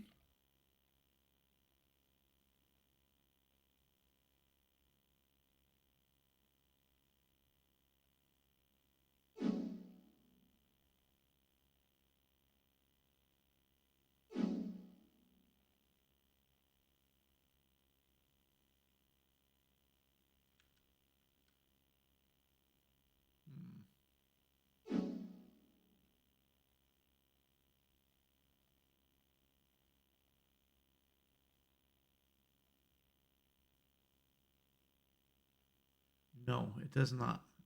It worked twice on James for some reason.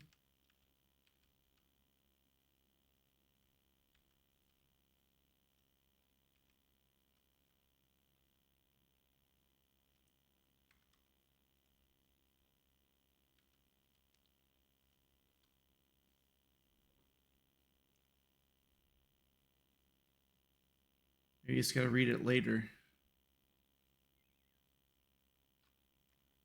Alright, let's move on here finally.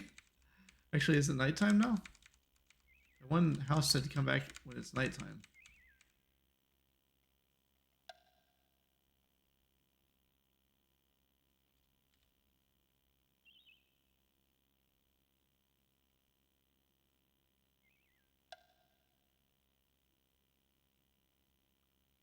The sun's no longer in the sky.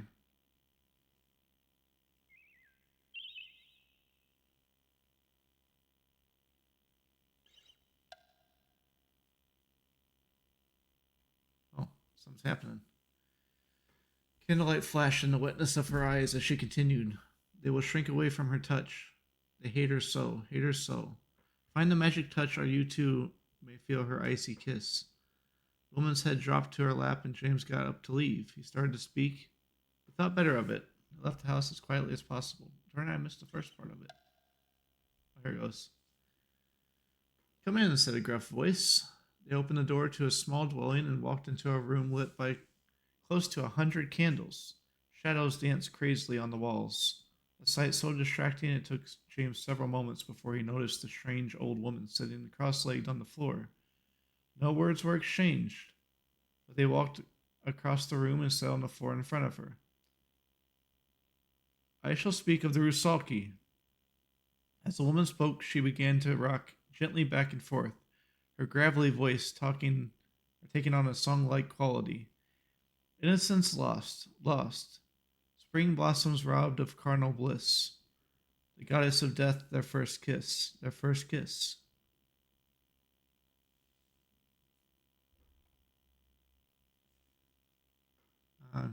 Then it says what I read earlier. Find the magic touch, or you too may feel her icy kiss.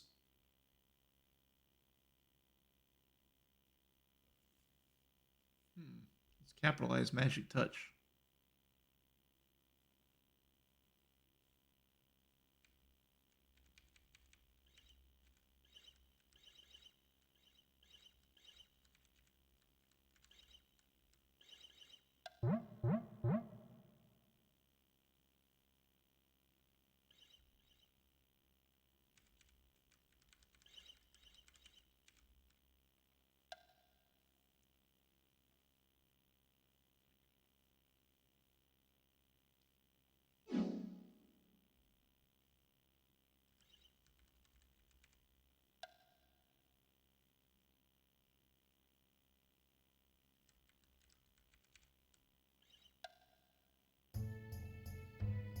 Found an inn.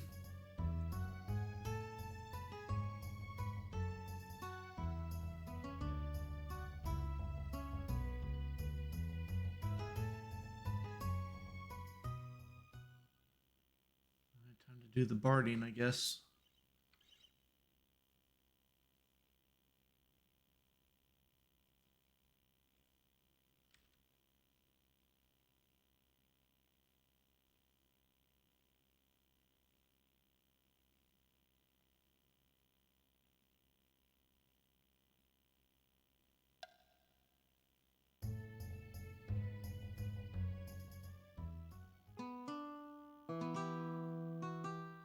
$26 golds. They were drunk enough to think it was fine.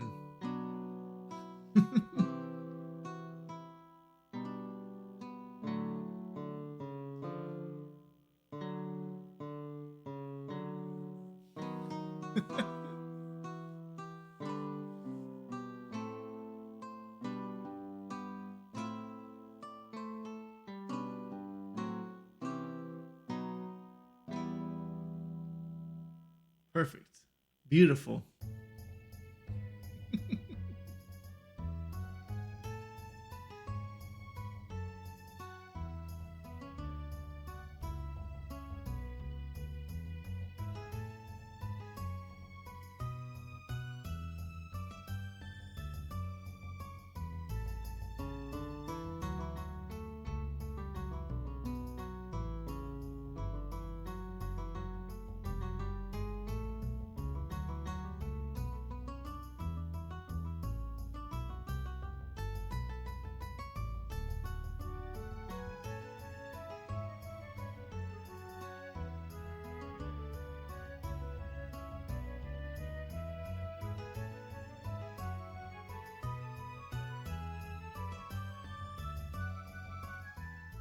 All right.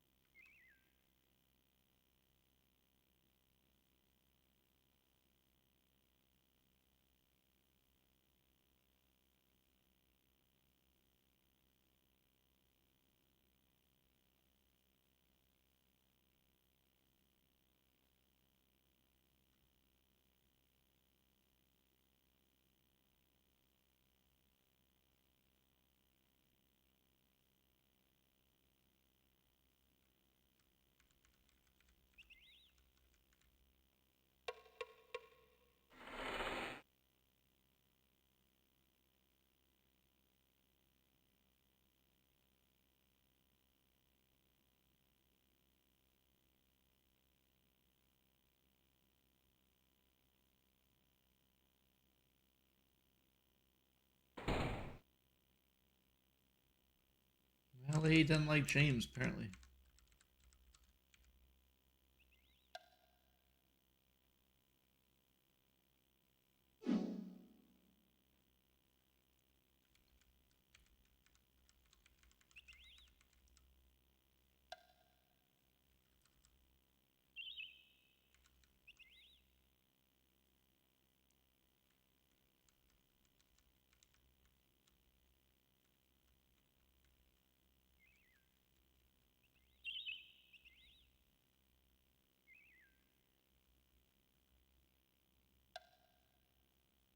Temple of Ruthia.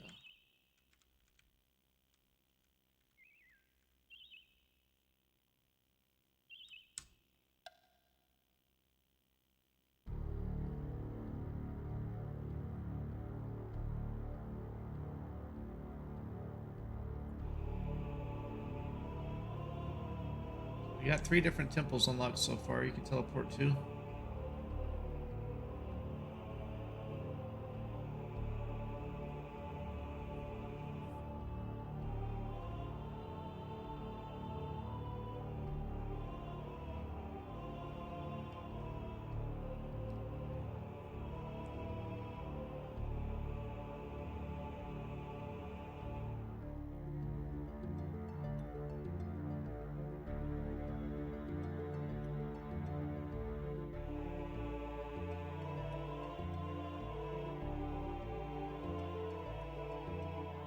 Oh, that's where that Halo theme came from.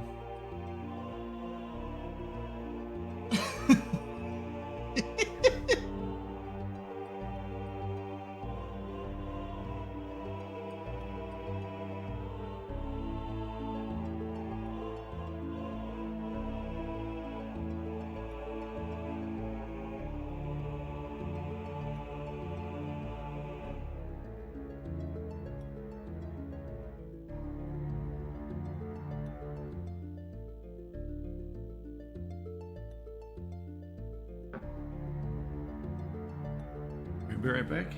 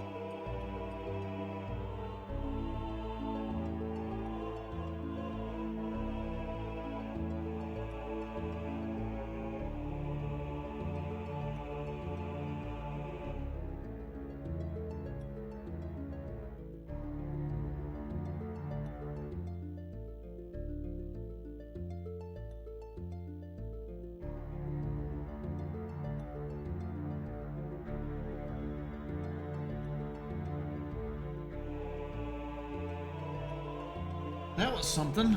My thermostat's batteries died. I don't know why it's like running only on batteries though. It's plugged into the freaking wall. I wonder if they wired it wrong. Batteries are only supposed to be there as a backup when the power goes out.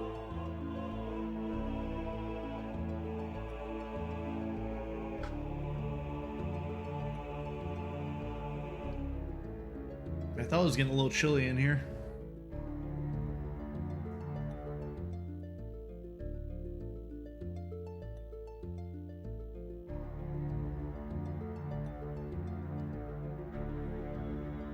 James seethed. 4 times they had asked one of the temple's golden robed priestesses to send for the high priestess. 4 times they had been left waiting in the alcoves of the temple's central courtyard. When at last it became apparent that their repeated summons were not going to be answered, James shook his head. We don't have time for this. Let's get going.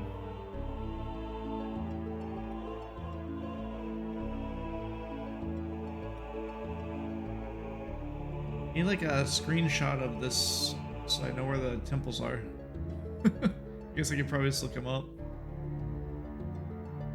But I only want to see the ones I've already been to though, so it's cheating to figure out where the other ones are.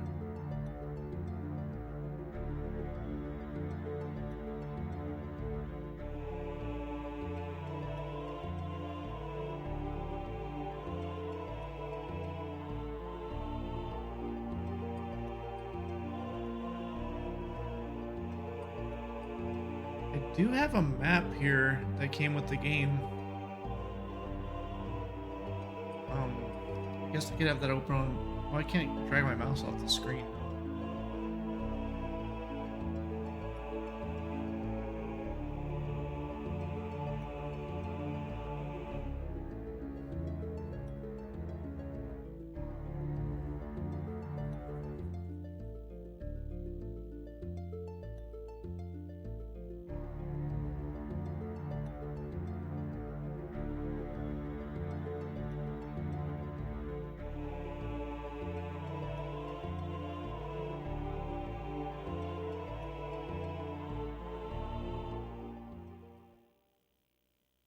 Let's keep going.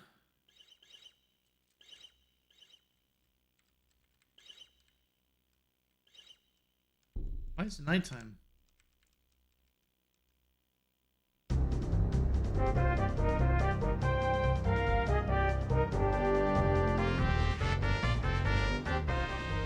Oh, it's ninjas.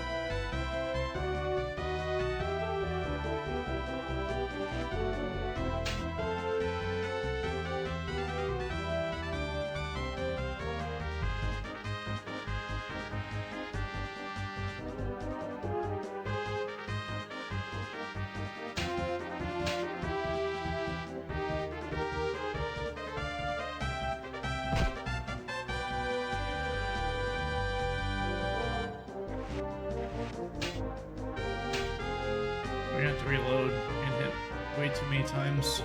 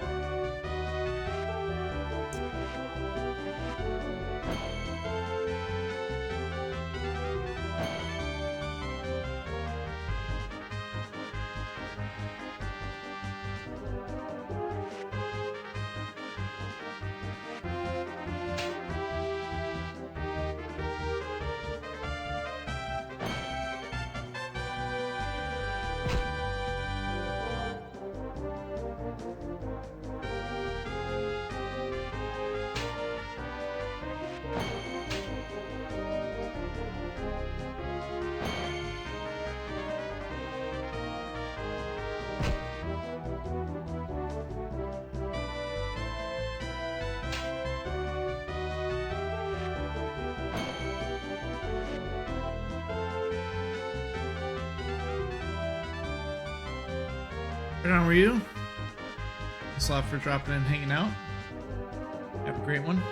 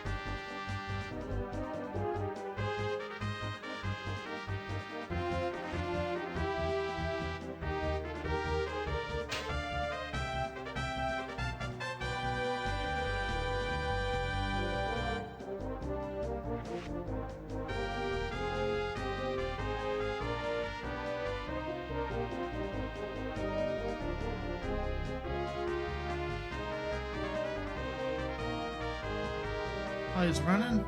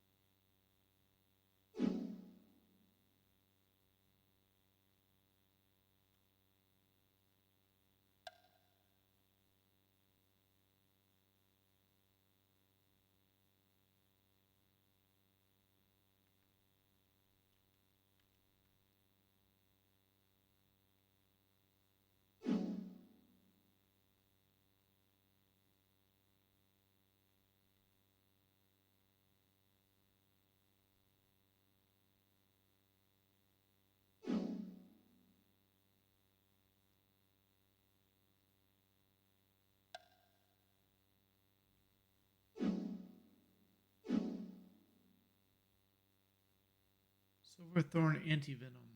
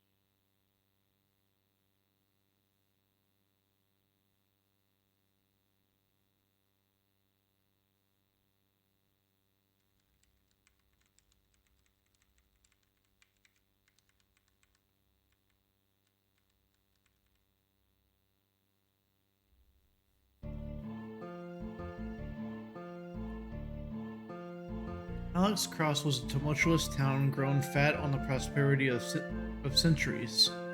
Exotic gewgaws bulged in storefront windows, each mere fractions of the wealth that coursed daily through the busy trading town. Over it all loomed the impressive bulk of the Abbey Eshop, a temple nearly as ancient as the Kingdom of the Isles itself.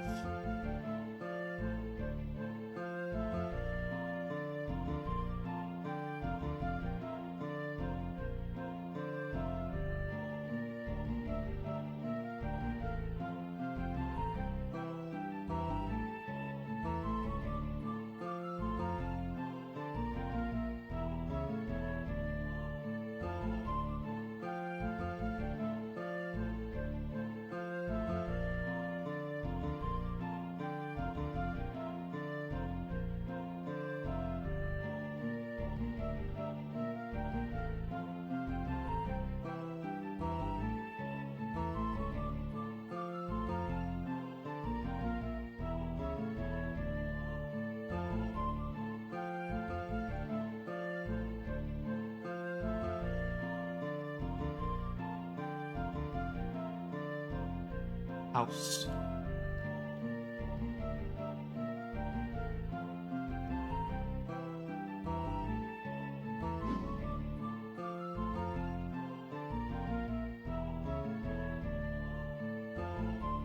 Are there two different ends?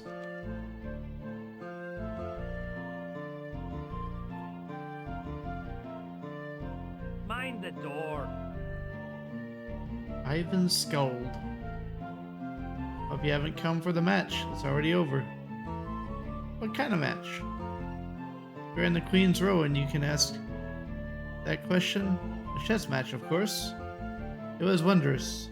Jamie Tiller was defending his title against that snot-nosed brat from the Abbey, Kyle Fisher. Jamie opened, moved his queen's pawn to fourth rank.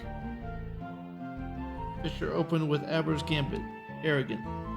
But Jamie actually maneuvered into it with his knight. I was thinking that he was going for the queen. But he sacrificed his king's rook and took the priest. It's a brilliant move. But it left his own queen vulnerable, didn't it? Got a good head for the game, senor. Prince likes to play, but we don't always have a board handy. Once you learn to play it in your head, a board almost becomes redundant. I have to admit it's tougher earlier into the game, more pieces to keep track of. Still fun to watch though. That's why the Queen's Row is here. Perhaps I can relate the rest of the game over ale. Assuming you gents are buying. What can I get you today?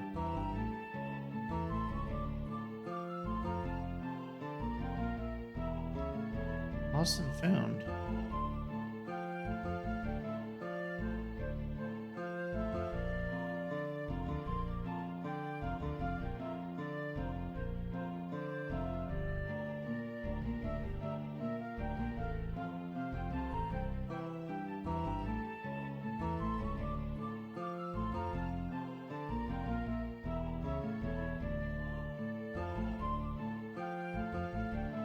Tell me what it is, but he's gonna sell it to me for 50 sovereigns.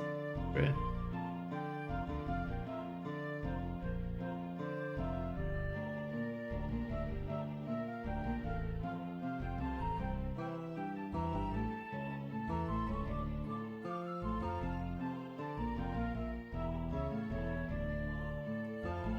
Have there been any bandit attacks? The only thing I've heard recent is that Lord Lighton's got a bunch of tax collectors stopping folks that are trying to get in and out of Lighton. Some ridiculous high amount of gold. If folks don't have it, the collectors direct them the other way or end up splitting their spleens for them.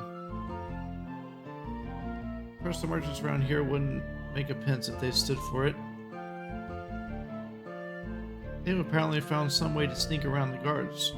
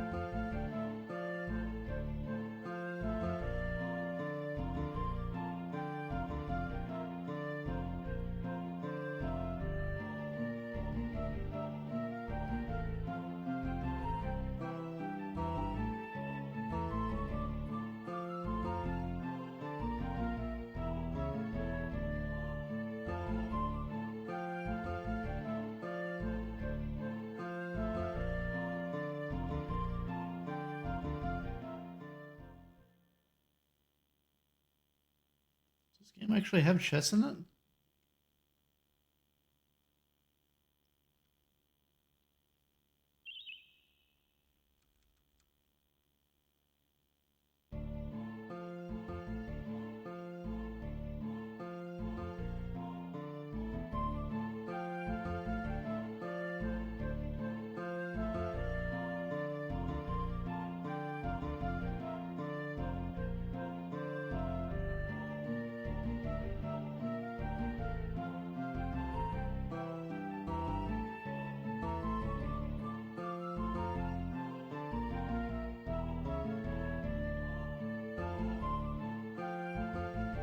Oh, you have to have an emerald.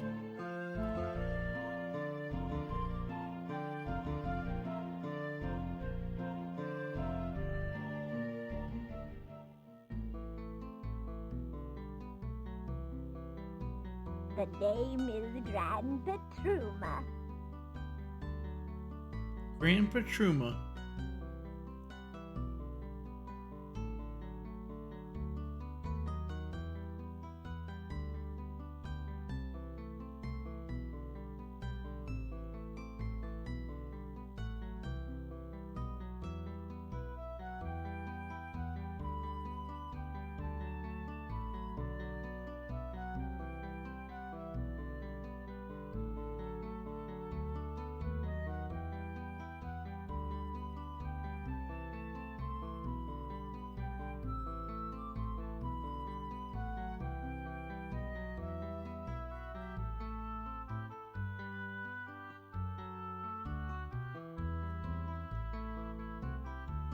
She's senile. She thinks that you're a different person.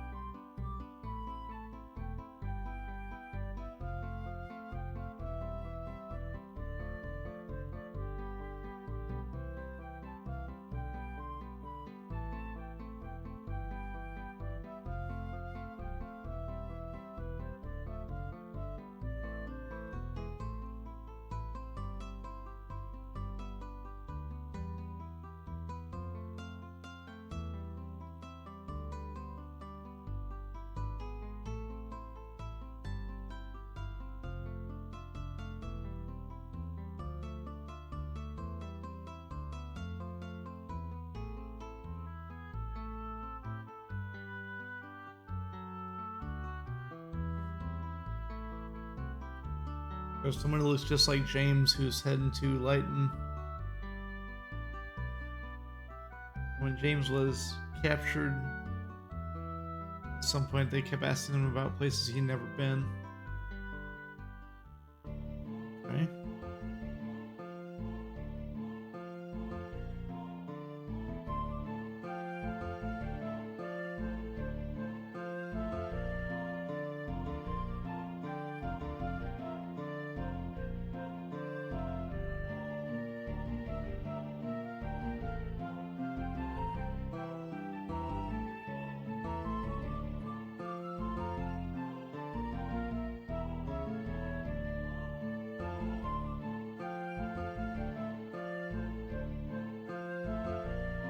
And your actor's named Lyle Rigger.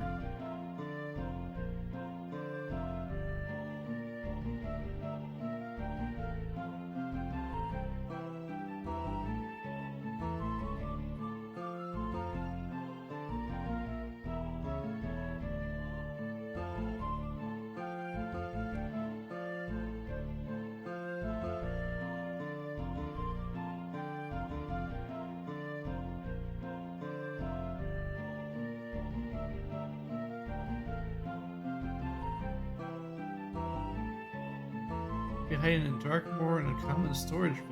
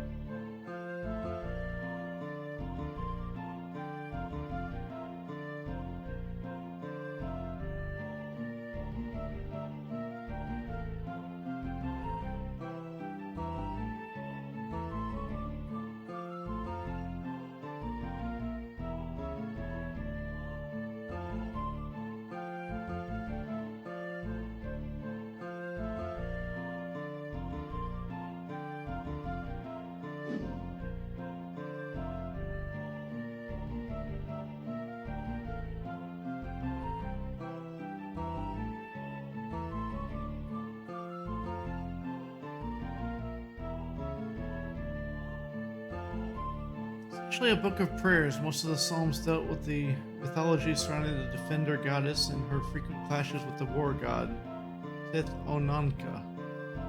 It advised which prayers should be said upon waking, which should be used before sleeping, before eating, before entering inns, and most importantly, which should be mouthed before entering battle, so that the defender goddess would add her favor to the faithful's ability to defend him or herself. It also mentions in passing that the goddess would also lend her favor to those that drank the Dalatail milk, sometimes sold by her followers.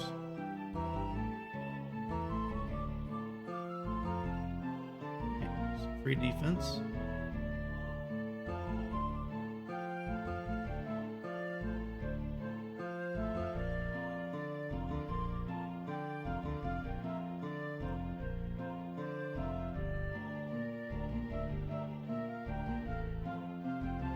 Oh yeah, we need to do the barding. That's why I was trying to get this menu open.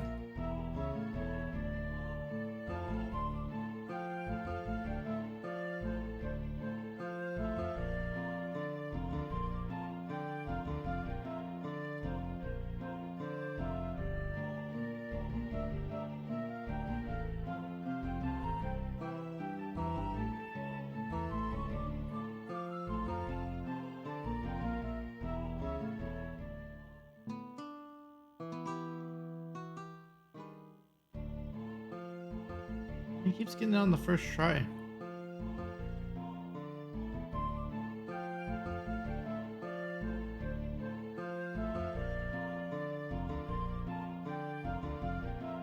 It is the same inn, okay.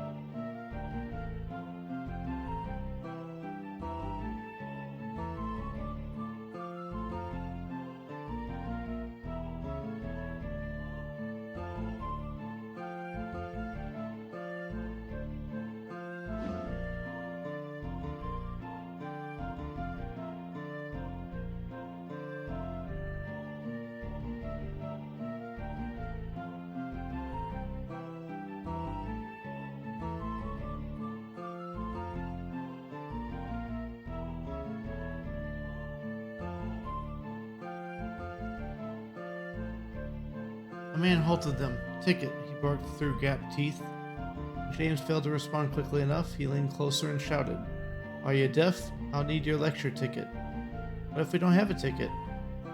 James replied. The man smiled an unpleasant smile, poking his thumb at four extremely well-developed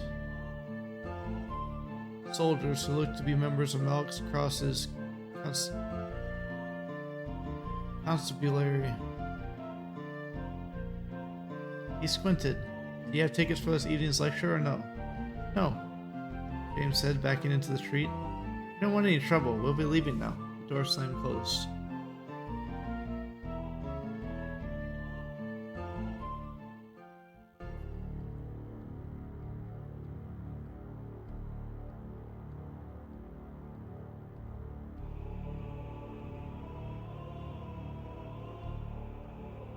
Our teleporter.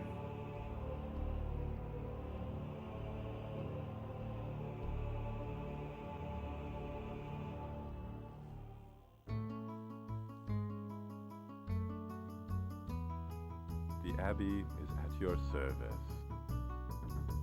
Abbot Graves. Welcome, gentlemen. What brings you to the Abbey shop?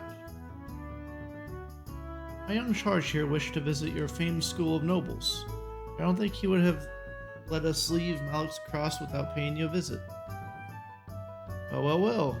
I'm pleased to see that our reputation precedes us. Am I to assume you're interested in becoming a new pupil, or are you visiting from our estimable rival, the Academy of Magicians at Stardock?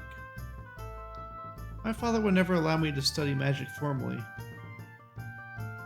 Even though he more than has the financial resources to send me to Stardock. He thinks it's a waste of a young noble's time to spend 10 and 20 years with his nose stuck in a book, yet be hardly capable of doing anything else. If it weren't for a magician named Petrus that I met once, I wouldn't know anything of magic at all. It is true that magicians study for longer periods of time with fewer visible results. But no course of study is a waste of time. And while magic is not a primary staple in our directed studies here, Magician Pug is kind enough to occasionally send instructors from Stardock to lecture on issues that involve magicians, if you would be interested in enrolling. Good morning, Fordola. I beat Scarmond. Beat the game. It was pretty solid overall.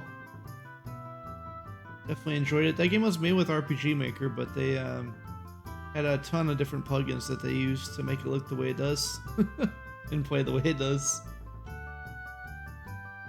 RPG Maker MV, it said they used.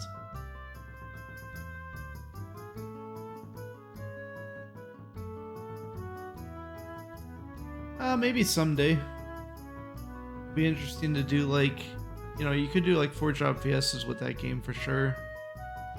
Although you get all the classes immediately, but yeah.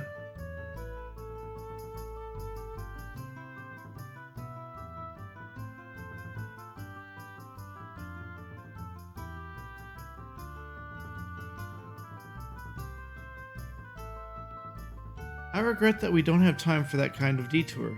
He is on crucial business that takes him elsewhere. What about you, Senor? Is there anything in our curricula that interests you? Books and scrolls? I'm a bit too old for that sort of thing now. Really?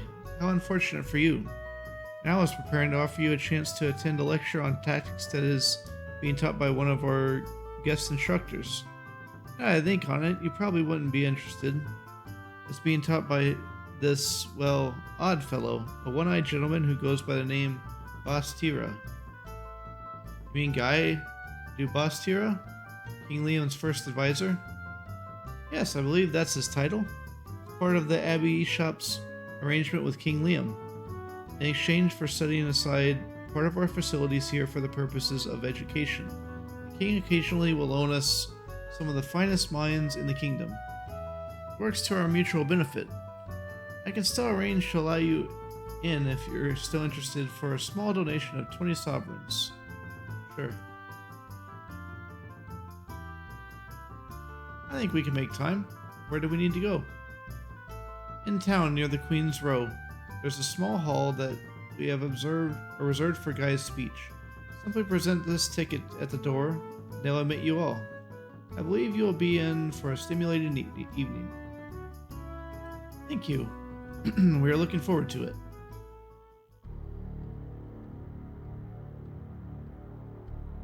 Done.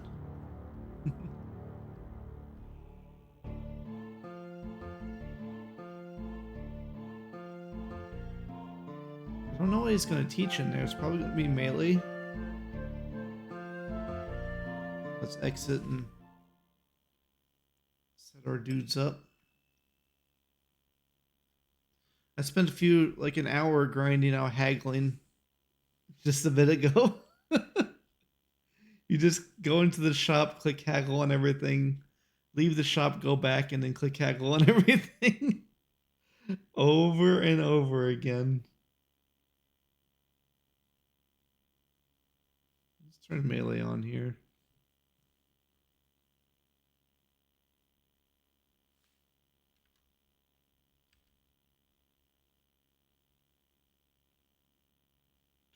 Off, turn that on. Also grinded out defense earlier by putting a weight on my D key in combat after I almost kill an enemy. In the sewers they don't run for some reason, so they have you can get them down to 5 HP, which if they have say 50 HP as their max, it means all of their abilities are at 10% efficiency. So then they just have 1% hit rate probably, or less. This never hit you. You can spam defend and then get all your defense up. I need to find a way to max out melee because that's actually really important. I wonder if you can turn your sword off and just swing at them with your fists.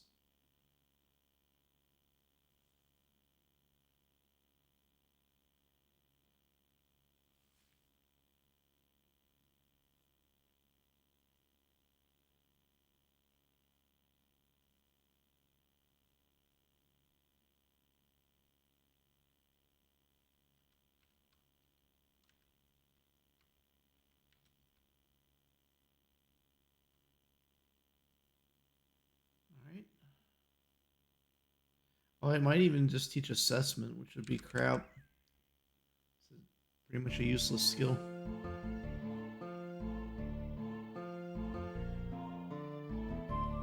A man took the ticket at the door, waving smoke from his face. James was surprised by the number of young nobles seated in the lecture hall, most looking as if they would rather be drinking ale in the tavern across the street. Despite that, they made friendly company as they offered up seats to James and his companions. All rise for Guy of Rillanon, first advisor to the throne of Kingdom of Isles. A page announced from the rear of the room. After an uncomfortably long wait, a pair of men dressed in purple tabards advanced to the foot of the rude stage and took up station. The looks on their faces stern and watchful.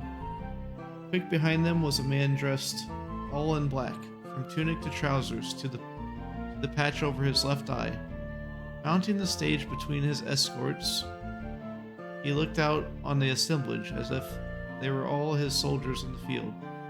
Seeing James, a smile touched the first advisor's face.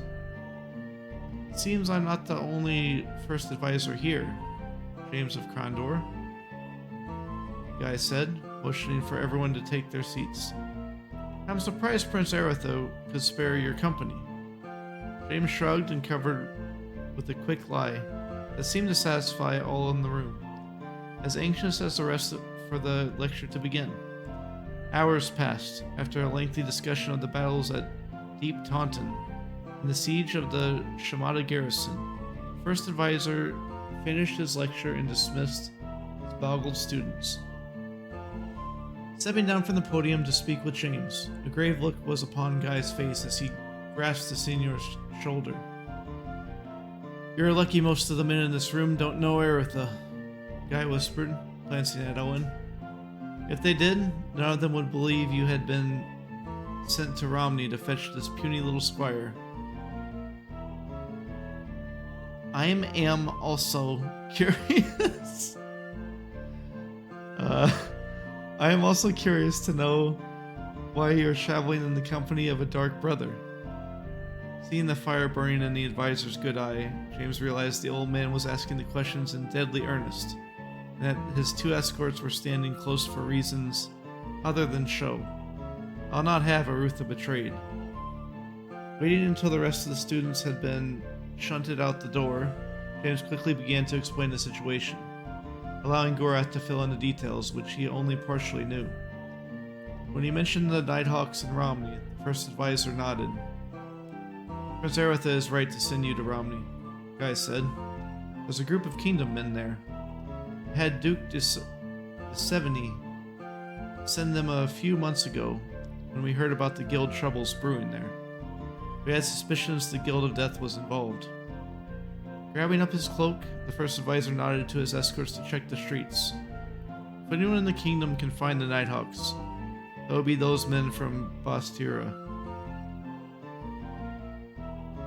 They've been of great help in the cause of the kingdom over the past few years. I warn you, however, they made quite a few enemies along the way. Watch your step between here and the Black Sheep Tavern. Once the guards had indicated that the road was clear, Guy was gone, and the building's watcher shuffled them outside.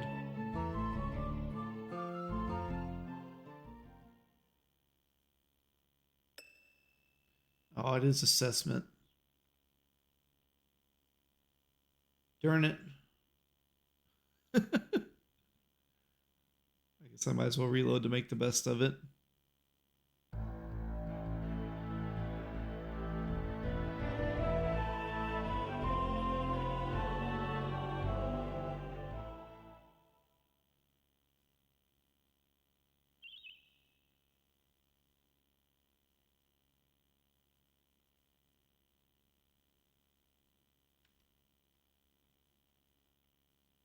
So the less of these that you have ticked, the more powerful it is to tick it.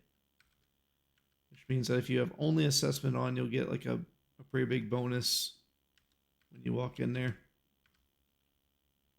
So it counts even for trainers.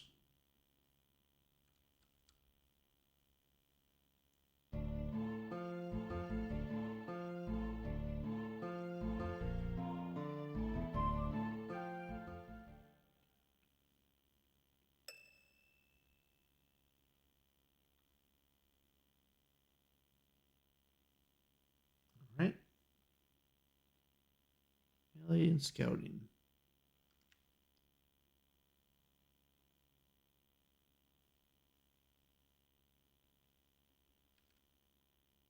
I think get like 20%. That's huge.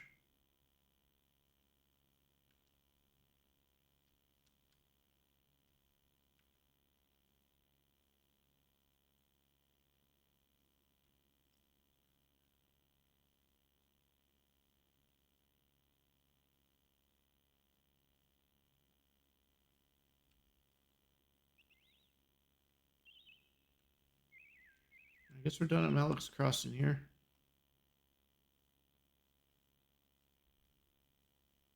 I mentioned that the town over here.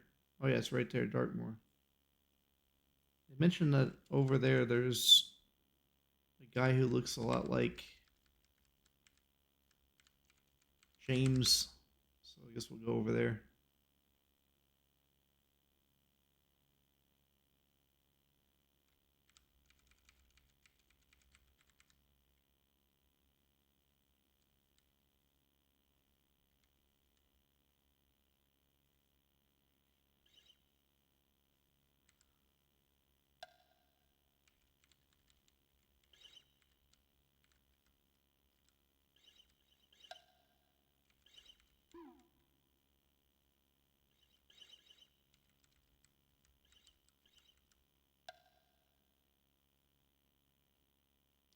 One of these places is the inn. I'm still trying to find.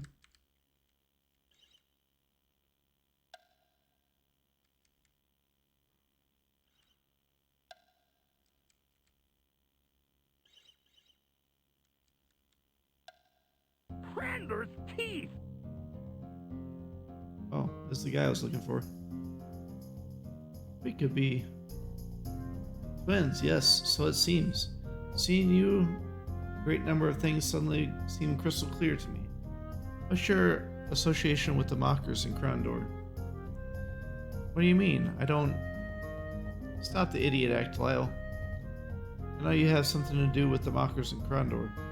A few months ago, I was abducted by a band of cutthroats dressed as Nighthawks while I was investigating a rumor in the sewers. At the time, I thought they had abducted me because I was close to Aretha. That wasn't the case at all, was it? That must mean things have gotten even worse than the upright man imagined. When you sent word for me and Kesh... Excuse me, did you say Kesh, as in the Great Empire of? You of all people should know that the upright man has contacts everywhere, including under the Empress's nose. I couldn't very well operate the single most powerful guild in Midkemia without them. But as I was saying, he sent for me and Kesh, and asked for me to take a boat into Silden and check on a group of thieves who operated there. I can't really say more, but I confirmed the upright man's suspicions. If you should get to Krondor before I do, tell one of the thieves, a boy named Lim, that I think the upright man's right. I'm quite positive now that the crawler is not Jocko Radburn. He should give you a reward for the information. Go to Krondor. Tell Lim that the crawler is not Jocko Radburn. Okay? There's something in the offing that threatens the prince. Don't worry your head. The Nighthawks in Krondor were likely sent into Krondor to kill the upright man after I fumbled up matters investigating in Silden. Not go after Arutha. This crawler fellow that's running the new Thieves Guild is determined to expand his empire, but he's been busy infiltrating other guilds. He's the Shadow Prince behind half a dozen, most notably the new guild of the Romney. He's also training his men in magic. A whole band of thieves trained as magicians? I don't like the sound of that at all. Neither do I. Though for much different reasons. I'm still working on finding out who's training them. Last trial I followed, I heard word that someone enlightened wished to buy glory hands, magic artifacts.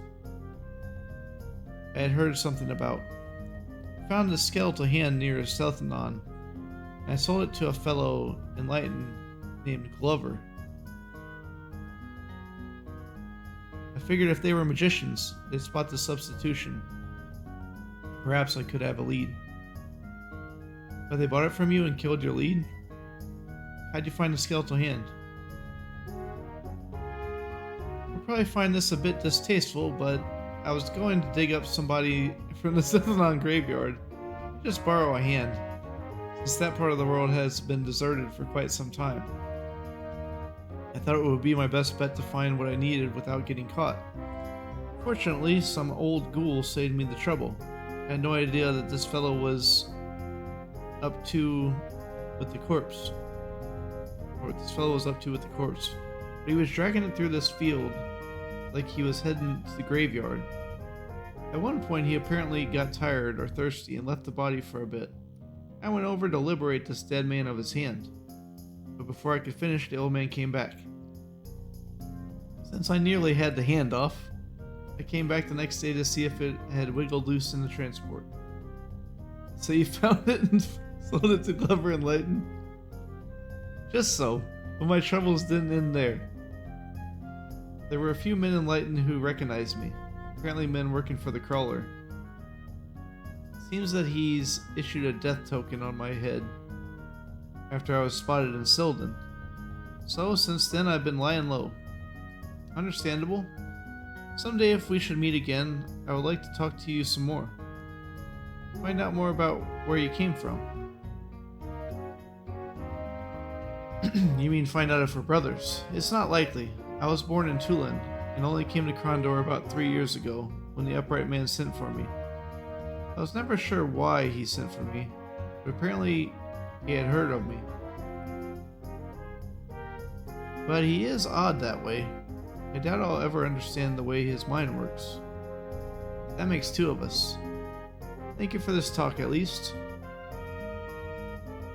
You've been quite a help to us, and it's been interesting seeing how others see me. I hope we can meet again.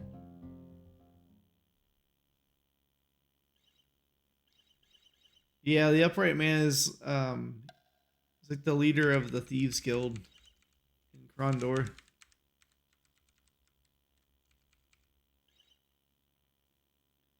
And he's also this guy's dad, but he doesn't know it. So see, if you right click their name, you can see their history, basically like a bio of them.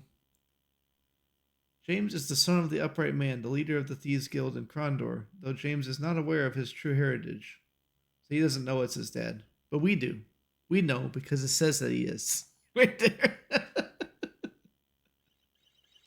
It's kind of weird. You'd think that they'd have you figure that out through the story.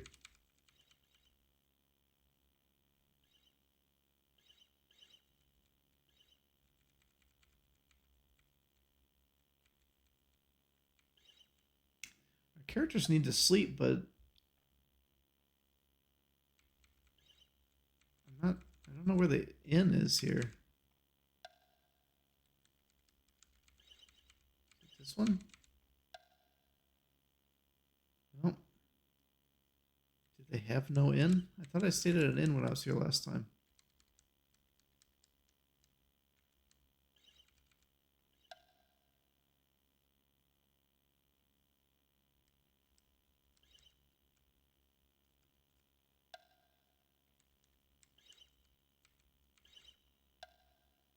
Here it is.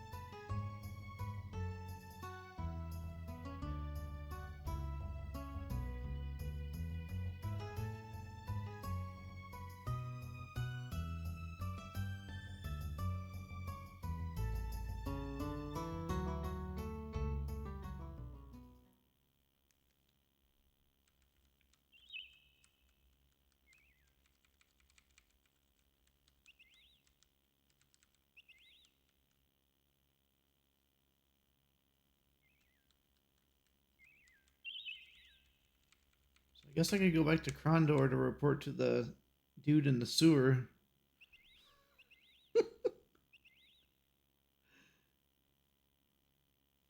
Seems like it's just an optional side quest, though. Krondor is way further than this town was from the other one. It's right here. I wonder if I should go right and then teleport over there, because I think there's a teleport spot like right around here.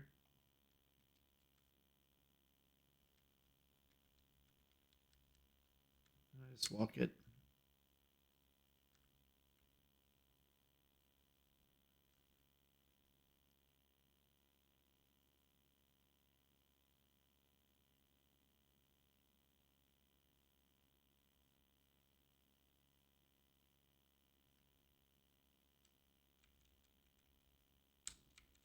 Hey.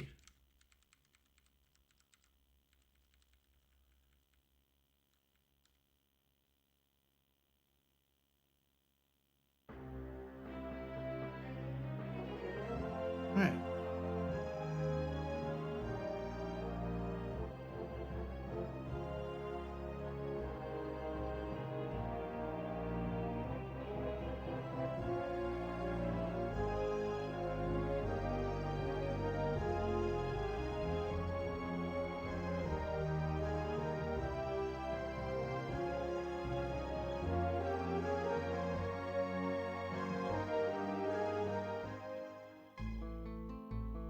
Hello, old friend.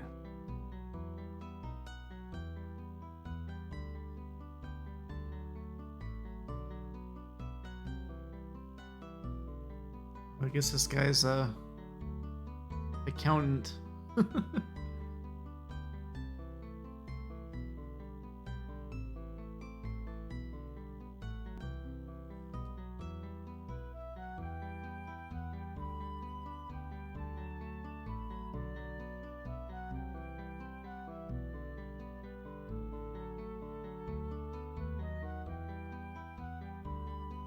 It says or.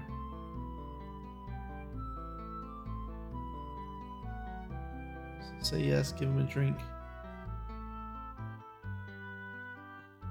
Wake up, friend, tell me what you know.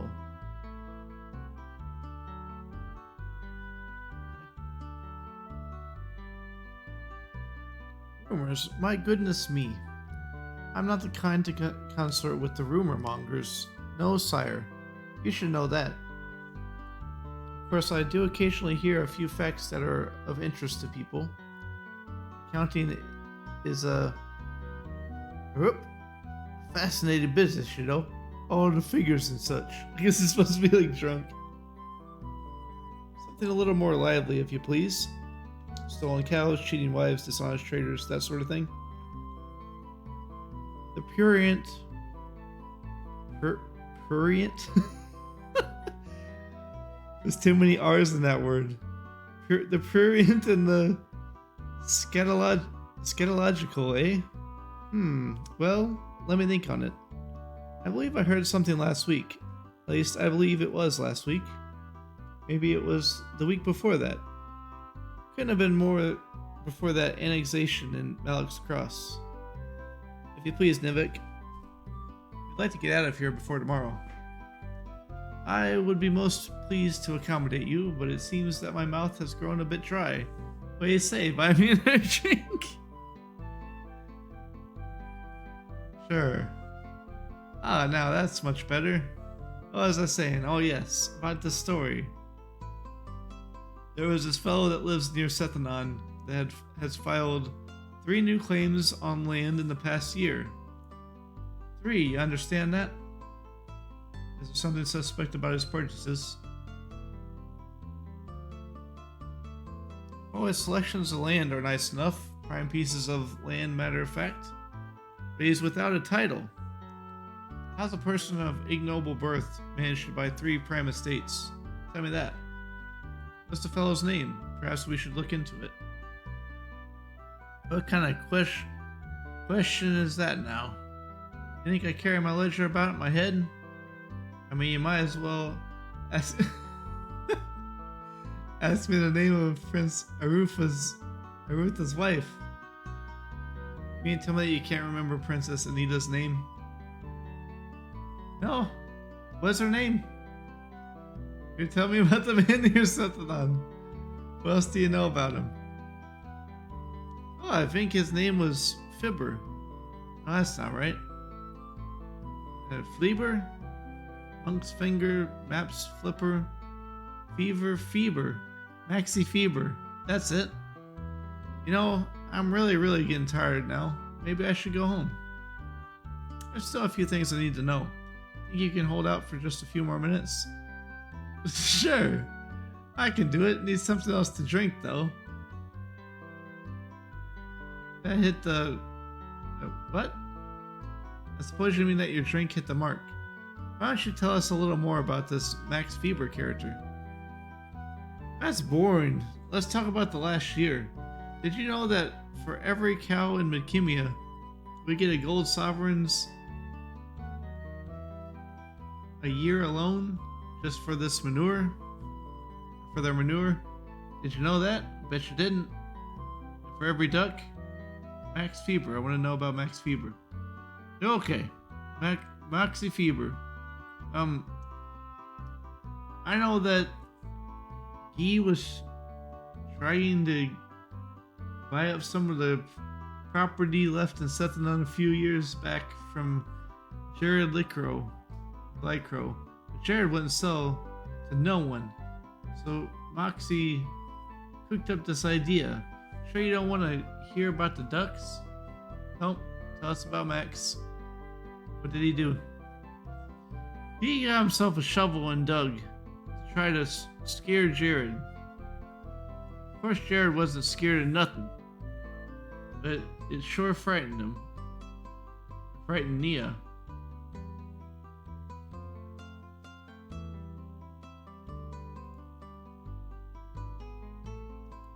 I have that Saga collection. It's pretty good.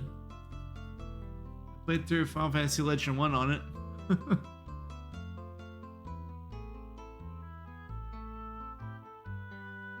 It's them OG Saga games.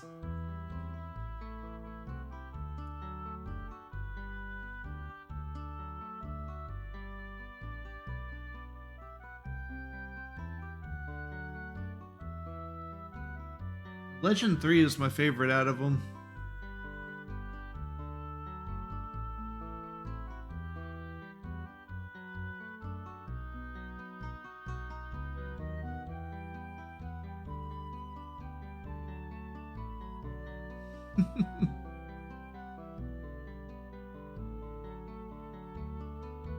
So what was he digging up? I'm going to sleep now. Good night. Maybe I could buy you another drink. What? You haven't run out of money yet? Oh, in that case, I have another. If you're buying. Grab your near Sethanon. Graveyard near Sethanon. That's where he is digging. He was digging. Afraid of ghosts. And Jared wasn't. Not at all. Just Nia. Little old Nia. Where do you think he got the funds to buy the land? Said that he got it in a hole. All the money's in the hole. Just gotta go to get it. Ain't afraid of ghosts. What are you talking about? Where is he going? I think I go home now. One more ticket available to keep him going? Sure. The text is getting more and more messed up. You know, it was a Undertaker key.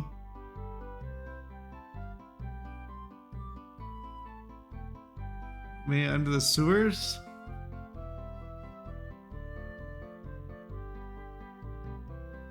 Tried to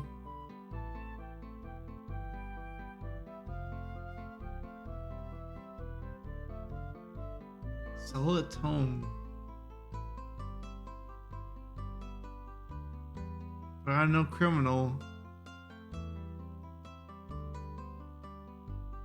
Oh, I'm gonna be sick, he says. The what? I don't understand. Okay, I think I've abused you enough for now. Sleep well, Nivik. I think we know all we need to know.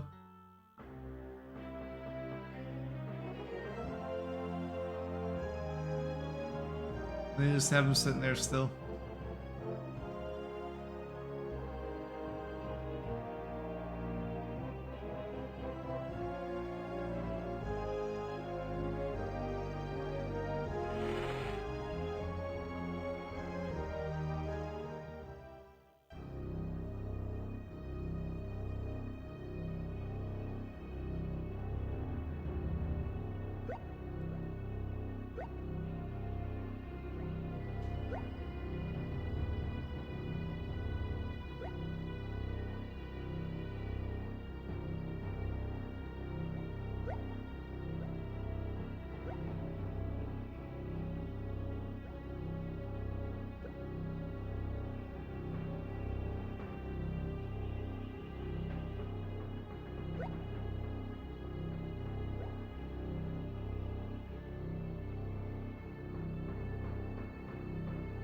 How did I lose a percentage?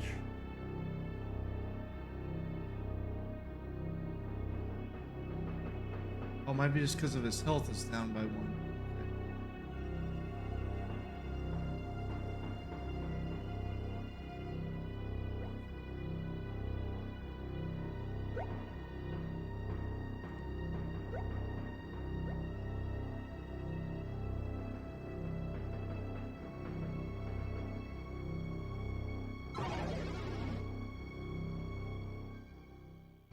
go there.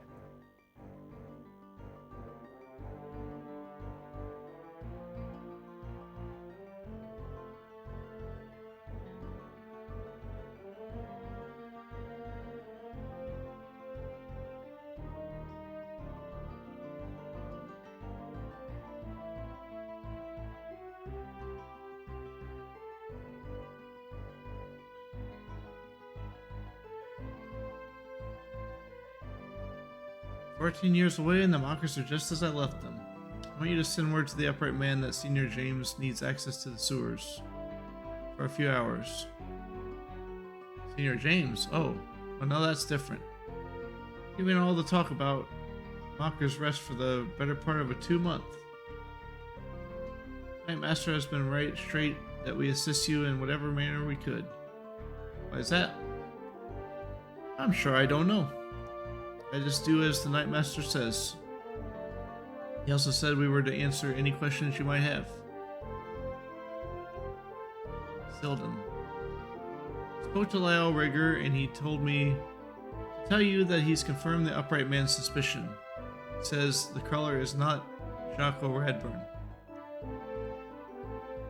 That at least is a relief.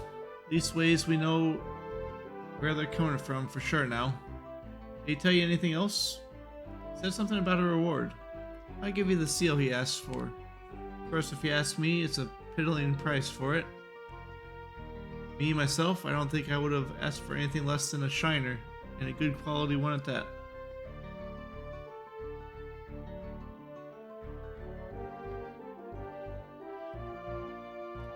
Yeah, I still have my copy of Final Fantasy Legend 2. Whenever I was a kid, got the box and manual and everything. It's probably the worst of the three, to be honest, though. Like, Legend 3 is very good. It's my favorite out of the three of them.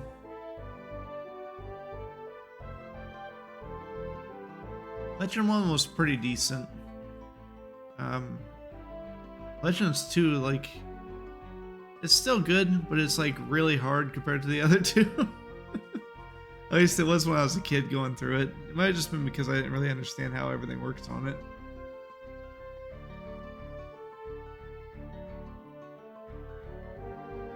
Have you taken anything off the men who were posing as mockers? They're not much for carrying treasure, but yeah, I found a few nice bits. Tumbled a corpse I found near the sea gate just this morning. If the price is right, I might be interested in buying the booty from you. That's so. The price is 100 gold. So they don't carry anything of any value. Seems it's of value to you, and I say it's worth 100 sovereigns if it's worth a pence. Oh.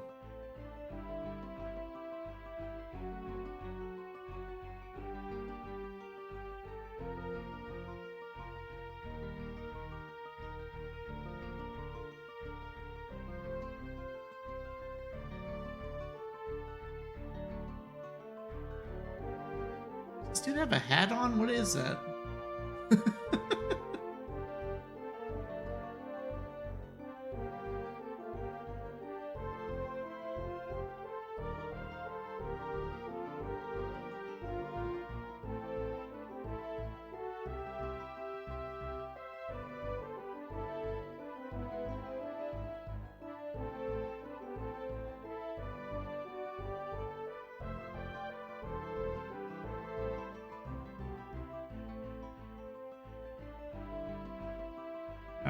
Graphics, like, unless they're like this where it hurts my eyes, I don't mind like most pixel art. This here is about as bad as you could get.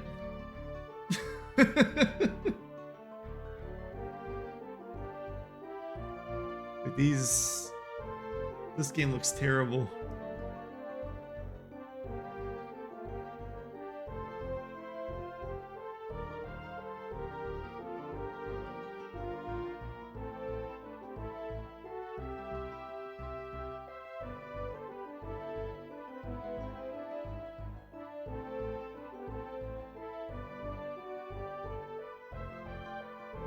Let's say yes and reload if it Is that bad?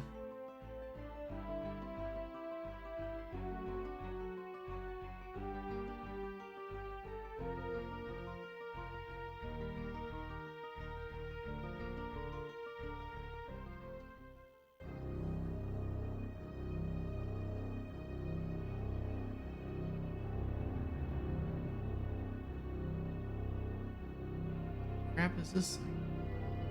Blazer's Guild Seal. And generally used by nobles or priests. It's a handle made of ivory from which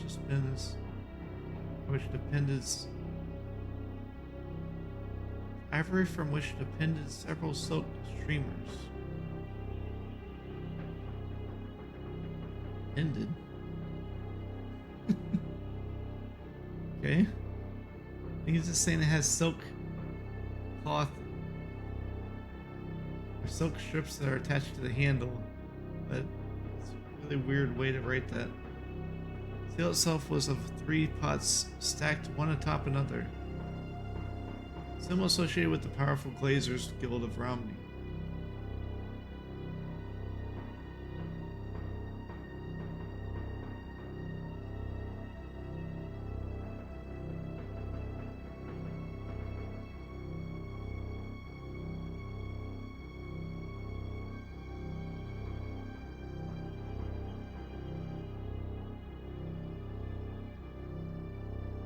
And for me, the I do like really good pixel art, but I don't care if the pixel art is simplistic, because, like, you know, the first games I played were on like Atari and stuff. you were literally like a little square. But the gameplay and like the story and stuff are far more important than how a game looks.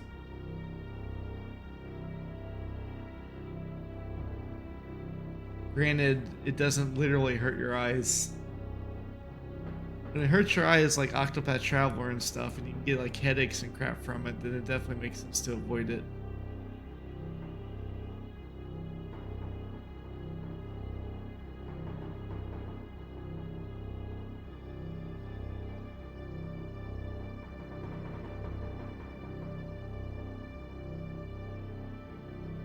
What did that dude give me? What did I pay 100 gold for? I don't see anything new in my inventory.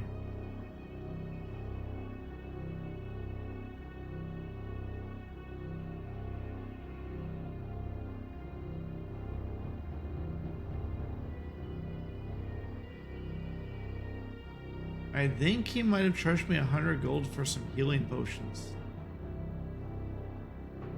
It's like extremely overpriced.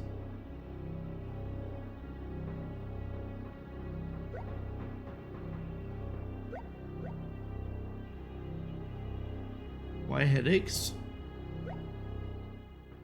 Because they put depth of field effects on 45% of the screen all the time on Octopath Traveler 1. Unless you mod it.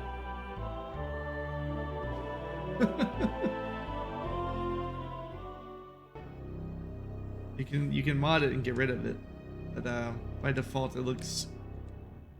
Oh, go there. Like I literally get headaches if I play it with the default settings.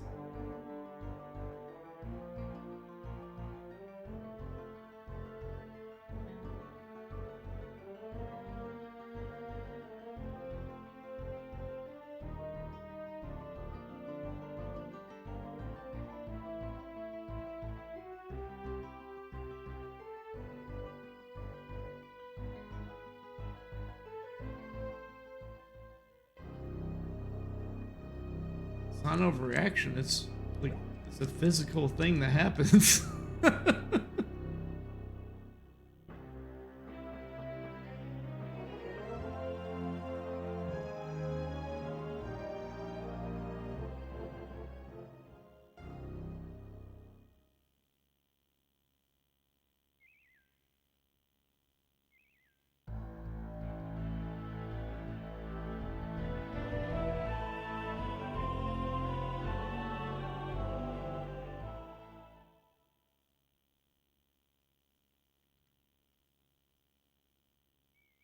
Also, the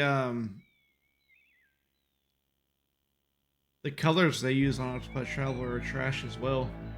Use the default stuff. Yeah, I'll show you real quick. So I made a whole like what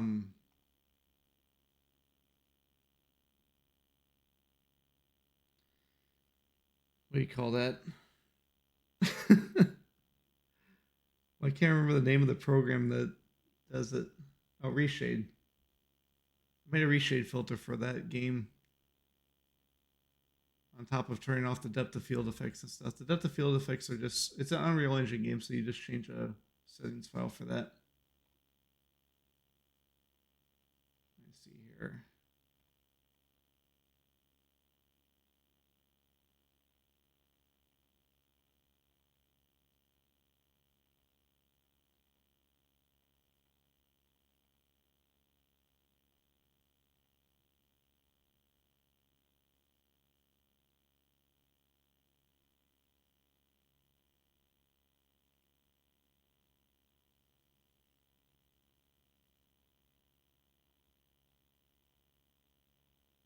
It's a different kind of blur. It's like the same blur that you have if you take glasses off and you can't see good. This is how depth of field looks. Whereas Betrayal Krondor is actually sharp.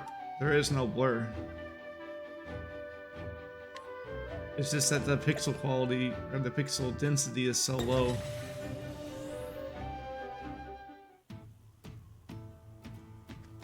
Okay. So this game here, this is it with all the mods on and stuff. This is how it looks if you don't have any mods. But I can't turn the blur back on without changing the configuration file. But if I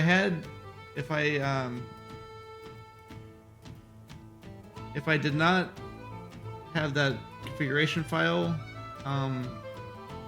changed, imagine having like a giant oval over the whole screen and the entire outside of that oval being blurred regardless of any depth.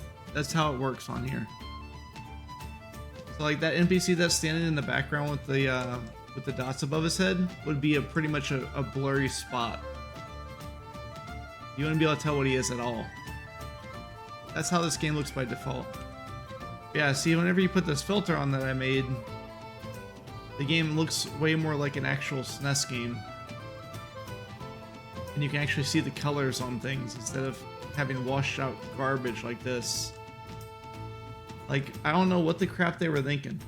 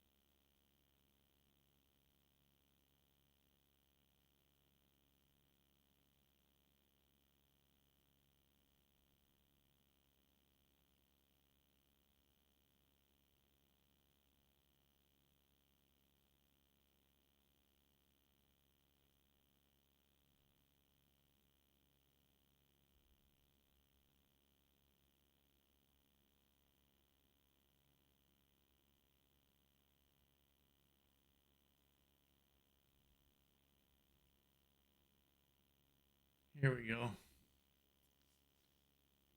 I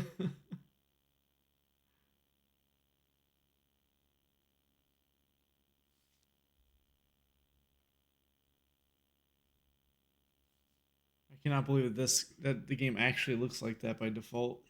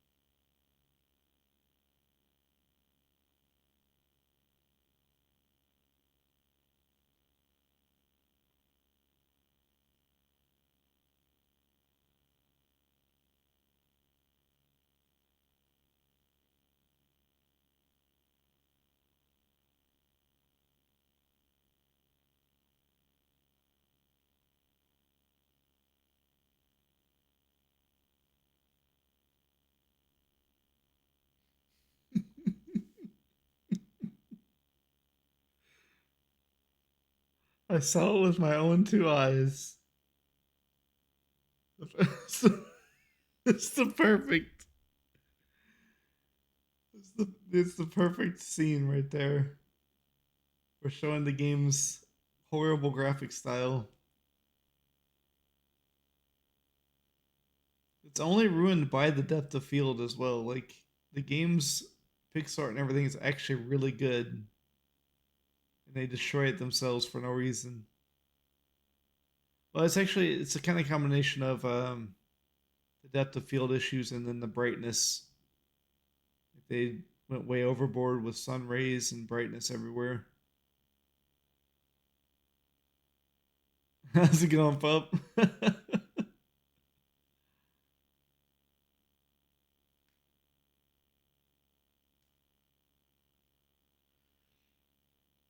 how's the uh how's the Scarmon playthrough going?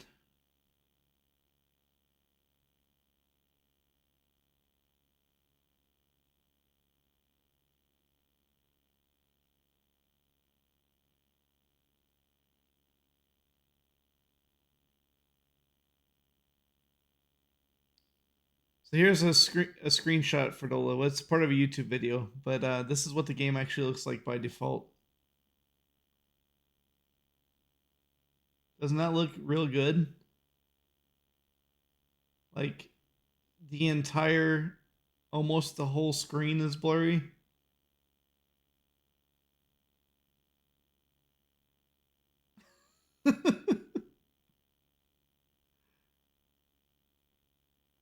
We got the perfect quote too. I saw it with my own two eyes.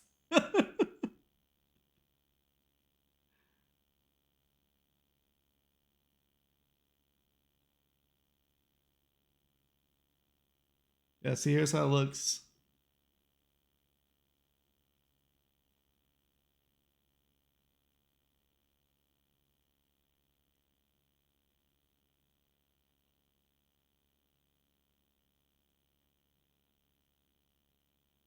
All right, on pup.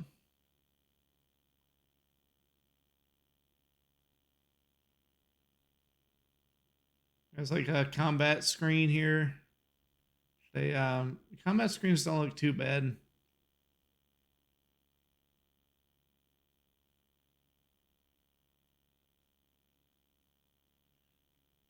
Aside from that, the brightness is way out of hand in certain areas. Like this is inside of a cave, so it's not super bright.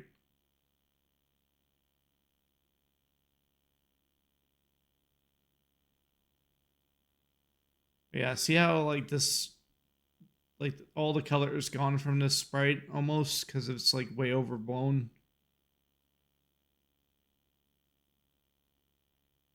I was just showing Ferdola how like the graphical style on Octopus Traveler by default is really bad, only because of this depth of field blur. You see here in the front of the screen as well how it's super blurry here. Like this plant, you can't even tell it. Like you can't see any of the details on it at all.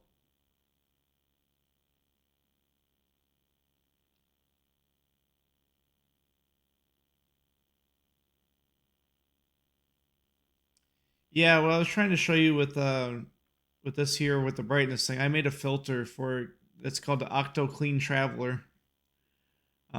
It's up on that one site that has all the mods on it and stuff. I don't remember the name of the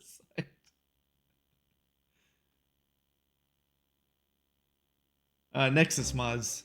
It's up on there.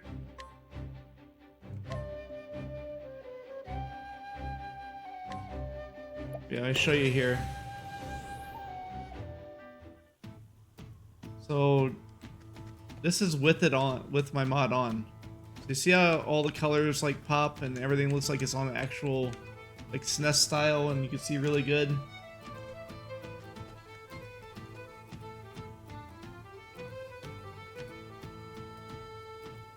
If I push this button and disable my filter, this is how the game looks by default.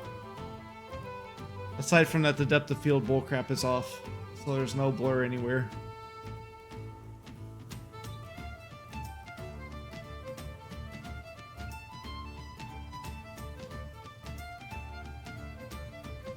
So it's like crazy bright by default. I don't know why they thought this was good. If you play Octopath Traveler 2, it looks more like this. Like they might have actually looked at the game whenever they were making it on Octopath Traveler 2.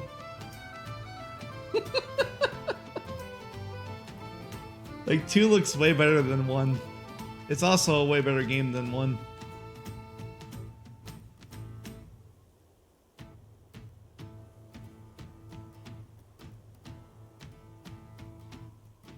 I actually haven't beaten this game. I beat Octopath Traveler 2 in like, you know, contiguous play, like, you know, days.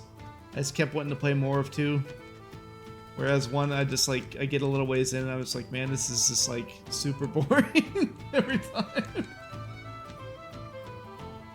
Just, I don't know. I think I like the characters and everything on 2 a lot more.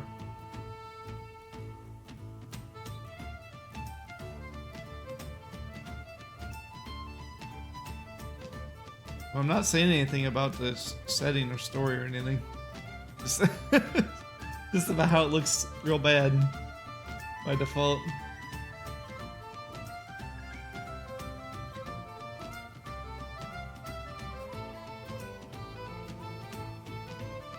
Yeah, if you just get reshade and then download that filter thing that I have up there, turn off the depth of field setting, which people will tell you how to do if you look around for it. It's just like changing a 1 to a 0 in a settings file. Then it'll look like this, and it looks real nice and it's pretty good as far as like, you know, not messing with your eyes and such.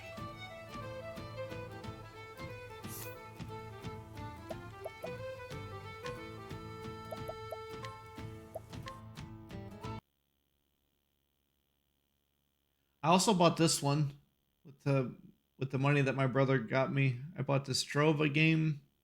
Just said it's kind of like a combination of Diablo and Gothic. This one's a German-made game.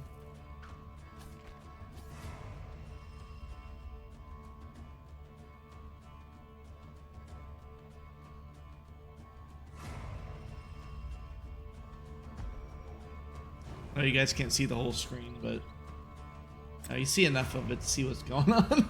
I don't want to switch my filters around to have to redo it when I turn Betrayal Krondor back on.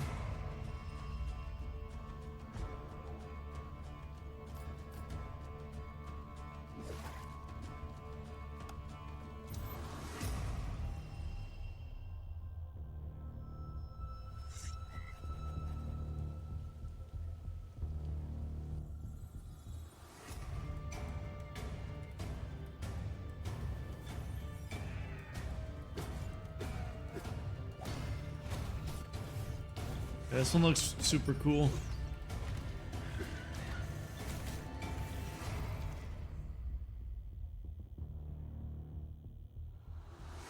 %96 thumbs up on Steam. That's pretty crazy. And they have 4,345 reviews.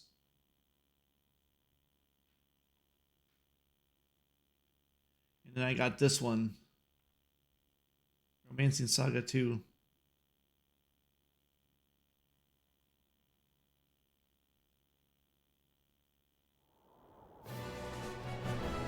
Let us tell you the tale of the Beren Empire and the generations of emperors that led it into prosperity. Discover the story of Romancing Saga 2, Revenge of the Seven.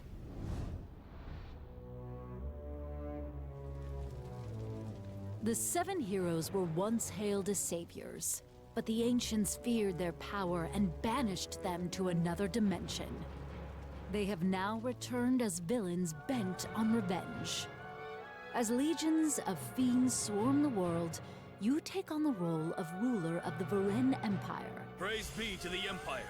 As the story progresses, if you abdicate, or if your emperor is defeated in battle, you'll select the new emperor from a variety of potential heirs. Thanks to the inheritance magic that passes the abilities from one emperor to another, you will grow stronger across successive generations to defend your legacy and defeat the seven heroes. We will have our vengeance. The Emperor cannot save the world on their own. To build your team is as simple as going into a tavern. While you're at it, don't forget to help yourself to a tasty beverage on the house. Recruit powerful allies from existing Imperial forces, freelance specialists, or alliances you've made.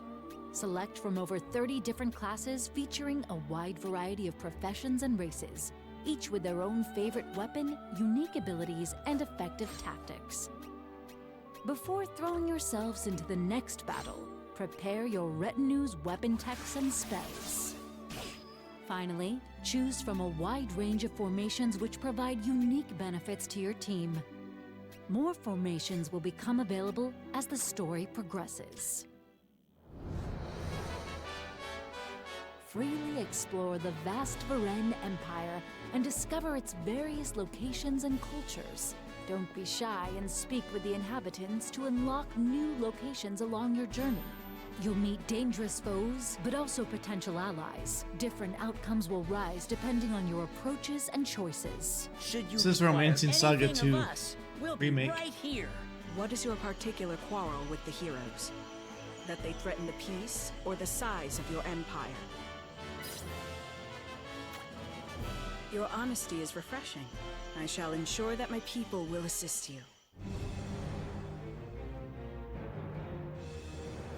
Developing the Empire in its capital Avalon over the successive generations is essential to create the most powerful battle retinue as possible. After finishing a key quest line, a new region will join your empire and contribute to its economy. which means more income to develop Avalon.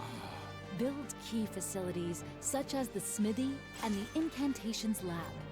So in this game, you have a bunch of different classes you can be.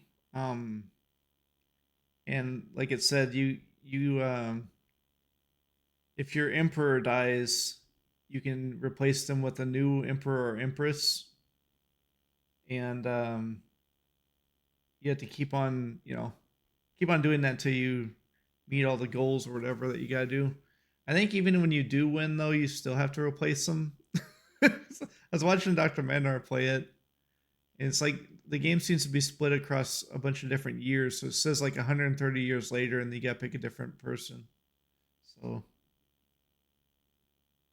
how's it going, Misty? Upgrade them through generations to get access to advanced equipment and spells. Face deadly fiends in timeline turn-based battles. Spend battle points to use weapon techs and spells. Be careful of the life points. If they reach 0, the retinue member will die and become permanently removed from the game. Try using different weapon types and spells to find out what is most effective on your foes.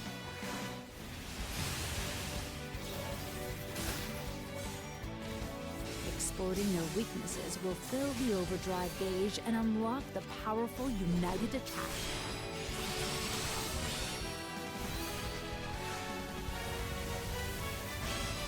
New techniques can occasionally be glimmered by using other weapon skills.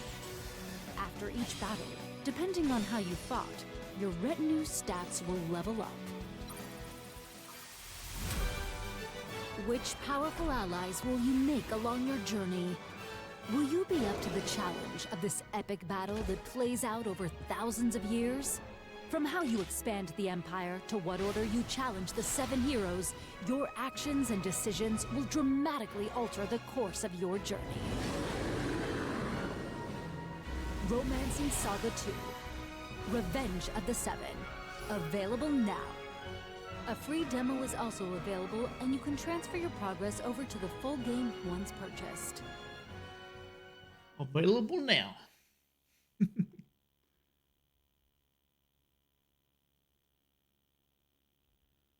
Alrighty, let's get the Betrayal Krondor back going, I suppose.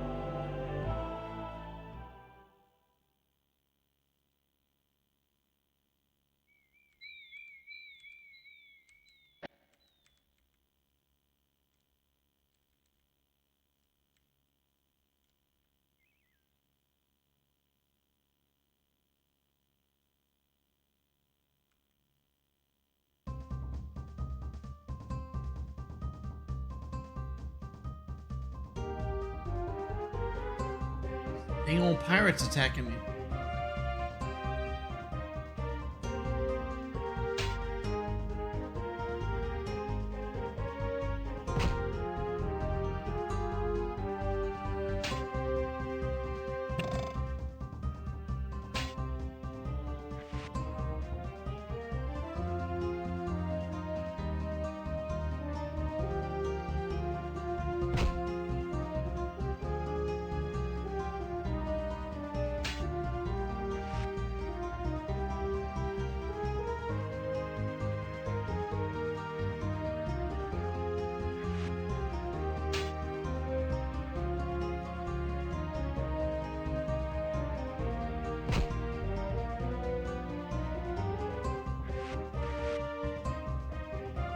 trying to run.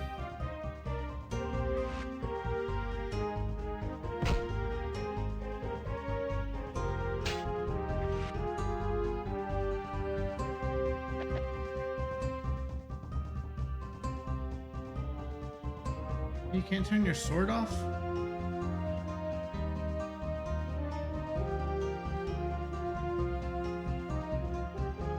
Try to turn my sword off so I can see if I can just hit him with my fist. Because I want to level up the melee ability. Whoops.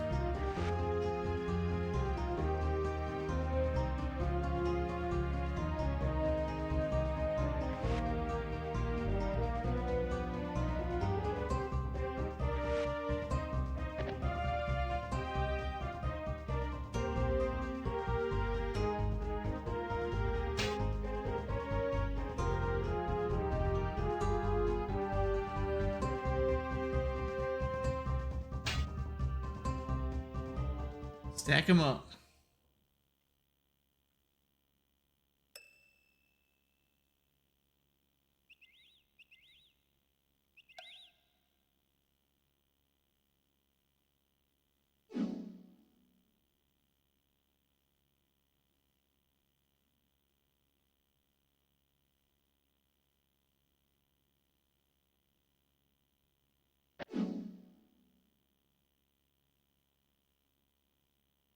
I wonder if I should grab this junky sword.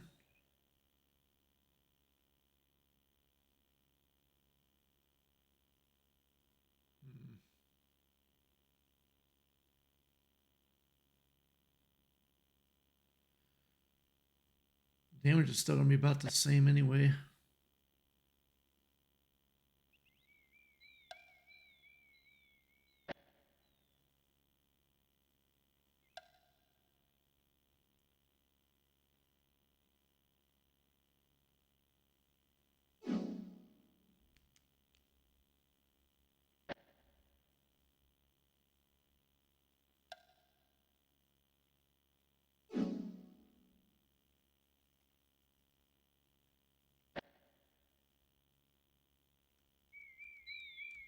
Am I even going the right way?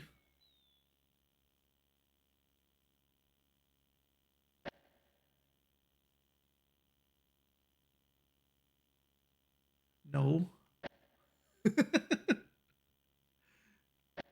Wait, does this go to Sethanon though?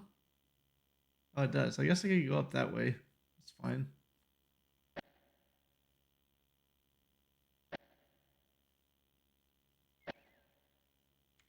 See what's in that town.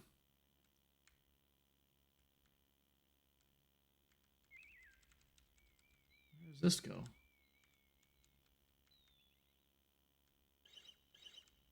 Ah, there's a treasure chest over here. Riddle box, so we get to have a riddle.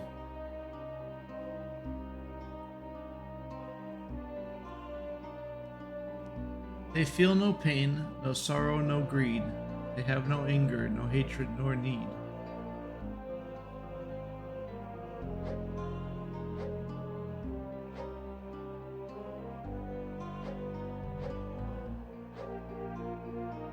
Dead. Got him.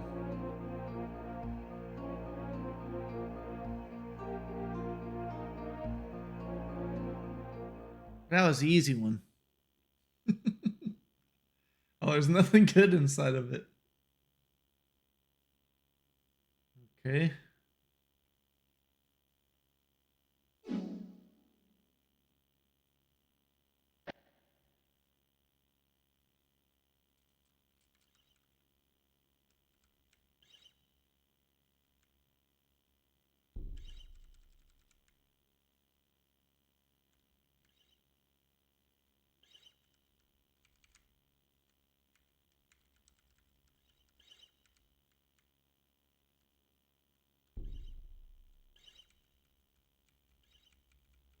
And Amber's dog is barking like crazy. Probably a critter wandering around out there.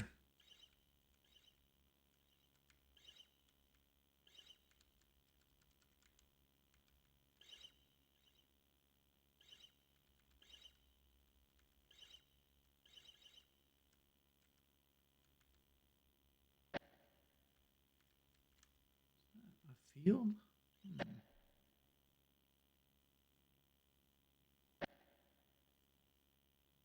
I wish this game had music when you're just walking around. Like I don't know why it doesn't.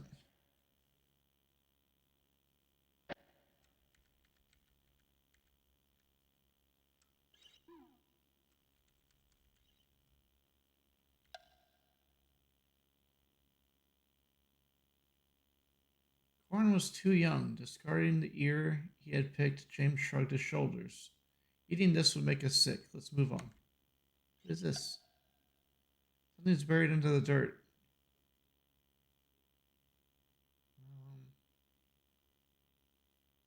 Oh.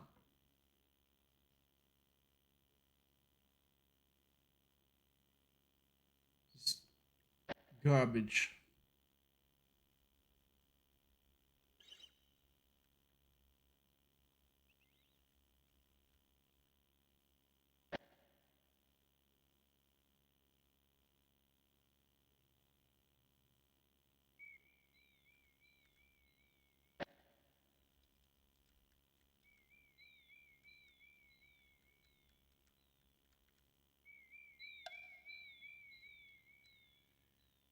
Tanners.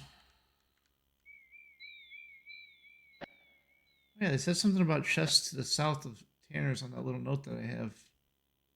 Was that the chest I just got? Maybe there's a different one.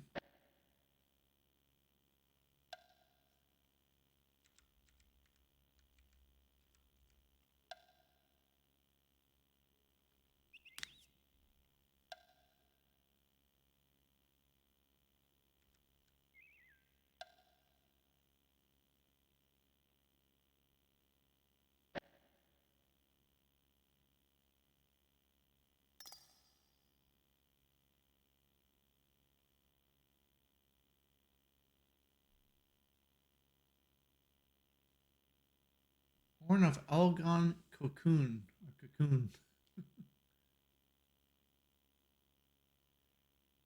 Let's see.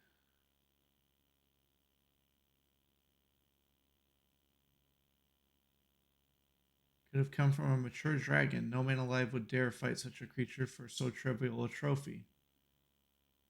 Puzzling too were the dog shapes carved on the horn.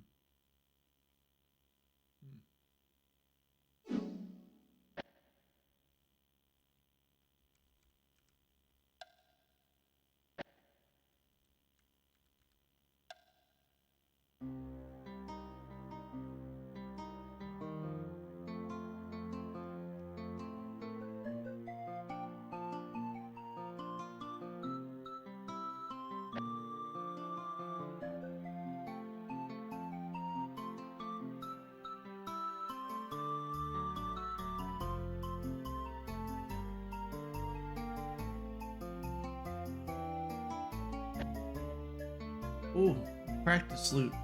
Oh, you can only use it 30 times though? Man. Am I gonna become an ultimate musician if I can only play my loop 30 times?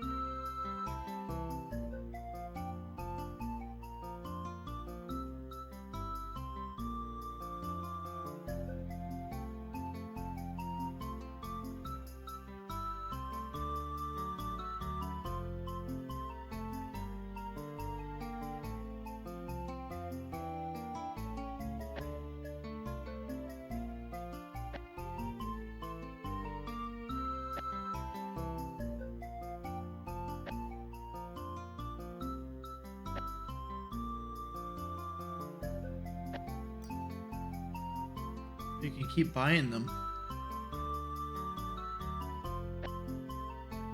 Okay.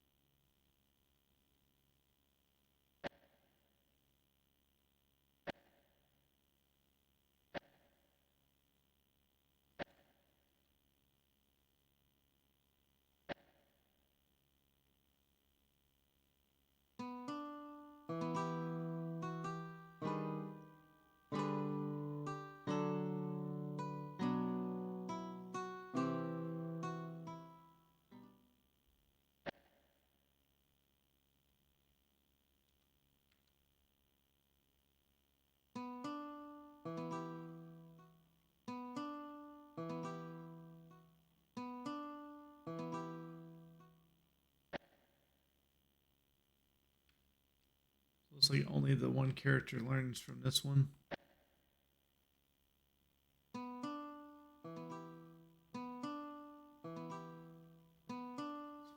So dumb.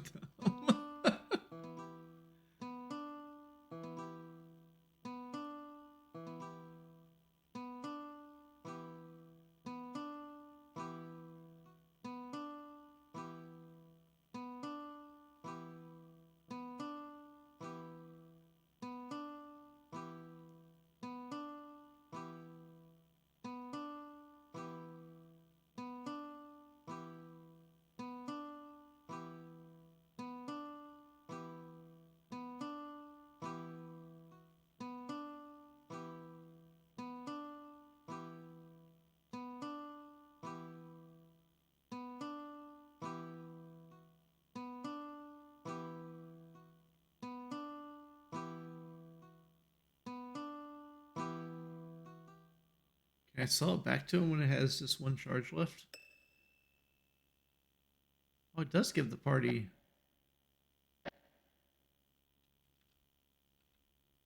No, it doesn't. It only give. I think it only gave the one guy. Why is this not checked? 30, 36, 77. He gained a lot of ability from just one of them. So that's pretty nice. It was expensive though.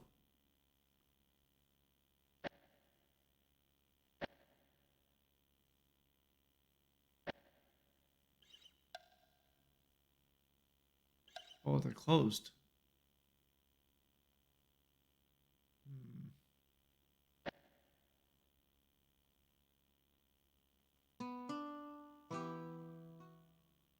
It disappears on the last use. Okay.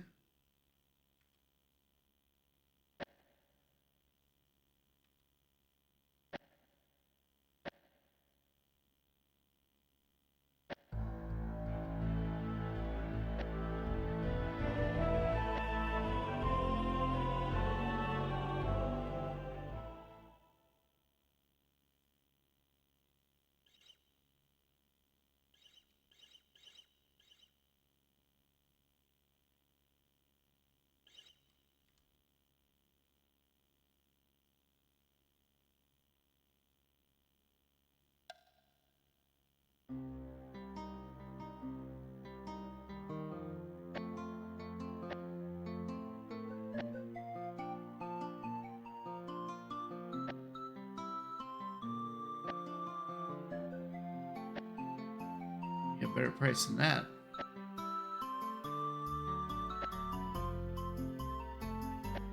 Come on now. Master Hagglers, how come the price isn't going down where it's supposed to?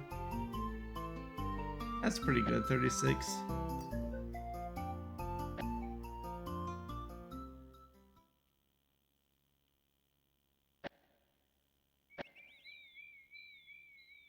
Alright, I was wanting to try to sell the old one. How much will he give me for it? Whoops. Alright,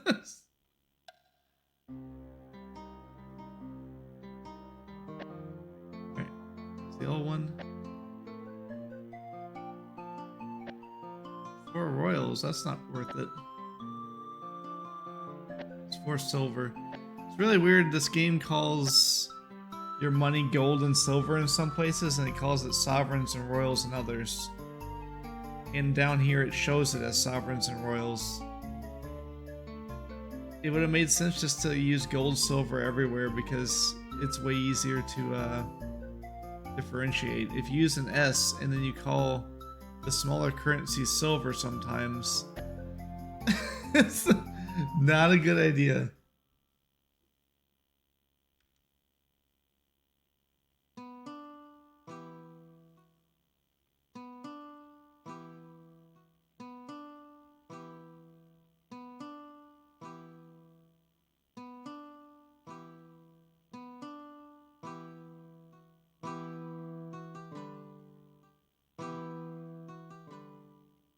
Let's play a new tune now.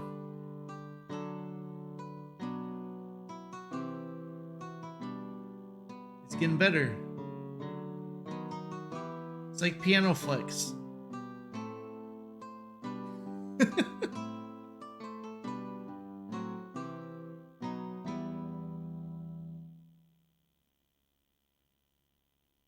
How's it going, Smitty? Yep, we're doing tedious grinding. That's all I know of Betrayal at Krondor so far. A game where you tediously grind over and over again. At least the way I've been playing. It's like, oh, I can take this up to 100 now? Might as well do it now.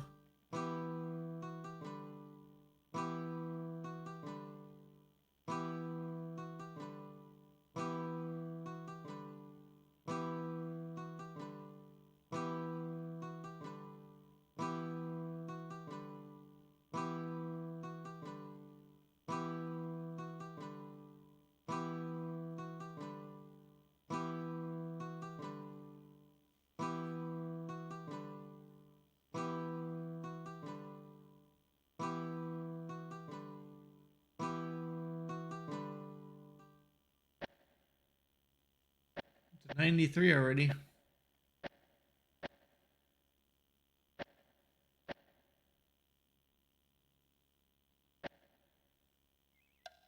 So we only need like one more to max it out.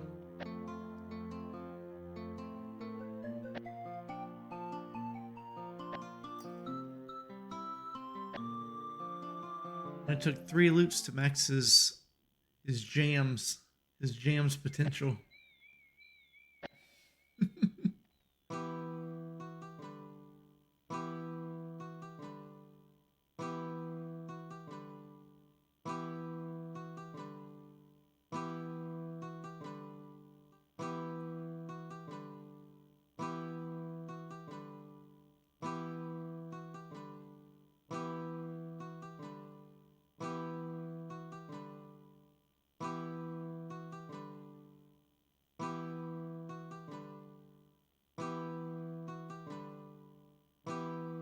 Should have made it so that it has a chance to not go down the higher music skill you have. So that you can use it a whole bunch of times when you're higher level. The character's smart enough not to like damage his strings like crazy.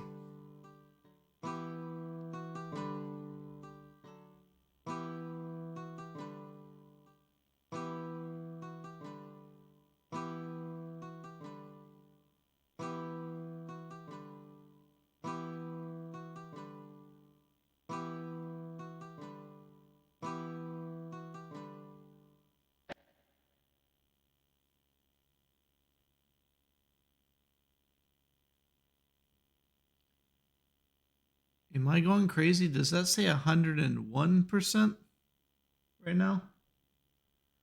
What? What?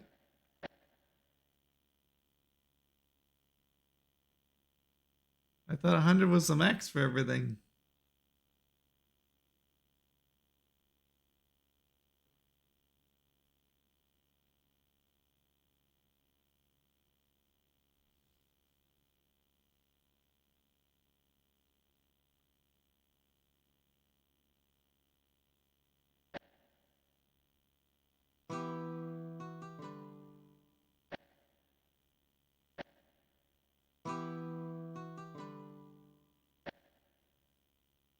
Oh, it went back down to 100 now. Okay.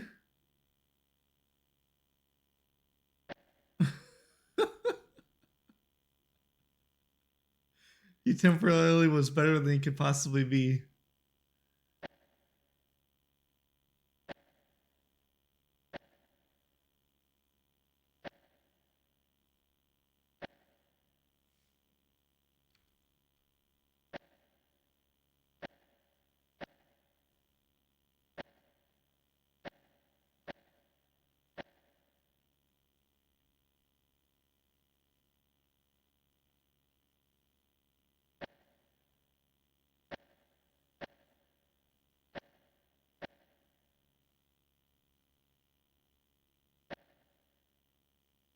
I don't understand the books. Like, I've seen it give points to one of the characters twice, but it doesn't seem to. Maybe it's just like a rare thing you can get to happen.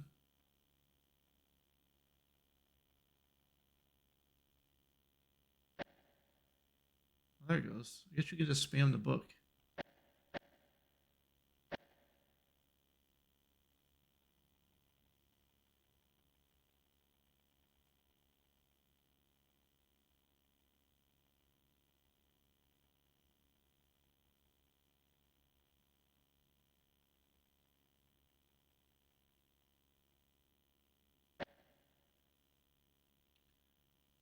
Or not.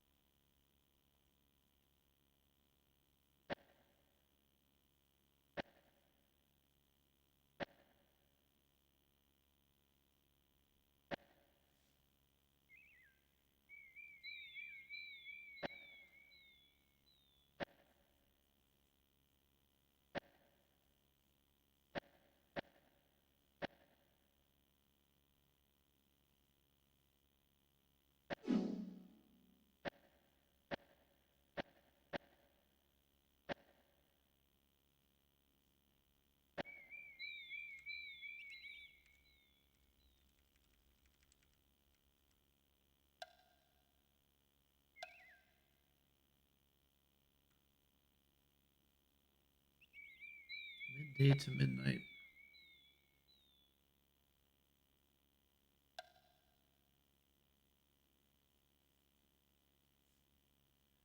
Detected a faint, familiar scent of lye, more pungent aromas they were meant to erase. It would be a foolish tavern keeper who neglected to have a cleaning boy close at hand where men drank to excess.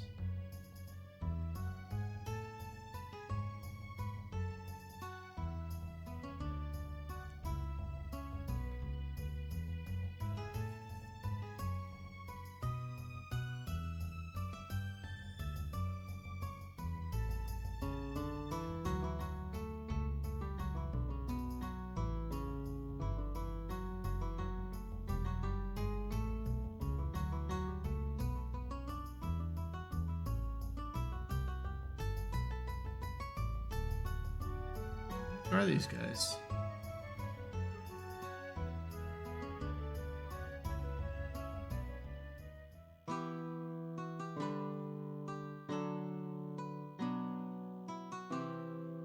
They begin to sing the refrain. This kingdom mine with my blood I've paid, to guard against all who oppose her. At last he had finished with the tune, he found his audience would say in stunned silence, their gazes all fixed on him.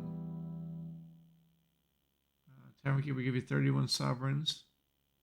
That was beautiful.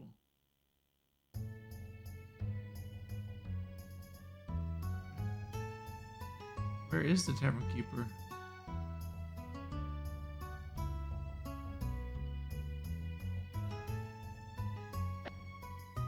This guy?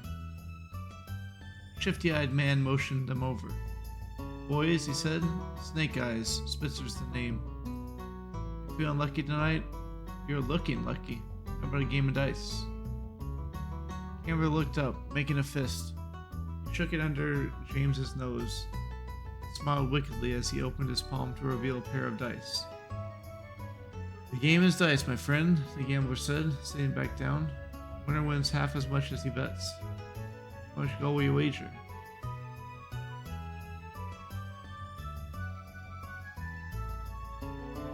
Winner wins half as much as he bets.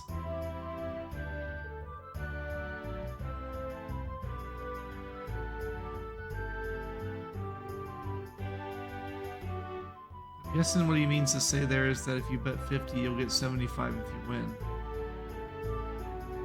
I don't trust this guy. Nope.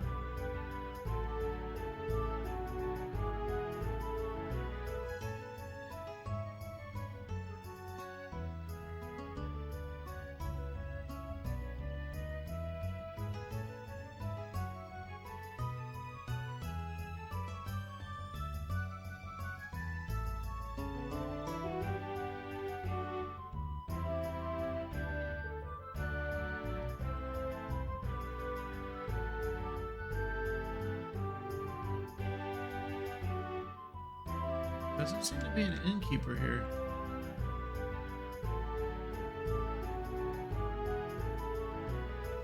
Wait, inn?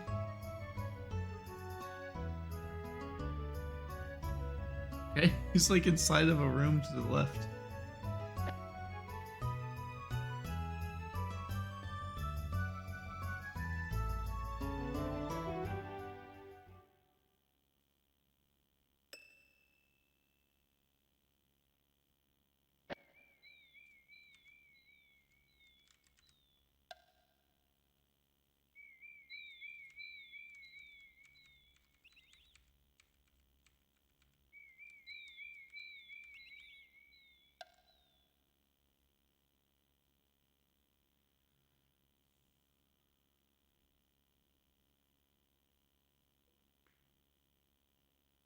Where this old woman appeared in a tattered shawl with different shoes on each foot.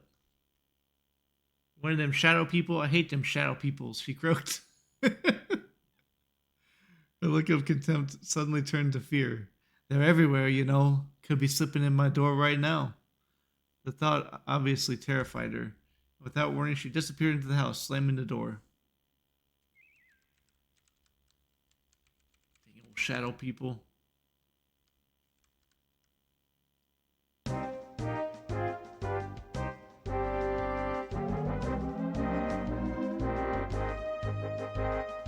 What crap is that thing?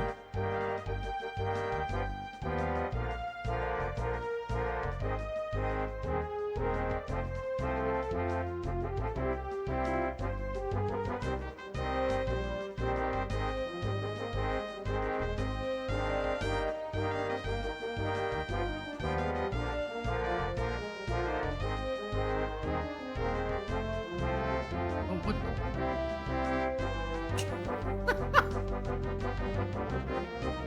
Ah, electricity.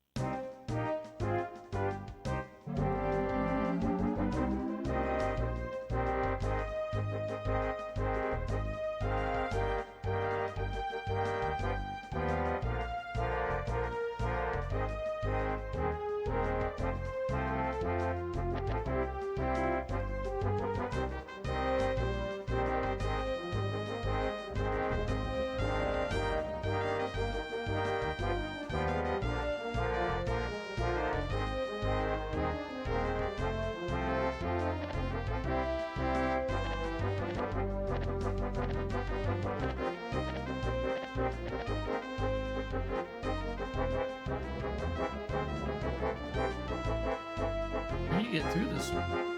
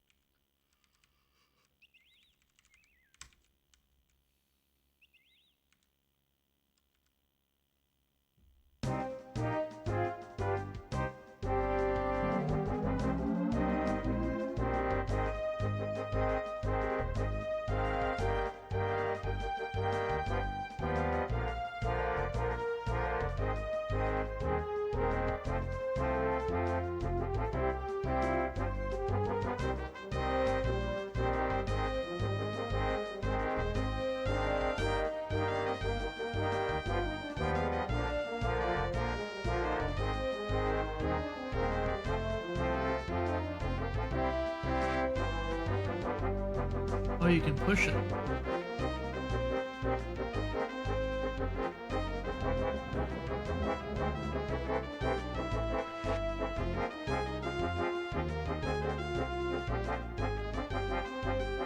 Oh no! Darn it.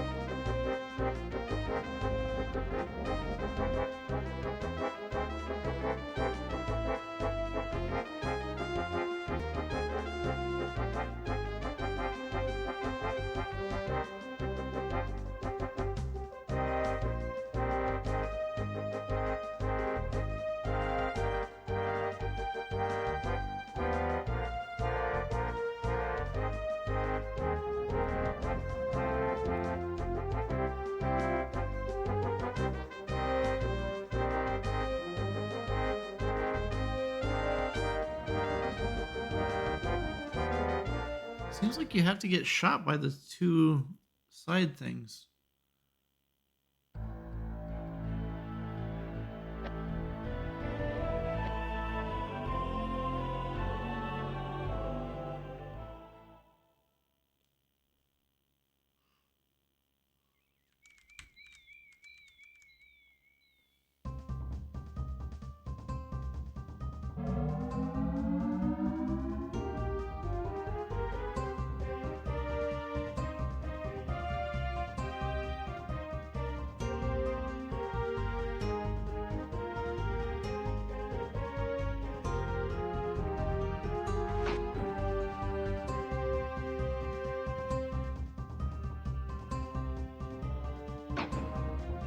It still shot me, but that thing should be in the way.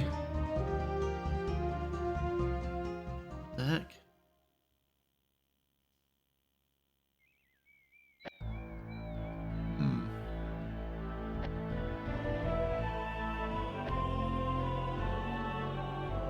Was there just like straight up no way to get through this one without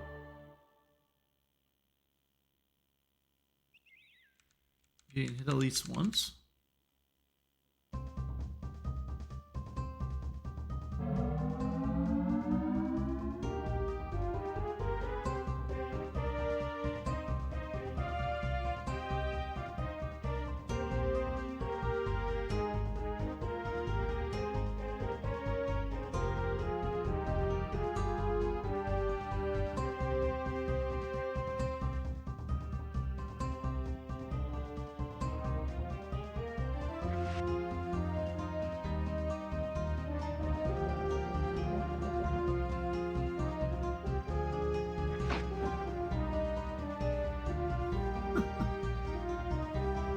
Still gonna get shot again anyway, I think.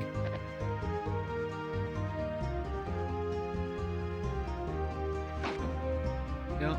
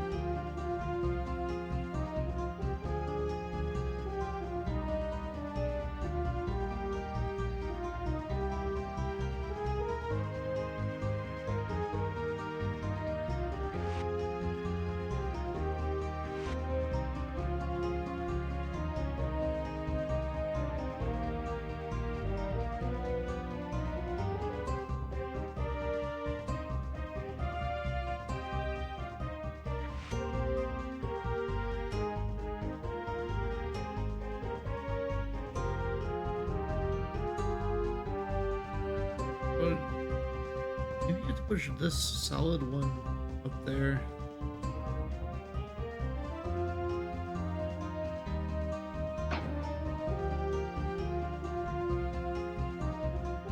Alternative is just to walk into one of the cannons, which only does hurt you for 30, but I wanted to see if there's a way to get through without getting hit at all.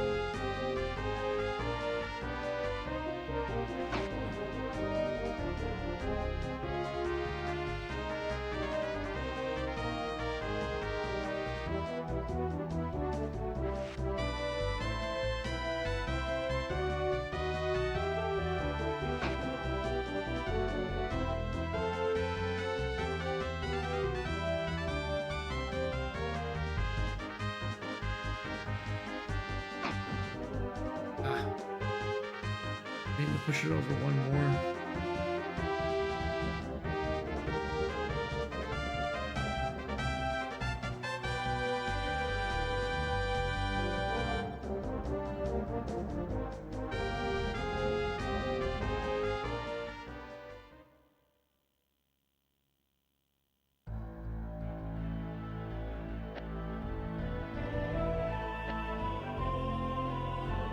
Yeah, I was trying to understand how these different things work in the trap here.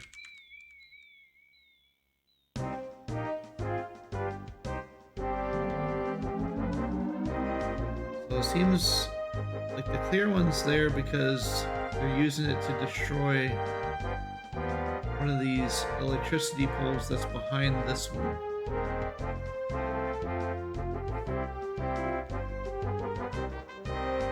When I go here and do this, it pulls up, it breaks this crystal, the one that's behind there.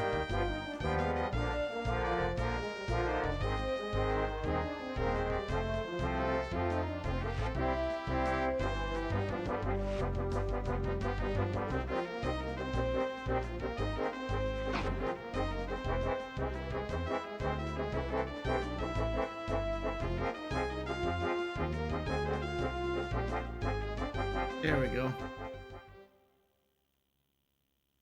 Gotta figure it out.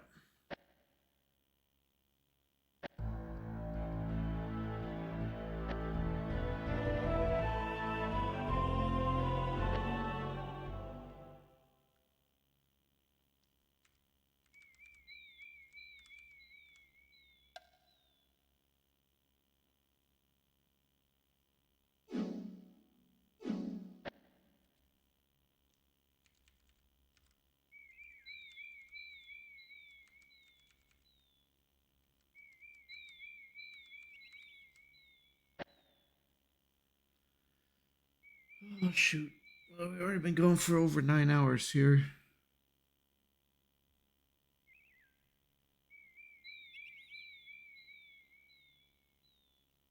I think I might try to get some sleep in. Try to attempt to fix the schedule a bit, because I woke up at like around midnight. Or not midnight, I guess it was earlier than that since I've been on for 9 hours. I think I woke up around like 8:30 p.m. Which is not great.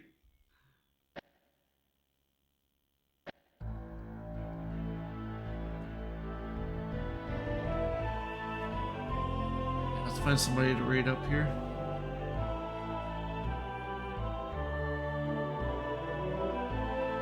I attempt to sleep for like 2 or 3 hours and probably get back on.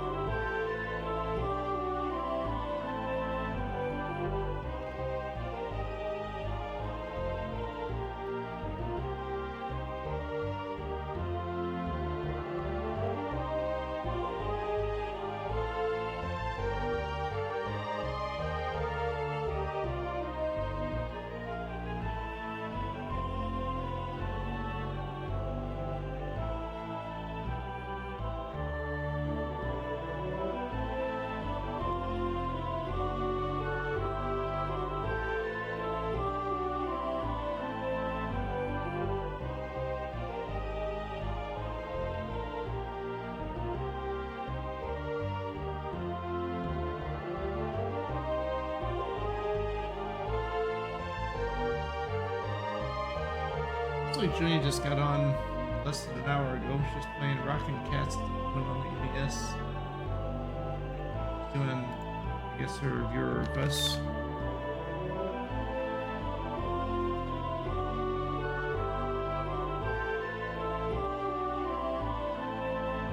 Alrighty.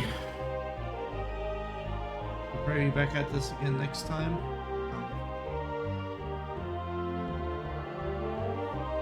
I need to like focus the story and stop farming useless abilities on this game so I can get through it.